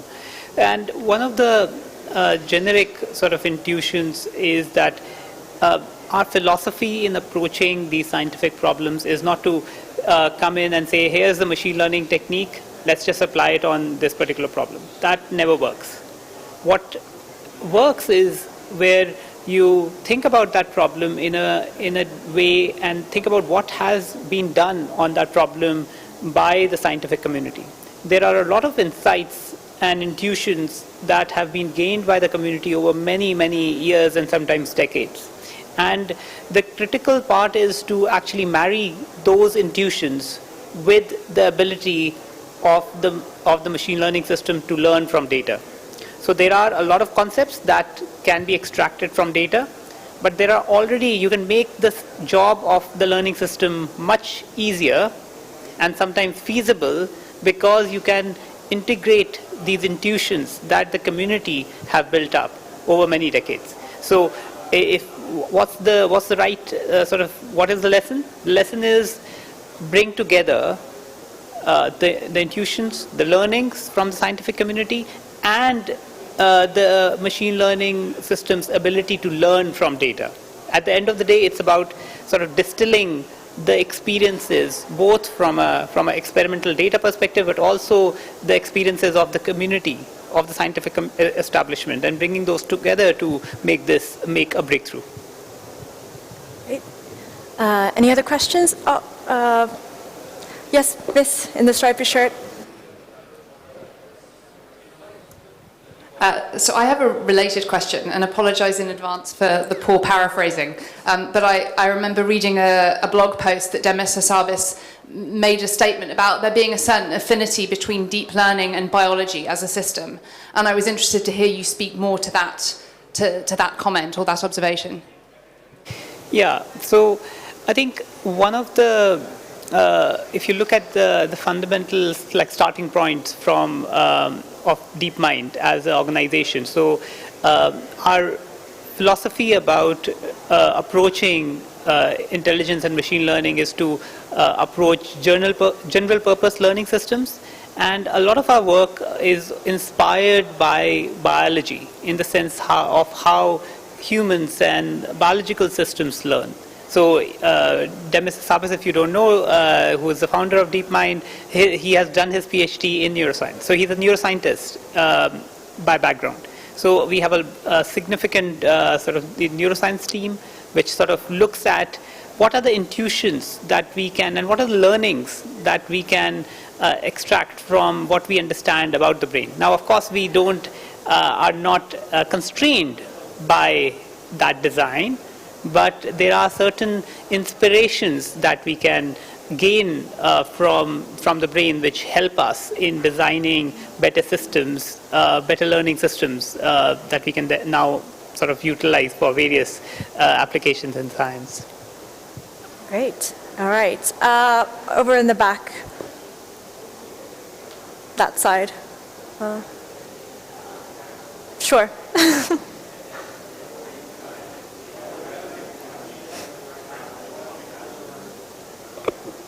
Thank you. Very quick question. If you're at 38 to 40% now, any predictions on when you'll hit 95 to 100% with whatever qualifications you like? Yeah, so that's a very good question, and I would say that it's not even clear what is that target percent, because as I said, we are beyond 50% at where we are quite confident that we have got the right predictions. And beyond that number, what we have realized is when AlphaFold is uncertain about its prediction, because we have made predictions for the whole human proteome, all the proteins. Now, of course, for some fraction of that human proteome or some fraction of the human proteins, AlphaFold is uncertain about its prediction. And when we have tried to understand why AlphaFold is uncertain about those predictions, we have realized that many of those proteins are the ones which have disordered regions, in the sense that they are flexible.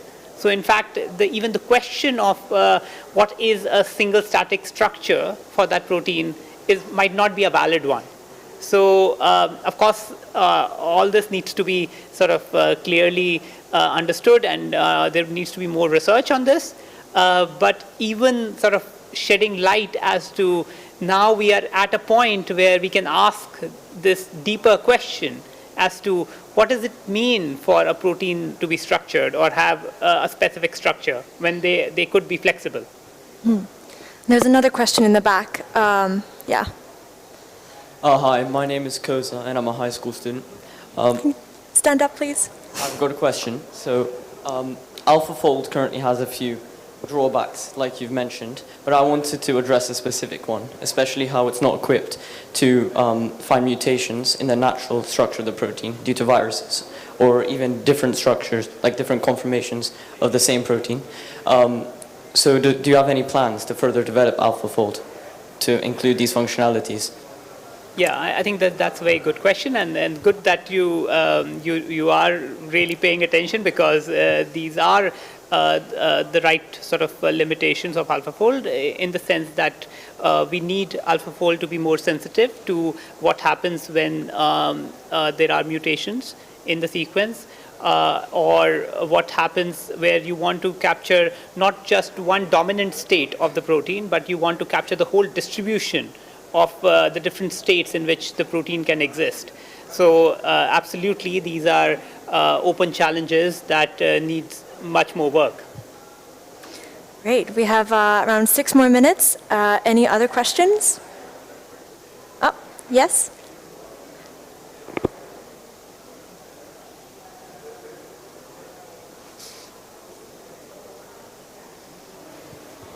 Hi. You say that you look to the scientific community, presumably those that analyze proteins, to find approaches to train your AI. Could you give us a little bit of insight how that would work? Are we looking for sort of analysis that the science is already doing that your AI would do? Yeah, so let me give you a couple of examples in which the AlphaFold sort of 2 system actually works. So one of the things that AlphaFold 2 system does is leverages evolutionary history. So proteins sort of are a part of us, but they have been shaped through evolution. As organisms have evolved, the protein structures that build those organisms have evolved. So by analyzing that evolutionary history, what AlphaFold can do is figure out which residues, which sort of residues are sort of in contact with each other. Because what it has seen is whenever there is a change in this residue, this other piece also needs to change. So there is a hypothesis, well, if this is changing and every change here results in a change here, then it means that these two locations are somehow interlinked. And AlphaFold is able to leverage that fact to figure out that maybe these two residues are close to each other in 3D space. And it gives it a hint as to what could be the structure be. So that's one information that AlphaFold is leveraging. The other thing that is intrinsically encoded in in the AlphaFold 2 system is that proteins reside in 3D. So when you are given a protein, you are given a sequence of amino acids. So it's like a long string which says, here's this word which is composed of these alphabets, this 20 alphabet sort of sequence. But proteins, when you think about them, they reside in 3D. So how do you reason about the co-location of these different amino acids in a protein? And so the base neural network that AlphaFold relies on, it actually looks at in the form of a point cloud, right, where it says, let me consider these residues and see how are they co-located in 3D. And then it bases its judgment on where what the true 3D structure is based on that neighborhood of residues. Great. We have time for one last question. No pressure, but yes, please.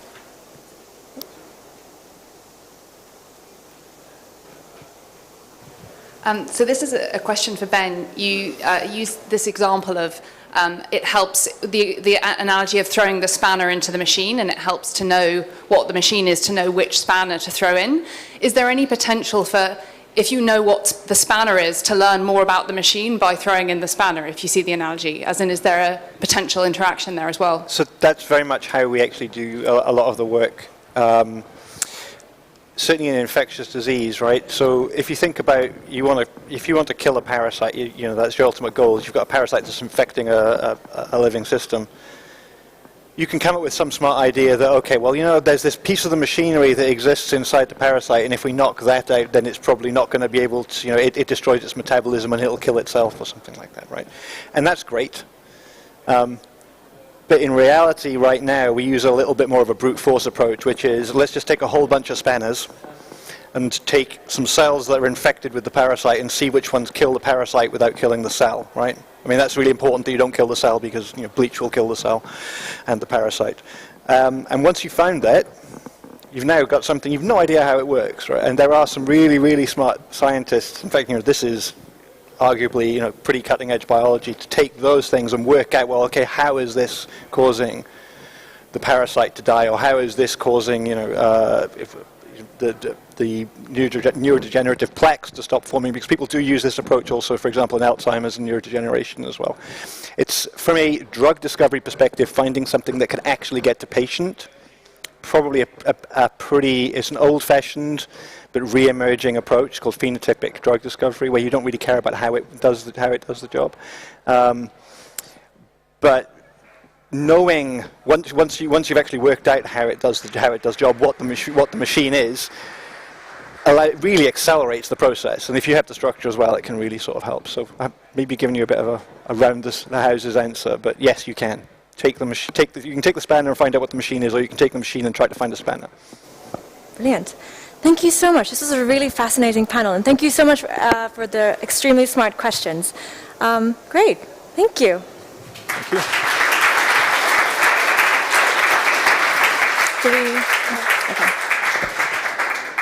Thank you. That was an incredibly informative panel. I can't believe how much information you crammed into 45 minutes. It's like, whoa.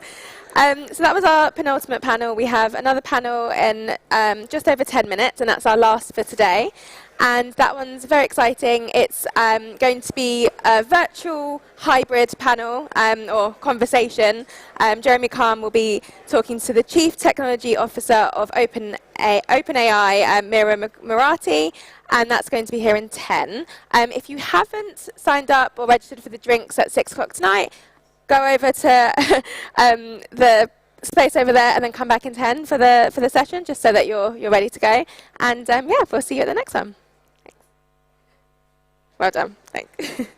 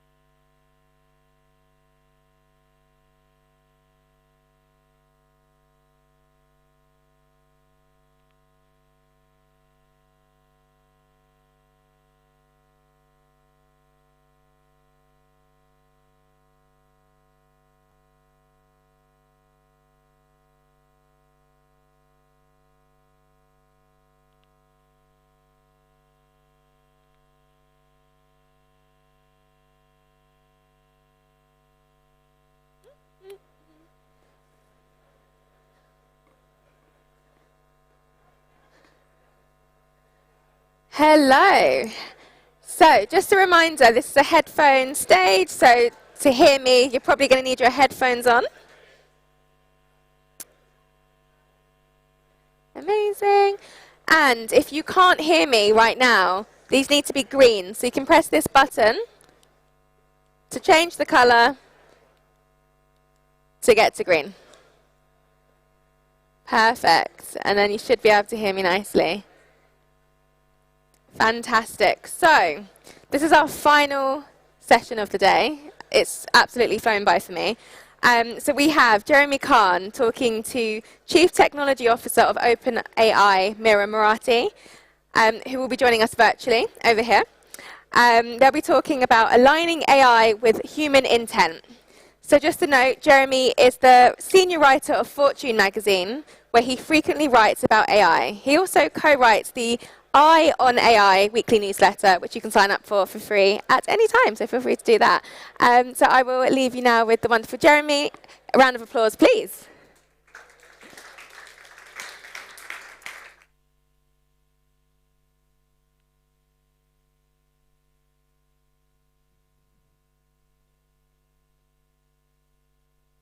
Hi, everybody. Thanks for joining us. Hopefully, we'll have Mira on screen in a moment. Let me apologize, first of all, if you were expecting to see Will Heaven from MIT Tech Review here moderating this. Will is ill, so I'm filling in for him. But hopefully we'll have Mira here on screen in a moment, and we can start. There she is. Hi, Mira. Welcome. Hi. Thank you. Great. So we have Mira Murati. She's the Chief Technology Officer at OpenAI. And I think we'll start out, for those of you who may not be familiar with OpenAI or know only a little bit about the company, for instance, that it was co-founded by Elon Musk. That's something people often know. But sometimes people have tuned out on what's happened sort of since then. Mira, can you just kind of give a very quick overview of who you guys are at OpenAI and what you're all about? For sure. First of all, thank you for having me here today. The goal of OpenAI is to build general artificial intelligence and to make sure that it benefits humanity. And I work with our teams to make large advances in AI systems that we then can deploy in useful applications in a way that's maximally effective and robustly beneficial. And as part of this effort, we are trying to teach machines to understand the world in a similar way that humans do. Great. And some people may know at least one of your products, which is GPT-3, which is a large language system that can generate lots of long passages of coherent text that is often sort of indistinguishable from what a human might compose. Although there are some limitations to this system. People might know that work from you guys. But beyond sort of GPT-3, what else have you guys been working on, and what's sort of the latest and greatest there at OpenAI? Yeah, so as you mentioned, GPT-3 is this large transformer neural network that's trained to predict the next word in a large corpus of text. And it's when we first developed this, it really amazed us with its linguistic competence. But as I said, we're trying to teach machines to perceive and learn about the world in a similar way that humans do. And we perceive the world in text, video, images, we hear, we see. And we're trying to introduce these modalities into AI systems as well. And after GPT-3, in early 2021, we introduced the DALL-E 1 system. And the DALL-E 1 system is a model that's trained to predict the next image instead of the next word in text. And it's very, very similar to GPT-3, but instead of text, we've got text and images pairs of data. So we just changed the data set, and we saw a completely different capability. This model that is now able to generate images with just one prompt. So anyone can give it a prompt, and it will generate the image based on that. And after the first DALL-E system, we played around not just with text and images, but also with code. And this is how we developed the CogX model, which is essentially GPT-3, but instead of just text, we also have code. So this system has an understanding of natural language, but also can issue, once you can issue commands in English, you can basically write any sort of code. So it kind of brings programming to the fingertips of anyone. You just provide a command in natural language, and the CogX model is able to write it in programming languages. And one of the most exciting applications of CogX has been the GitHub Copilot, which has been built in collaboration with GitHub.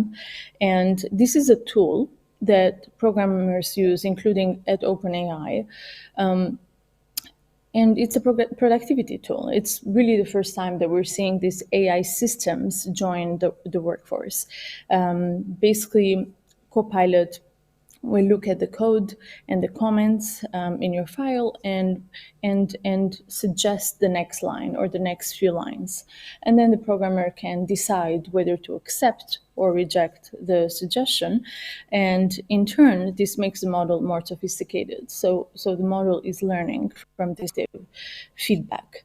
And then just a couple of months ago, we released DALL-E 2. To show you an illustration of what we've been doing recently, I will show you a quick slide first on GPT-3, which we talked about earlier. And this is just an example of the base GPT-3 model that is following a command versus a much improved GPT-3 model, which we call the aligned GPT-3 model, InstructGPT, which we'll talk a bit about later, that is much better and at following instructions, and it does so safely. But I'll move on to DALL-E. This is our most recent DALL-E model. And this is a improved model compared to our first one. We call it DALL-E 2. It creates more accurate and realistic images with 4 times better resolution. And it can combine these concepts and attributes and styles. And it has learned how this relationship between images and text that's used to describe them. So here you can see the prompt was a painting of a fox in the style of Starry Night, and you can see this beautiful image, the brush strokes and the colors that really resemble Van Gogh's Starry Night. And then another example here, the prompt here was a raccoon astronaut with the cosmos reflecting on the glass of his helmet, dreaming of the stars, digital art. And you can see this really creative and unique image generated by DALL-E. So people have been playing with DALL-E 2. This is another one, a mid-century chair in the shape of an apple. So you can kind of see that it respects the form, the shape of a chair and the functionality of a chair while trying to apply the characteristics of an apple. And that's just really cool. And with DALL-E 2, we improved the data set, we curated the data set more, but also the process is slightly different. We use a diffusion process, which starts with a pattern of random dots and then gradually alters that pattern toward an image when it recognizes specific aspects of that image. And we've just started giving access to DALL-E 2. It's in research phase, and we want to learn more about the capabilities, what the model is capable of, but also about its limitations. And we're giving access to a small group of trusted users so we can understand more about limitations, build mitigations in place, and make these systems more robust and more reliable. Got it. Well, thanks for sharing some of those examples. And some of you may be familiar with some of these DALL-E 2 examples that members of your sort of trial set have produced, and they're sort of all over Twitter at the moment sometimes. But I'm curious, in terms of real-world use cases of this stuff. I mean, DALL-E 2 seems really cool. You can imagine maybe it would be used to create for creative agencies or advertising agencies to create images. But what are some of the real-world use cases of this stuff? And with GPT-3, I think people think, oh, that's great. It can compose text. For a certain length of time, but as you know, there's also been examples of problems with it. After a longer period of time, it often kind of runs off the rails. It sometimes produces information that's not factually accurate, which maybe, depending on the context in which you want to use that information, could be a problem. So, what are you seeing as real-world use cases of this? And I know you have some commercial clients. What are they using the systems for? So with DALL-E 2, it's still in research phase. We have not made it available commercially yet, and we're just seeing a lot of creative uses by artists and researchers. But with GPT-3 and CogX, we're seeing applications where these are really moving the needle for businesses. So for CogX, as I mentioned earlier, GitHub Copilot is this AI pair programmer tool that provides suggestions for the programmer. And then other applications of CogX that we've seen in production are Figma, which turns Figma designs into high quality code. We've also seen from Replit, which is programming platform that lets users collaborate live. They use CogX to basically understand what the code is doing. And then with GPT-3, we've seen applications such as from Sana Labs, which is generating Q&A and content to build a personalized learning experience for organizations and employees, or Keyboard Tax that makes tax returns far easier for contractors by using GPT-3, and several other companies that are using GPT-3 for education. So as a virtual tour assistant for grade level students, also advertising copy, and many other uses. Great. I guess, as you know, there have been several criticisms of these large models, large language models in particular, but also these large multimodal models on several grounds. One, there's issues about they're trained on so much data. Potentially, it's very hard to see, what problems they may have ingested. And GPT-3 famously could be prompted to spit out kind of toxic language. That was a problem. And there have been criticisms also about maybe the limitations on what imagery has been fed to the original DALL-E. There's also issues around the power consumption that these large models consume in training and the environmental impact of that. And then I think there's just some general issues around accessibility. I mean, you guys have the money to have trained these systems, but I think there's a question about, well, how many other companies could potentially do this, and are you creating this situation where everybody is going to have to become your customer to access these systems? I mean, that would be great for you guys as a company, but maybe not great for the whole world. So how do you respond to those sorts of criticisms of these large systems you're building?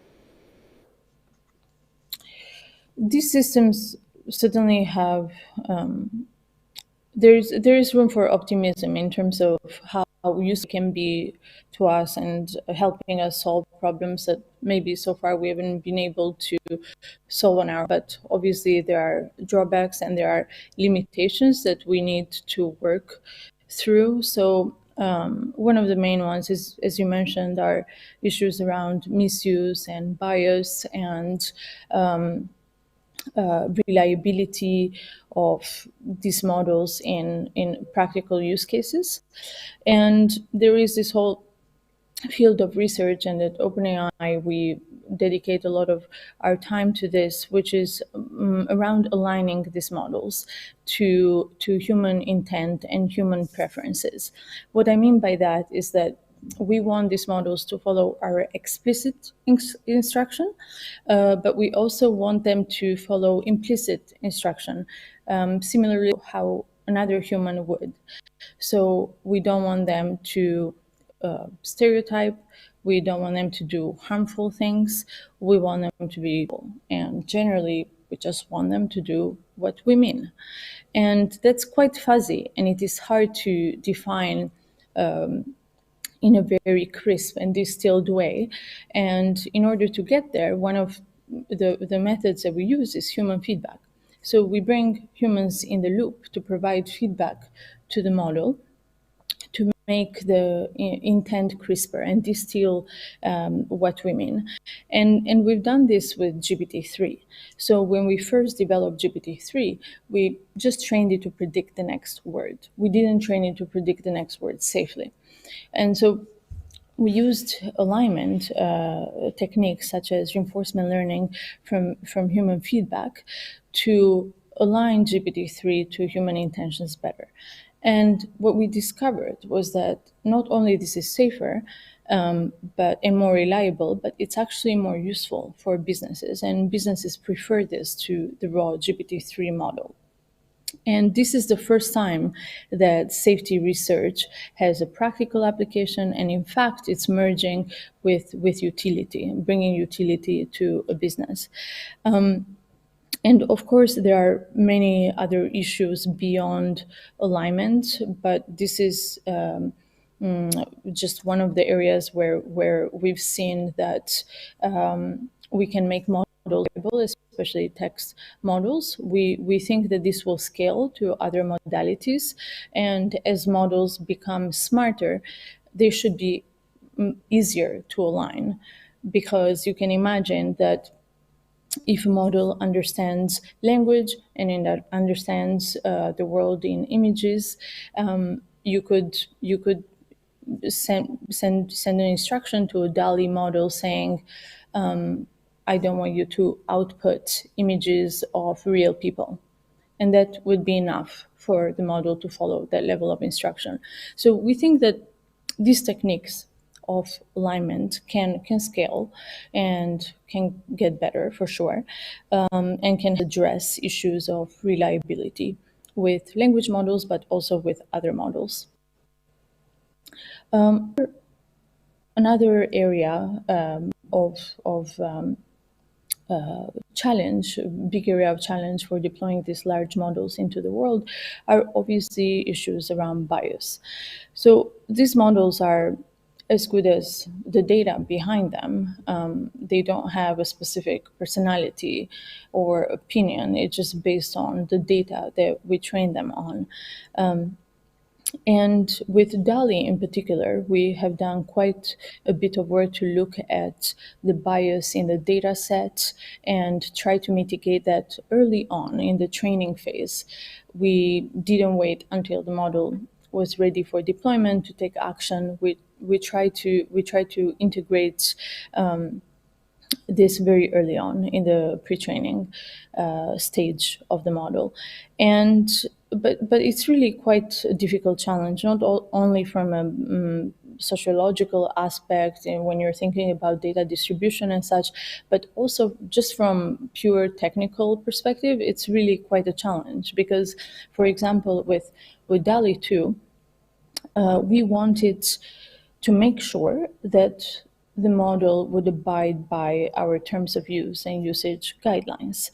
And looking at our policies around sexual content or violent images, we thought about it, we looked at the training data set, and then we said, okay, we will cut out these images that don't seem in line with our rules and policies, and perhaps this will make the problem less biased in these areas. And after we did that, we audited the model to see what had happened, and we actually found out that certain biases had been amplified because of the data that had been removed. And so then we had to use other techniques in order to restore the balance. So it's this constant, even once you take action, you need to audit what has happened to the system and figure out how to get a good balance. It's just a really hard problem, and it really takes everyone working on it to figure out how to handle these issues around bias. Right. What were some, I just want to ask you, what were some of the things that got amplified when you tried, obviously, to take out one kind of imagery? What were the problematic areas that ended up being amplified? Sure. So, for example, if you tried putting in a prompt, show me an image of a CEO, in the original model would output mostly images of white men, but maybe some other images. And once we removed a bunch of images that had to do with violent content and sexual content, we saw that the model would output only images of white men if the prompt was show me an image of a CEO. And so that's quite an issue, as you can see. And because the data distribution, there is less representation once we cut out certain images. So this can happen. And it's this constant tweaking and auditing of what's going on to figure out, to make sure that you're not making things worse when you're intervening in the data set. Right. And I imagine when you talk about trying to get human feedback, that you have to be careful about who those humans are and that you have a diverse set of humans giving feedback, because otherwise there's, again, a chance that you have these people who are providing the feedback who are themselves too small a group or too homogenous a group, and then you're aligning for a certain set of preferences, but maybe not a set of preferences that would look at the entire distribution of humanity that you want to serve. Yes, absolutely. This is a very important issue, not only with contracting people to provide human feedback, but also with deploying the product, making sure that you deploy it to as a diverse group of people as possible, because at the end of the day, we're building these systems, powerful systems that will be deployed in the world, all over the world, which is diverse. And if they haven't been trained, and if we haven't had any experience with a diverse group of people, then they're actually not going to operate well. And they might even reinforce biases in certain groups or fail to work at all for certain groups. So that's quite important. And this is actually one of the things that we call out in the industry norms that we recently proposed along with Cohere and AI21 Labs. These are a set of industry norms that we are proposing for deployment of large language models.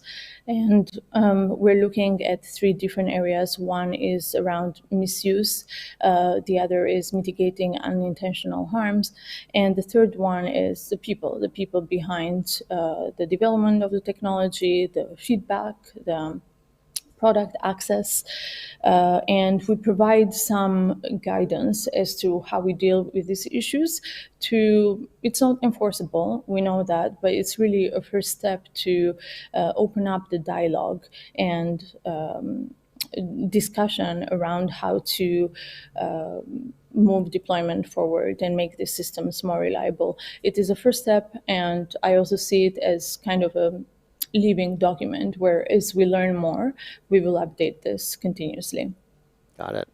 Interesting. Well, I'm going to go to questions from the audience soon, so please think of your questions. But in the meantime, before we get to questions from the audience, I feel like I'd be remiss if I didn't ask you about a couple things that have been in the news lately that pertain to large models. One particularly pertains to DALL-E 2, which is, as you may have seen, I'm sure you did see, that some researchers put out a report saying, oh, it seems to have learned these weird connections between these nonsensical words and certain images, and this got picked up kind of in the media as, oh, DALL-E 2's invented a secret language. So I just wanted you to clear that up for everyone. Is it true that DALL-E 2 has invented a secret language? If not, what's actually happened here? If you could please clear that up, I think that would be helpful for people. DALL-E 2 has not invented a secret language. There is no secret language that we know of, no evidence to think that that's the case. But what the model does is that it does understand concepts and connections between words and images, and recreate original images and concepts, but it has nothing to do with a secret language.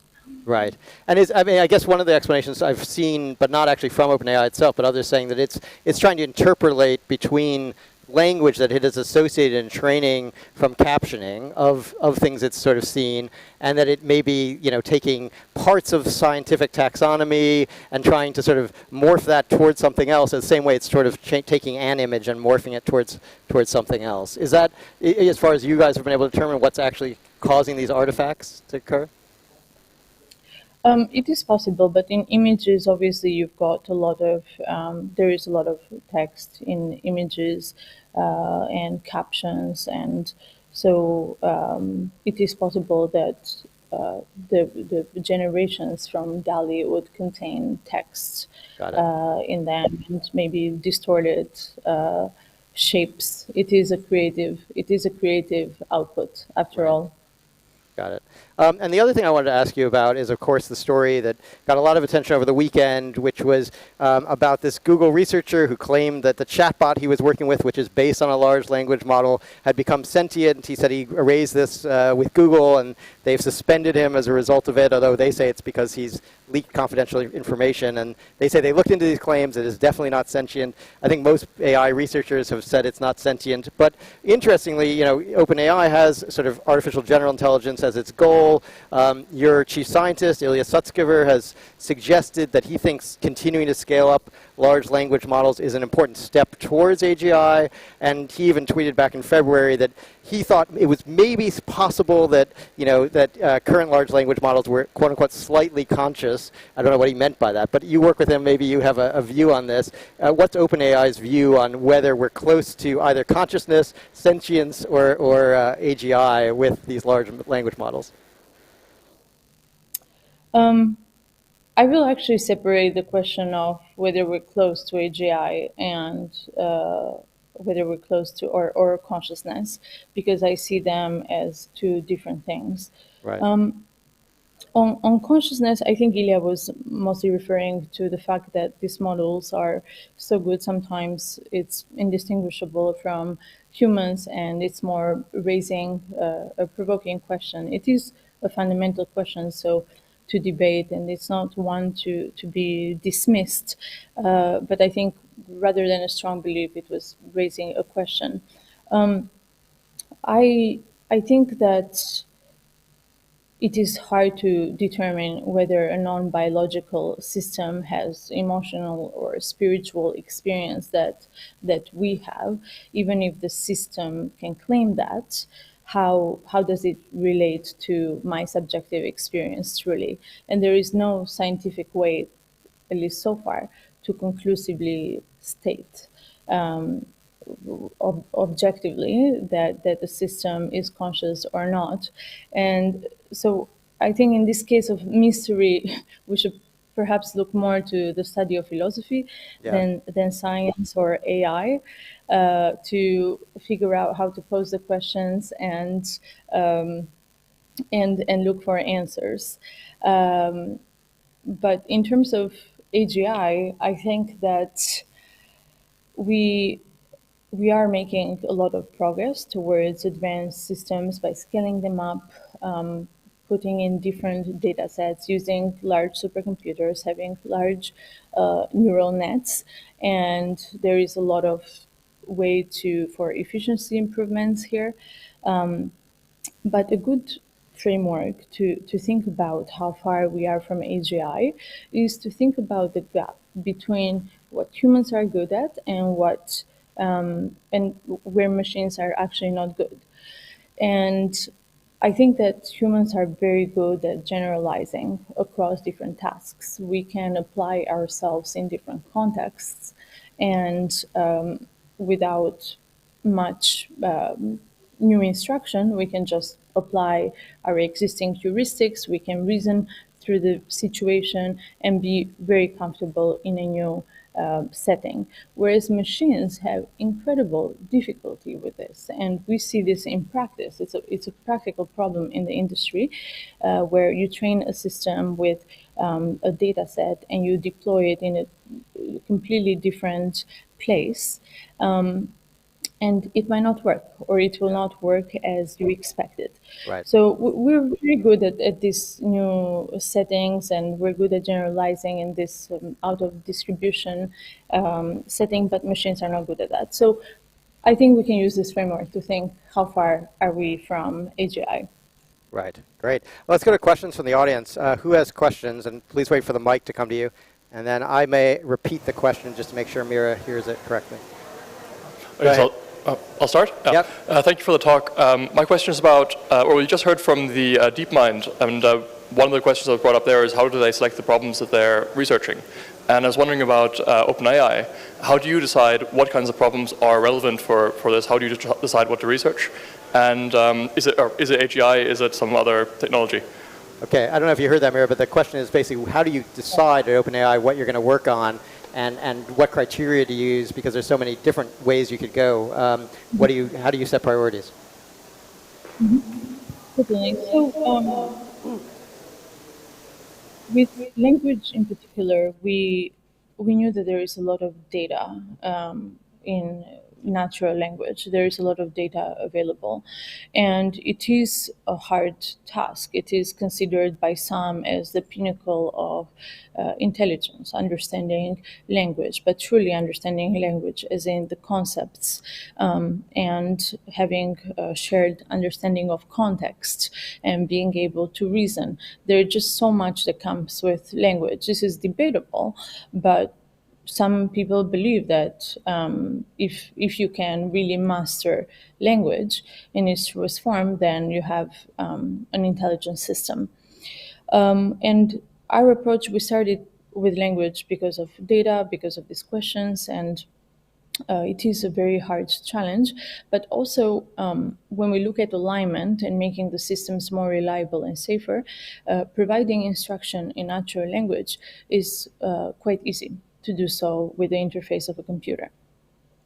And then truly our goal here is to figure out how to build this generally intelligent system. And our hypothesis is that if we can get them to see the world and understand the world in a way that's similar to humans, then perhaps we can get there. And so then we started introducing new modalities, such as images like you saw with DALL-E, but also with code. And coding is an interesting case because a lot of people at OpenAI program, and it is something that we can get quick feedback in whether the tool is useful or not. So these are some of the ways in which we prioritize, but the guiding principle is one where we want to introduce data that helps this model see the world in a similar way to the way that humans do. Great. Other questions? The young woman down here in front. Hi. I'm curious to know whether the work you're doing at OpenAI can be reverse engineered to essentially help explain AI models in human language, particularly for medical devices gaining approval. Okay, so the question is, can you reverse engineer what you're doing with these large language models potentially to help with something like a medical device to get approval?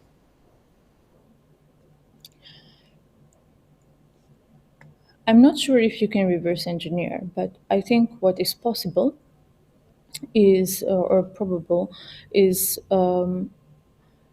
that you can have a conversation, you can have a debate with an AI system that is much more advanced than what we're seeing today, but not that much more, that is actually explaining what is going on. So once it has been fine-tuned on certain data that you are interested in, you can have a conversation with the model almost as if you would with an intern or an analyst, and is actually giving you information or explaining things that you would normally have another smart human explain. So this is kind of how I try to think about it. Is this task something that can be done by a human? If so, I think we could even use today's technology with GPT-3 perhaps, if we have sufficient data to do something like that. So it could explain its rationale in natural language. Is that the idea you're saying, that a system could, Yeah. yeah, potentially offer an explanation It's through the in natural language, as opposed to right now, most of these are statistical techniques for trying to explain a large neural network. It could actually explain in normal words, what was going on inside its own system. Yeah, so you can think of that as a new human-machine interface where we can just talk to the computer and these advanced systems in the same way that we are talking right now. Got it. Other questions? Yeah, so that hand went up first there, the gentleman on the aisle with the sunglasses. Thank you. A question about OpenAI and its potential use in defense or attack, however you want to put it, basically military applications, and is that somehow a potential future for what we're creating? Are there military applications for what OpenAI is doing, and will OpenAI itself work on any military applications? This technology is definitely dual use. So you could use it for a lot of positive impact, but there are also a lot of risks that come with it. So far, we have not applied it to military applications. We go use case by use case. And the reason for that is that we just don't feel comfortable that we can mitigate all the risks or downsides of such an application. We are still very early on in deployment, and we are learning a lot about how to make the systems more reliable and more robust. An application in military or in medical setting, or maybe also in legal setting, where there is no human in the loop, human in control, is high stakes, and you need to be very confident around the reliability and safety of the model. We're not there yet. We're getting there through this iterative deployment and opening up use cases one by one, but we're not quite there yet. Great. We probably have time for about 2 more questions. Next question, this gentleman on the end here. Hi, Ed. So 2 questions. So can we keep it to 1 question so I can make sure I get 2 people in there? Okay, so when you get artificial general intelligence, you could take any business, I'm assuming, and just replace it with AGI, and it would run much more efficiently, much more productively. So what will AGI do to capitalism and society? What will AGI do to capitalism and society? And do you guys worry about that at OpenAI? We're not sure whether AGI systems are going to completely replace everything that we are doing, or whether they will augment what we are doing, and humans will be working on new things or creative things. I think what most people believe is that it will certainly generate a lot of economic value in the world. It's unclear what will happen exactly with jobs, or what governance systems will look like, or economic and political systems. I think these are really important questions that we need really, like all of society, to consider and think about profoundly, not just people that are working on the scientific side of these systems. And what I can say is that whether an AGI system is something that helps us augment our capabilities, or replaces us in many other senses in the economic world, it is certainly bound to have a big impact in our lives, in the world, and I think it can have a very positive impact, because there are huge challenges in the world today that we cannot solve on our own, and I don't see how we can solve them without technology, such as climate change and disease. And I think it can help us. It can be a positive future if we actually apply care and foresight in the development and the deployment of these systems. Great. Another question. This gentleman here. we've spent and see an awful lot of conversation around big data sets. Are you looking at learning with small micro data sets, and how are you getting along with that? Okay. Is OpenAI doing any work on learning from small data sets? Because these large models are trained on enormous amounts of data, but are you doing anything with looking at micro data sets? Yes, certainly. In fact, this is what we do with our Instruct GPT models. These models, because they're already quite smart and they have a good understanding of language, they don't need a lot of guidance to do something different, relatively speaking to the original large data set. So with tens of thousands of examples of good behavior and undesirable behavior, you can guide a GPT level system to follow human intent. So smaller data sets can be really quite useful and handy, especially when you're dealing with a system that's already quite smart. Right. So a large data set to do the pre-training, and then it can be fine-tuned on a small data set. Right. Exactly. We actually have time for probably one more question. That hand shot up right there. If someone can get a mic to the gentleman behind you there. Hi. I just wanted to know, do you think that regulations are inhibiting the innovation towards general intelligence and what it is capable of? Do you think that regulation is inhibiting the pathway towards artificial general intelligence or not?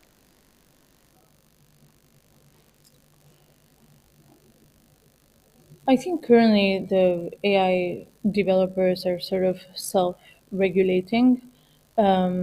I personally don't think that we're at the stage where regulation is inhibiting innovation. I think there is a lot of self-regulation and kind of a need to figure out how to coordinate among actors. But certainly we speak with different governments and regulators to talk about what they're thinking about, to inform them on what the systems look like, and we welcome regulation, in fact, in these areas.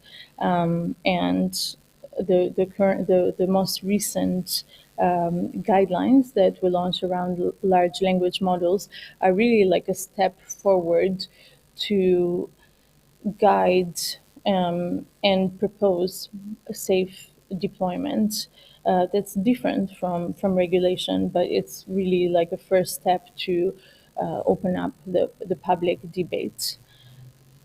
Great. Well, we're just out of time, and I'm very aware that I'm standing between all of you and the bar, and we're probably standing between Mira and her second cup of coffee in the morning out there in San Francisco. So I want to thank Mira very much for joining us. This has been a fascinating conversation, and thank you all for joining us. And with that, we'll close out today and have a good drink at the bar and have a good cup of coffee. Thank you so much. Thank you. Bye. Brilliant. Thank you. Wow. So thank you so much, Jeremy. That was fascinating. Inclusive AI is something I'm actually really obsessed with, so that captured my attention. Not to keep you any longer from the bar, but I just wanted to say a few closing points. So first of all, what a day. We've traveled through topics across mental health, geopolitical conflicts, scale-ups, supply chains, and then ended in AI across so many different levels. Loved it. I've had an incredible day, but I'm really excited for tomorrow. As a bit of a social media geek, we've got a lot about the metaverse, so yeah, that's really exciting for me. We also have a 3 p.m. talk around the new normal, emerging online harms facing women. So that's really exciting. I just wanted to say a quick thank you to our partners for today. GLS lead partners, Quantum Black, as we know, is our drinks partner over there. Shell, PwC. Lead partners, BT, Lego, R2 Factory, Rev.com. Strategic editorial partner, Fabric Ventures. GLS supporting partners, Egon Zender, Mind Gym, and ARC. And then finally, our supporting partners, Capgemini, Tech Nation, Responsible AI Institute, Kraft Heinz, Faculty AI, Bumble, Robert Walters, A Squared, and Reinfer.